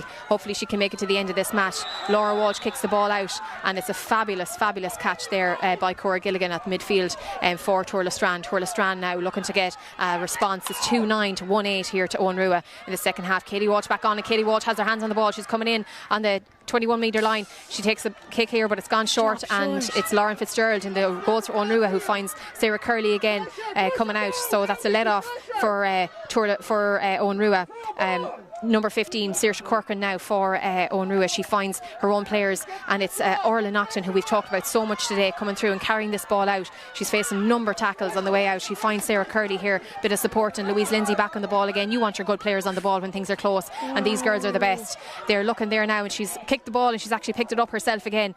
So this now, she passes it off to Fiona Feeney. Fiona Feeney takes one solo. She's looking up there to see what's going on and who's around her, but it's Turlestrane who have their hands back on the ball again, and it's just a bit of I think pushing that went on there, and Eva O'Hara has won the ball back for Turlestrane, but the referee's going to hold it up because there's a couple of Owen Rua players who were injured here. We see I think there's a few substitutes coming on as well, but Sinead Naughton was down there a few minutes ago in trouble with her calf, and she's in real trouble, I think, there again now. Yeah, the ball just went over her head, and whatever way she was trying to get the ball, she crawled towards it, and then the cramp came in. And same over here, I think, is it Alicia Cuff that's down. Yeah, and we see Laura Maguire going in there now, but I haven't seen who made way. Oh, it was Sarah Feeney that came off for her. So Laura Maguire, number 19, has gone on there now for Sarah Feeney. So yeah, changes happening on both sides of the teams. So game back on here now, and it's Louise Lindsay with the ball for Owen Rua. She's taking her time. She's taking a couple of solos around and just looking for support. She doesn't really have much support at the moment. Sinead Naughton just getting back to her feet, and the physio trying to get out of the way there. Really good ball towards Fiona Feeney. Fiona does very well to get her hands on that. 3-4 Tour de Strand players around her. But the ball is coming back out again here now to Laura Maguire. Laura Maguire finds Sarah Curley coming through pretty fast. Sarah Curley, great fitness, really doing well, still going like a train over there. She's been tackled by Nikki Brennan, but she finds Ella Maguire. Ella Maguire at the top of the arc now. She's looking up and looking for options inside, but there aren't many. And Nikki Brennan's hassling her, and she's looking to turn over that ball. And Sarah Curley has her hands back on it. But yeah, that's an exactly correct call there by Jerry O'Connell. She did touch the ball on the ground. She's not happy about it at all. And unfortunately, that's going to not be her day today now for that free. It's a free for Tour de Strand and Nikki Brennan. Great turnover there. Another substitution here now. They're flying in quick and fast. It's Leanne Taylor who's coming on, and I think she is making way. I think it's Saoirse Corcoran who's coming off. Sinead Naughton who's been taken off there. So yeah, it's at the Fresh moment legs coming in now for the last few moments. So yeah, so I think everybody is just trying to make way now for let Sinead Naughton, who is really struggling there with her calf for the last couple of minutes, come off. So we've seen Leanne Taylor, number 17 there now, come in for Sinead Naughton. So Sinead, great game today. She's covered an awful lot of ground. She's done well. Game back on here, and it's 29 minutes gone. So obviously the referee will be adding on time for all of these substitutions as well. So it's 2-9 to Owen Rua, 1-8 to Tour de Strand. Let's see if Tour de Strand can do anything. They're on the ball here. They're coming up, and it's Eva O'Hara who has the ball. She's looking up. She's taken one solo, but she's lost the ball, and she's trying to get her hands back on it again, and the referee says it's a hot ball. So yeah, it was good interception there, a near hand tackle from Owen Rua, but really good timing, I suppose, and two of them got their hands back on that, and it's going to be a throw ball now. So the closing moments of this game here, it's really hard to play for. yeah, as the saying goals win games, and could that be the case for Owen Rua today? Depends on Tour de Strand if they bounce back here. The ball is on their side of the field now, so what will they do? Yeah, and the next couple of moments now are going to be very key in telling what's going to happen with this. Will Owen Rua win this hop? Will they be able to defend it? Will they get the ball back down the field again? Or are Tour de Strand going to be able to capitalise and get a score? Yeah. So yeah, 4-point game here at the moment. 1-8 to Tour de Strand, 2-9 to Owen Rua. And a really fabulous afternoon for football here in Father Kevin Breheny Park in KEASH. Great facilities, excellent conditions, really good football from both teams so far today. We've had a great contest, and we just see Jerry O'Connell there signalling now for the sideline to provide a little bit of support to the Tour de Strand player. I think Eva O'Hara was it that got injured there. Yeah, so she seems to she's be up back on her feet again, which is great. There's nothing left in between these two teams now in the last minutes remaining, and Jerry O'Connell is looking at his watch there. Yeah, so I think he'll probably play. I think it's normally 30 seconds per substitute, and we've had 1, 2, 3, 4 substitutes in the second half. So yeah, probably, and there wasn't a massive amount of injury time, so we're probably looking at 2 or 3 minutes injury time maximum here today. So let's see what happens. Hopefully Tour de Strand have another attack in them, and they make this a good closing moment. So just as we talked there, Leah Cleary for Owen Rua has made her way from the field of play onto the sideline. She seems to be struggling as well, just with an injury. So game on. Jerry O'Connell throws in the ball, and the ball here now again is won by number 13 Corey Gilkin, really instrumental all day long. She finds Lauren back around to Nikki Brennan, who's looking for Leonie Gaughan. Leonie is looking up, and she finds Sarah Cunney over there. Sarah's going to put a head down and take a solo or two off that ball, but she's going to have to turn back and look a bit for support, because she's 3 Owen Rua players around her, 4 of them now, and they get a block in over there. But it's and Owen Rua get a lovely bounce of the ball there now, and it's number 17 Leanne Taylor who wins that. She's great legs on her, and really good runner, great carry of the ball. And who's here to support her? The trusty Louise Lindsay, absolute captain, fantastic for Owen Rua. Such a player, such an athlete. She's looking forward, and she finds Alicia Cuff coming on the right hand side. There's 4 Tour de Strand defenders around her now at the top of the arc. A 5th arriving in Nikki Brennan, and she gives a very heavy tackle there. Quite unrequired, really sort of a unfortunate tackle, I would say, to give away at such a key time. All she had to do was get the other side of the player and put her hands up and just stand there, but unfortunately, just I suppose on days like today in county finals, and the adrenaline is high and you're tired and you're after working so hard for the whole game, those kind of tackles and silly mistakes can happen, and you have to be so careful, especially in a senior county final. The likes of Leah Duffy, she'd pop this over the bar, like. Yeah, so it's 32 minutes gone, almost 33 minutes played here now. It's Owen Rua 2-9 and Torlestrand 1-8, and we have Leah Duffy standing over looking for another point. She kicks the ball and that's gone right between the posts. She's getting a cramp here now herself again, and that's the second one for today. So yeah, Owen Rua 2-10 now it is, and Torlestrand 1-8. So we'll see what happens now. Torlestrand are coming through and they're going to take this kick out. Laura Walsh takes a short kick out and she finds Molly Kennedy. Molly Kennedy is coming and she's playing the ball out the field. She's found Ciara Walsh. Ciara Walsh has been excellent for Torlestrand today. She's taken one turn, she's turned around, she's found Nikki Brennan, who was there in the half back line to support her team.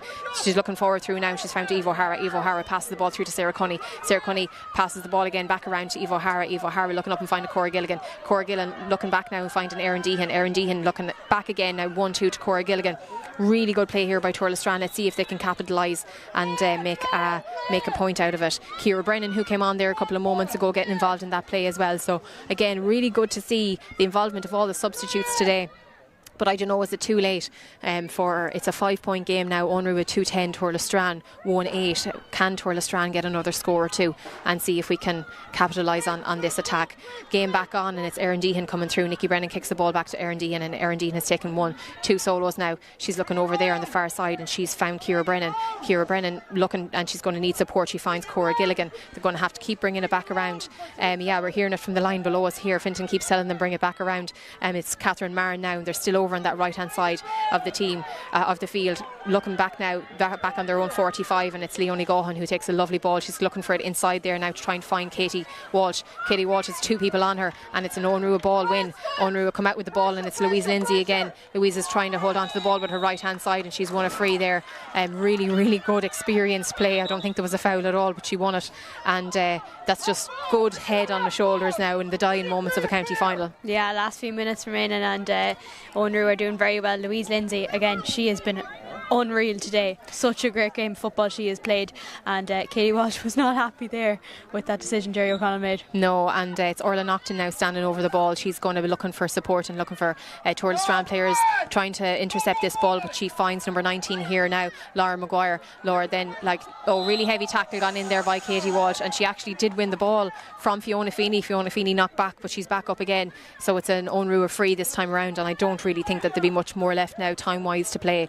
We've 35 minutes nearly gone, so yeah, a lot of extra time played here today.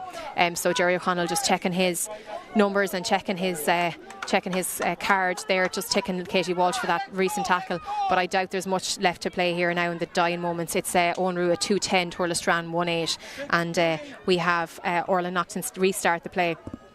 She looks up and she finds number 2 there, Catherine Feeney, who's been good all day as well. Gets a pass back here as far as Orla Naughton again looking up. She has 3 Unruh players around her, but she finds Alicia Cuff, who's also been excellent today. Looking back again there now, and they find Louise Lindsay. Louise Lindsay passes it across here to Laura Maguire in front of us. Yeah, just holding the ball now. They're just literally playing keep ball, and they aren't really attacking forward. They're moving forward a little bit now. Sinead McGinty is looking over there to the far wing to see can she find Leanne Taylor, but she has the ball. She has her hands on the ball. And Ellie Maguire has it back again. We see a handout here from Alicia Cuff looking for it at the top of the arc, and she finds Fiona Feeney. Fiona Feeney paying it across here on the left hand side, and it's back as far as Leanne Taylor again. Leanne looks up and she has number 19 Laura Maguire inside her, but the ball is going to come back around to Ellie Maguire at the top of the arc.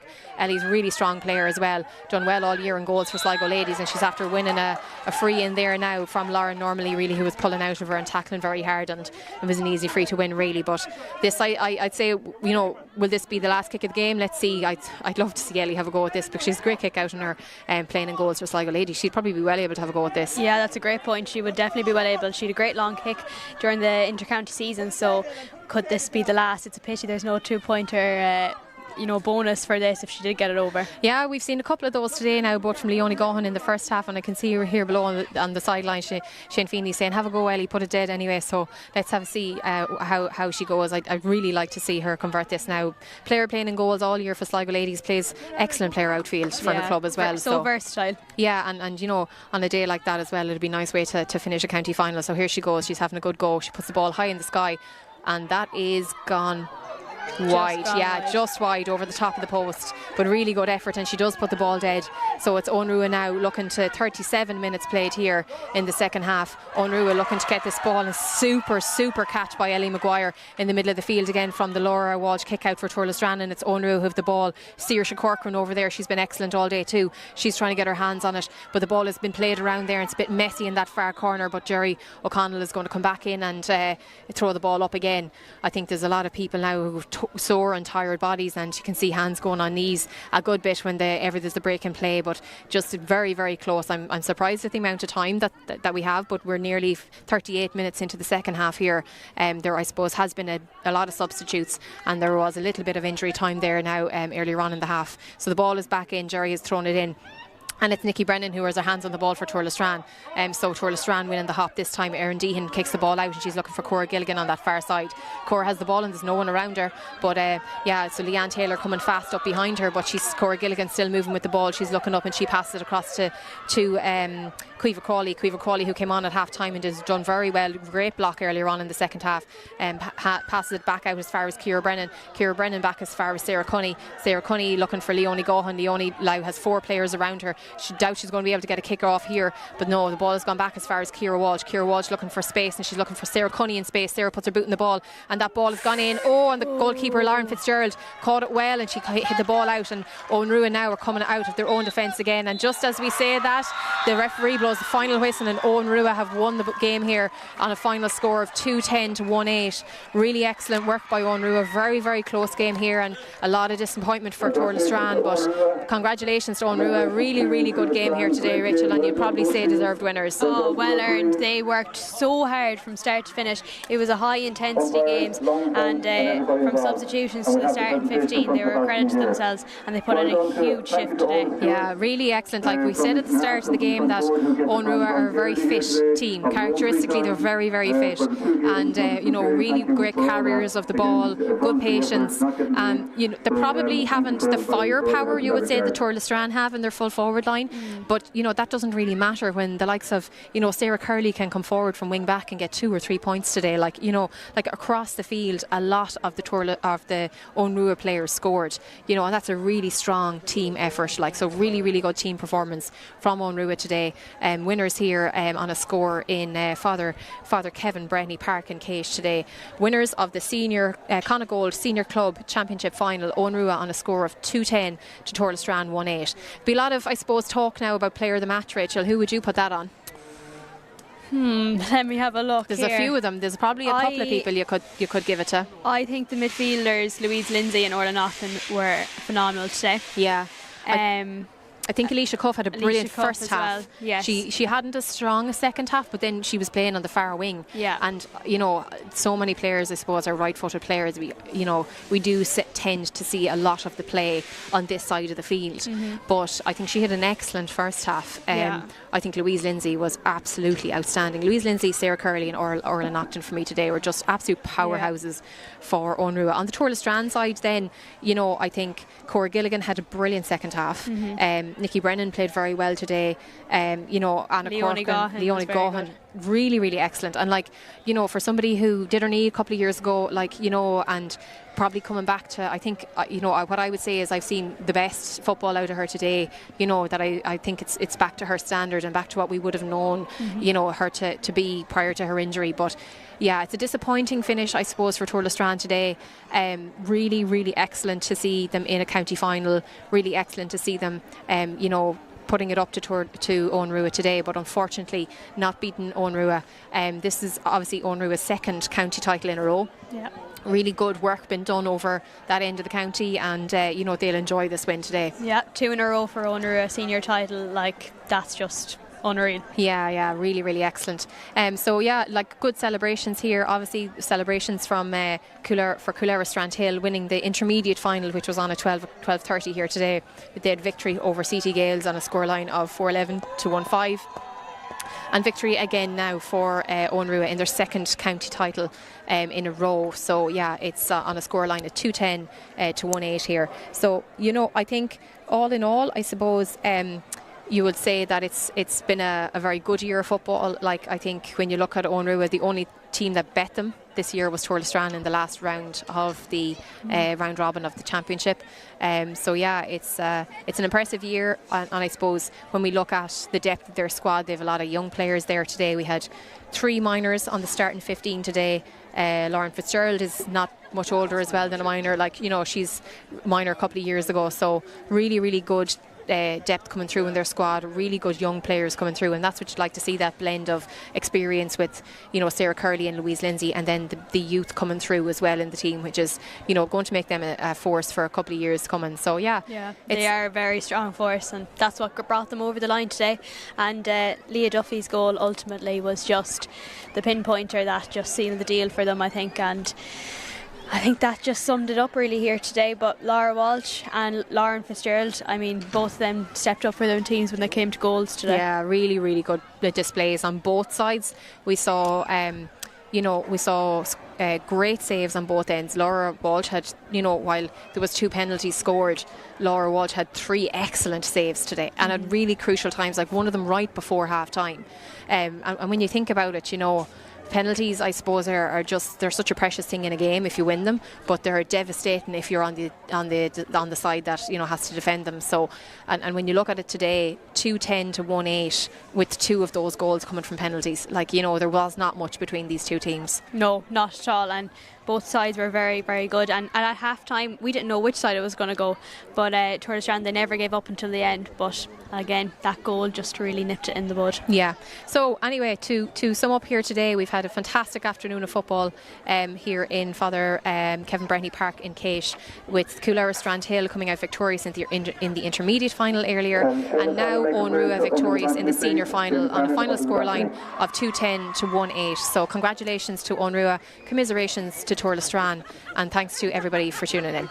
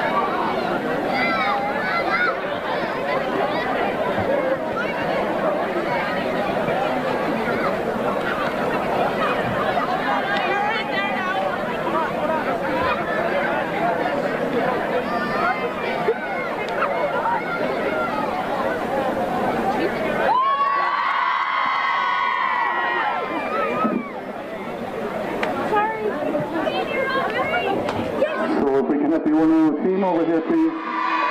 The everything is still going live here online, so we're trying to just capture the presentation live online, so if we can get the overall team over under the balcony, it'd be great. Thank you.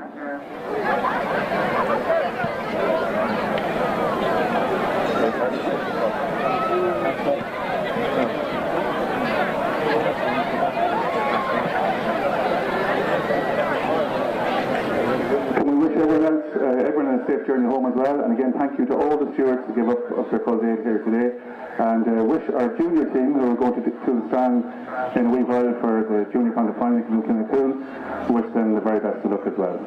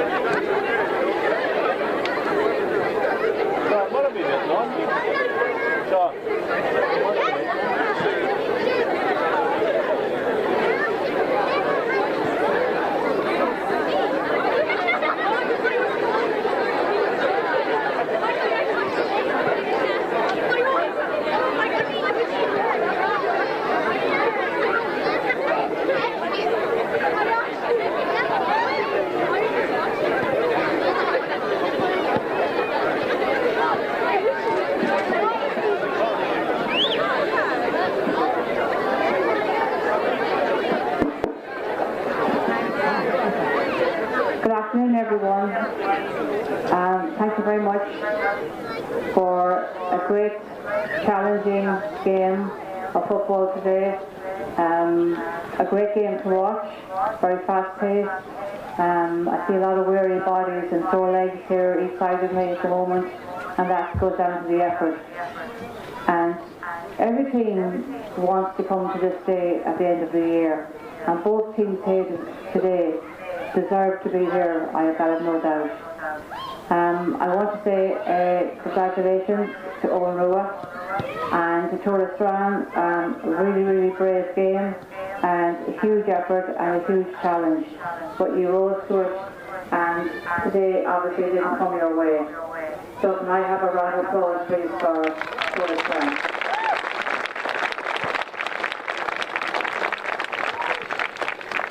So on this occasion, I'm going to allow the captain to do all the thank yous, and then we won't be repeating ourselves again today. I also have Seamus Ham with me here today, who is one of our sponsors from Connacht Gold, and Seamus will be presenting the player of the match. So may I ask the captain, Simone Rood, to come forward please.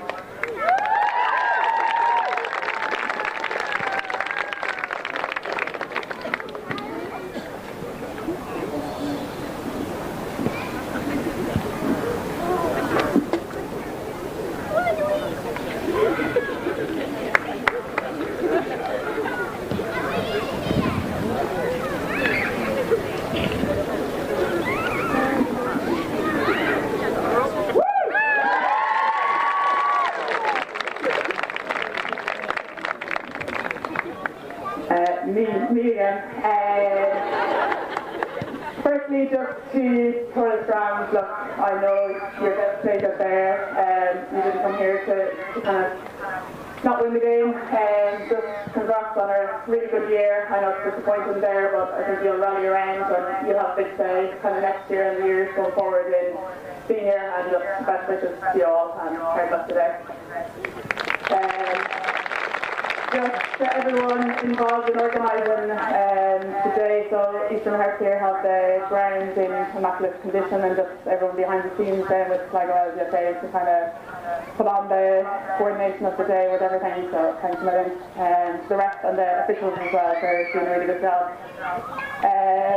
I'm going to forget someone, but just our sponsors, just a shout out to Declan and Exes, who's come on board with us this year, and it's been a huge support to us, and we'll ask you to come out and join us tonight, and hopefully we'll have a good night in Enniscrone. I suppose to Shane and our management team there, maybe firstly to Shane. He's been with this group for 5 years now, and what we've achieved in that 5 years is just phenomenal, to be honest, and it's no coincidence that we've done that with Shane behind us. He has us so well prepped for everything we go into. I think in those 5 years he probably hasn't spent one day not thinking about the team, and I'm just really glad that we got over the line today for you, Shane, and the management team as well. A lot of the management team there have been with us years as well. You've put in so much work, not lost on us. I think everything you've asked of us, we've delivered, I think, and I suppose that's a sign of how much respect we have for you all and what you've done for us, and we'll probably never forget it, so thanks a million. Just to the supporters, I suppose we have a few diehard fans that are with us every single game, but I suppose it's really important to see, or really nice to see all our young supporters out here today. Just you were cheering us on when we really needed you there in the second half, and the future's really bright, and I think it's only a matter of time before you're winning your own senior titles in a couple of years down the line, so thanks for you for coming out today. And so just lastly to the squad, what an unbelievable squad to be a part of. Look, last year was special, we landed the first senior title, but with that there was probably no pressure. I think we put a lot of pressure on ourselves to get back here today, and I'm just so glad to be accepting the cup on behalf of you all. just the squad. I wish I knew the number, but I think we probably had over 50 girls tug out at adult level this year across all our teams, and I suppose me standing here today is one of that 50. I suppose everyone's played their part. We're all coming to training, we're all the same team, and it's about everyone coming to training and pushing the next girl on, and the competition at training is just off the charts. To be honest, you're lucky to come out with your life some nights after training, so just huge congrats to everyone that put on a jersey at adult level this year. I hope everyone comes out and celebrates with us tonight, and I think that's pretty much it. I'll finish. I'll ask Fiona, what do we win? See ya!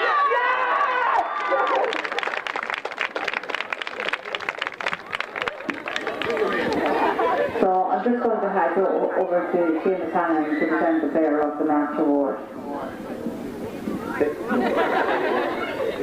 Okay, so Alicia, you're out there, come up there. We'll present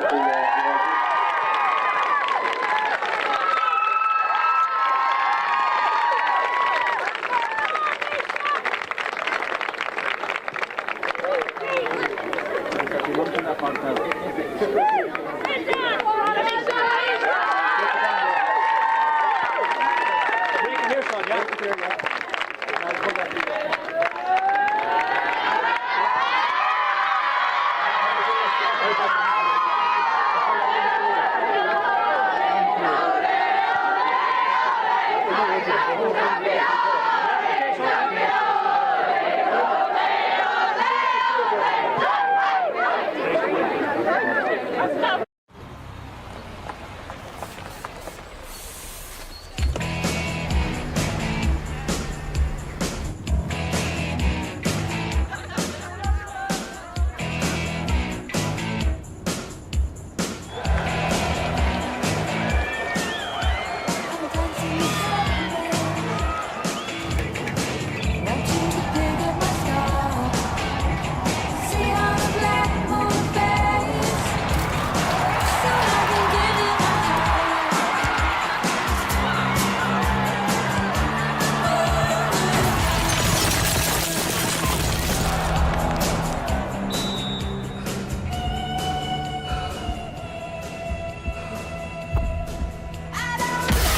It's time to smash inequality in sport. Fill every seat at every game and get behind the fight. Lidl, proud supporters of ladies Gaelic football.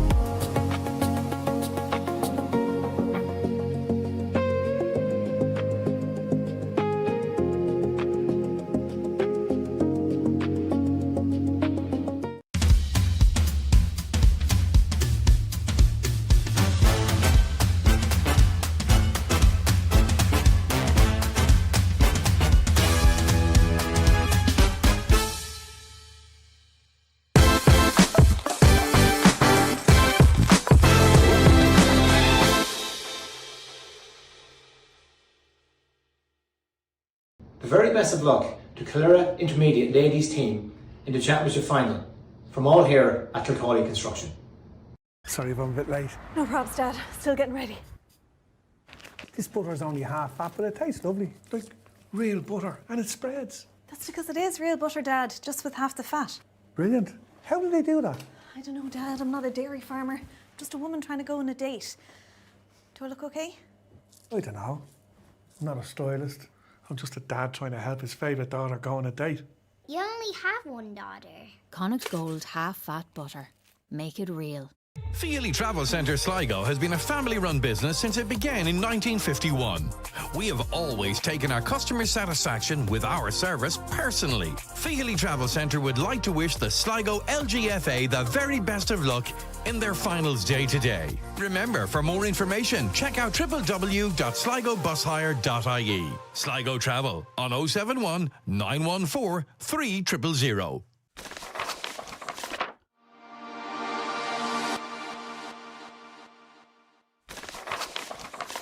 If you're in need of medical supplies, contact Baymed Healthcare today. Based in Tubbercurry, we offer next day delivery across Ireland. Call the number on screen or visit our website. Check out our social media for the latest offers. Baymed Healthcare wishes both teams the best of luck in today's county final.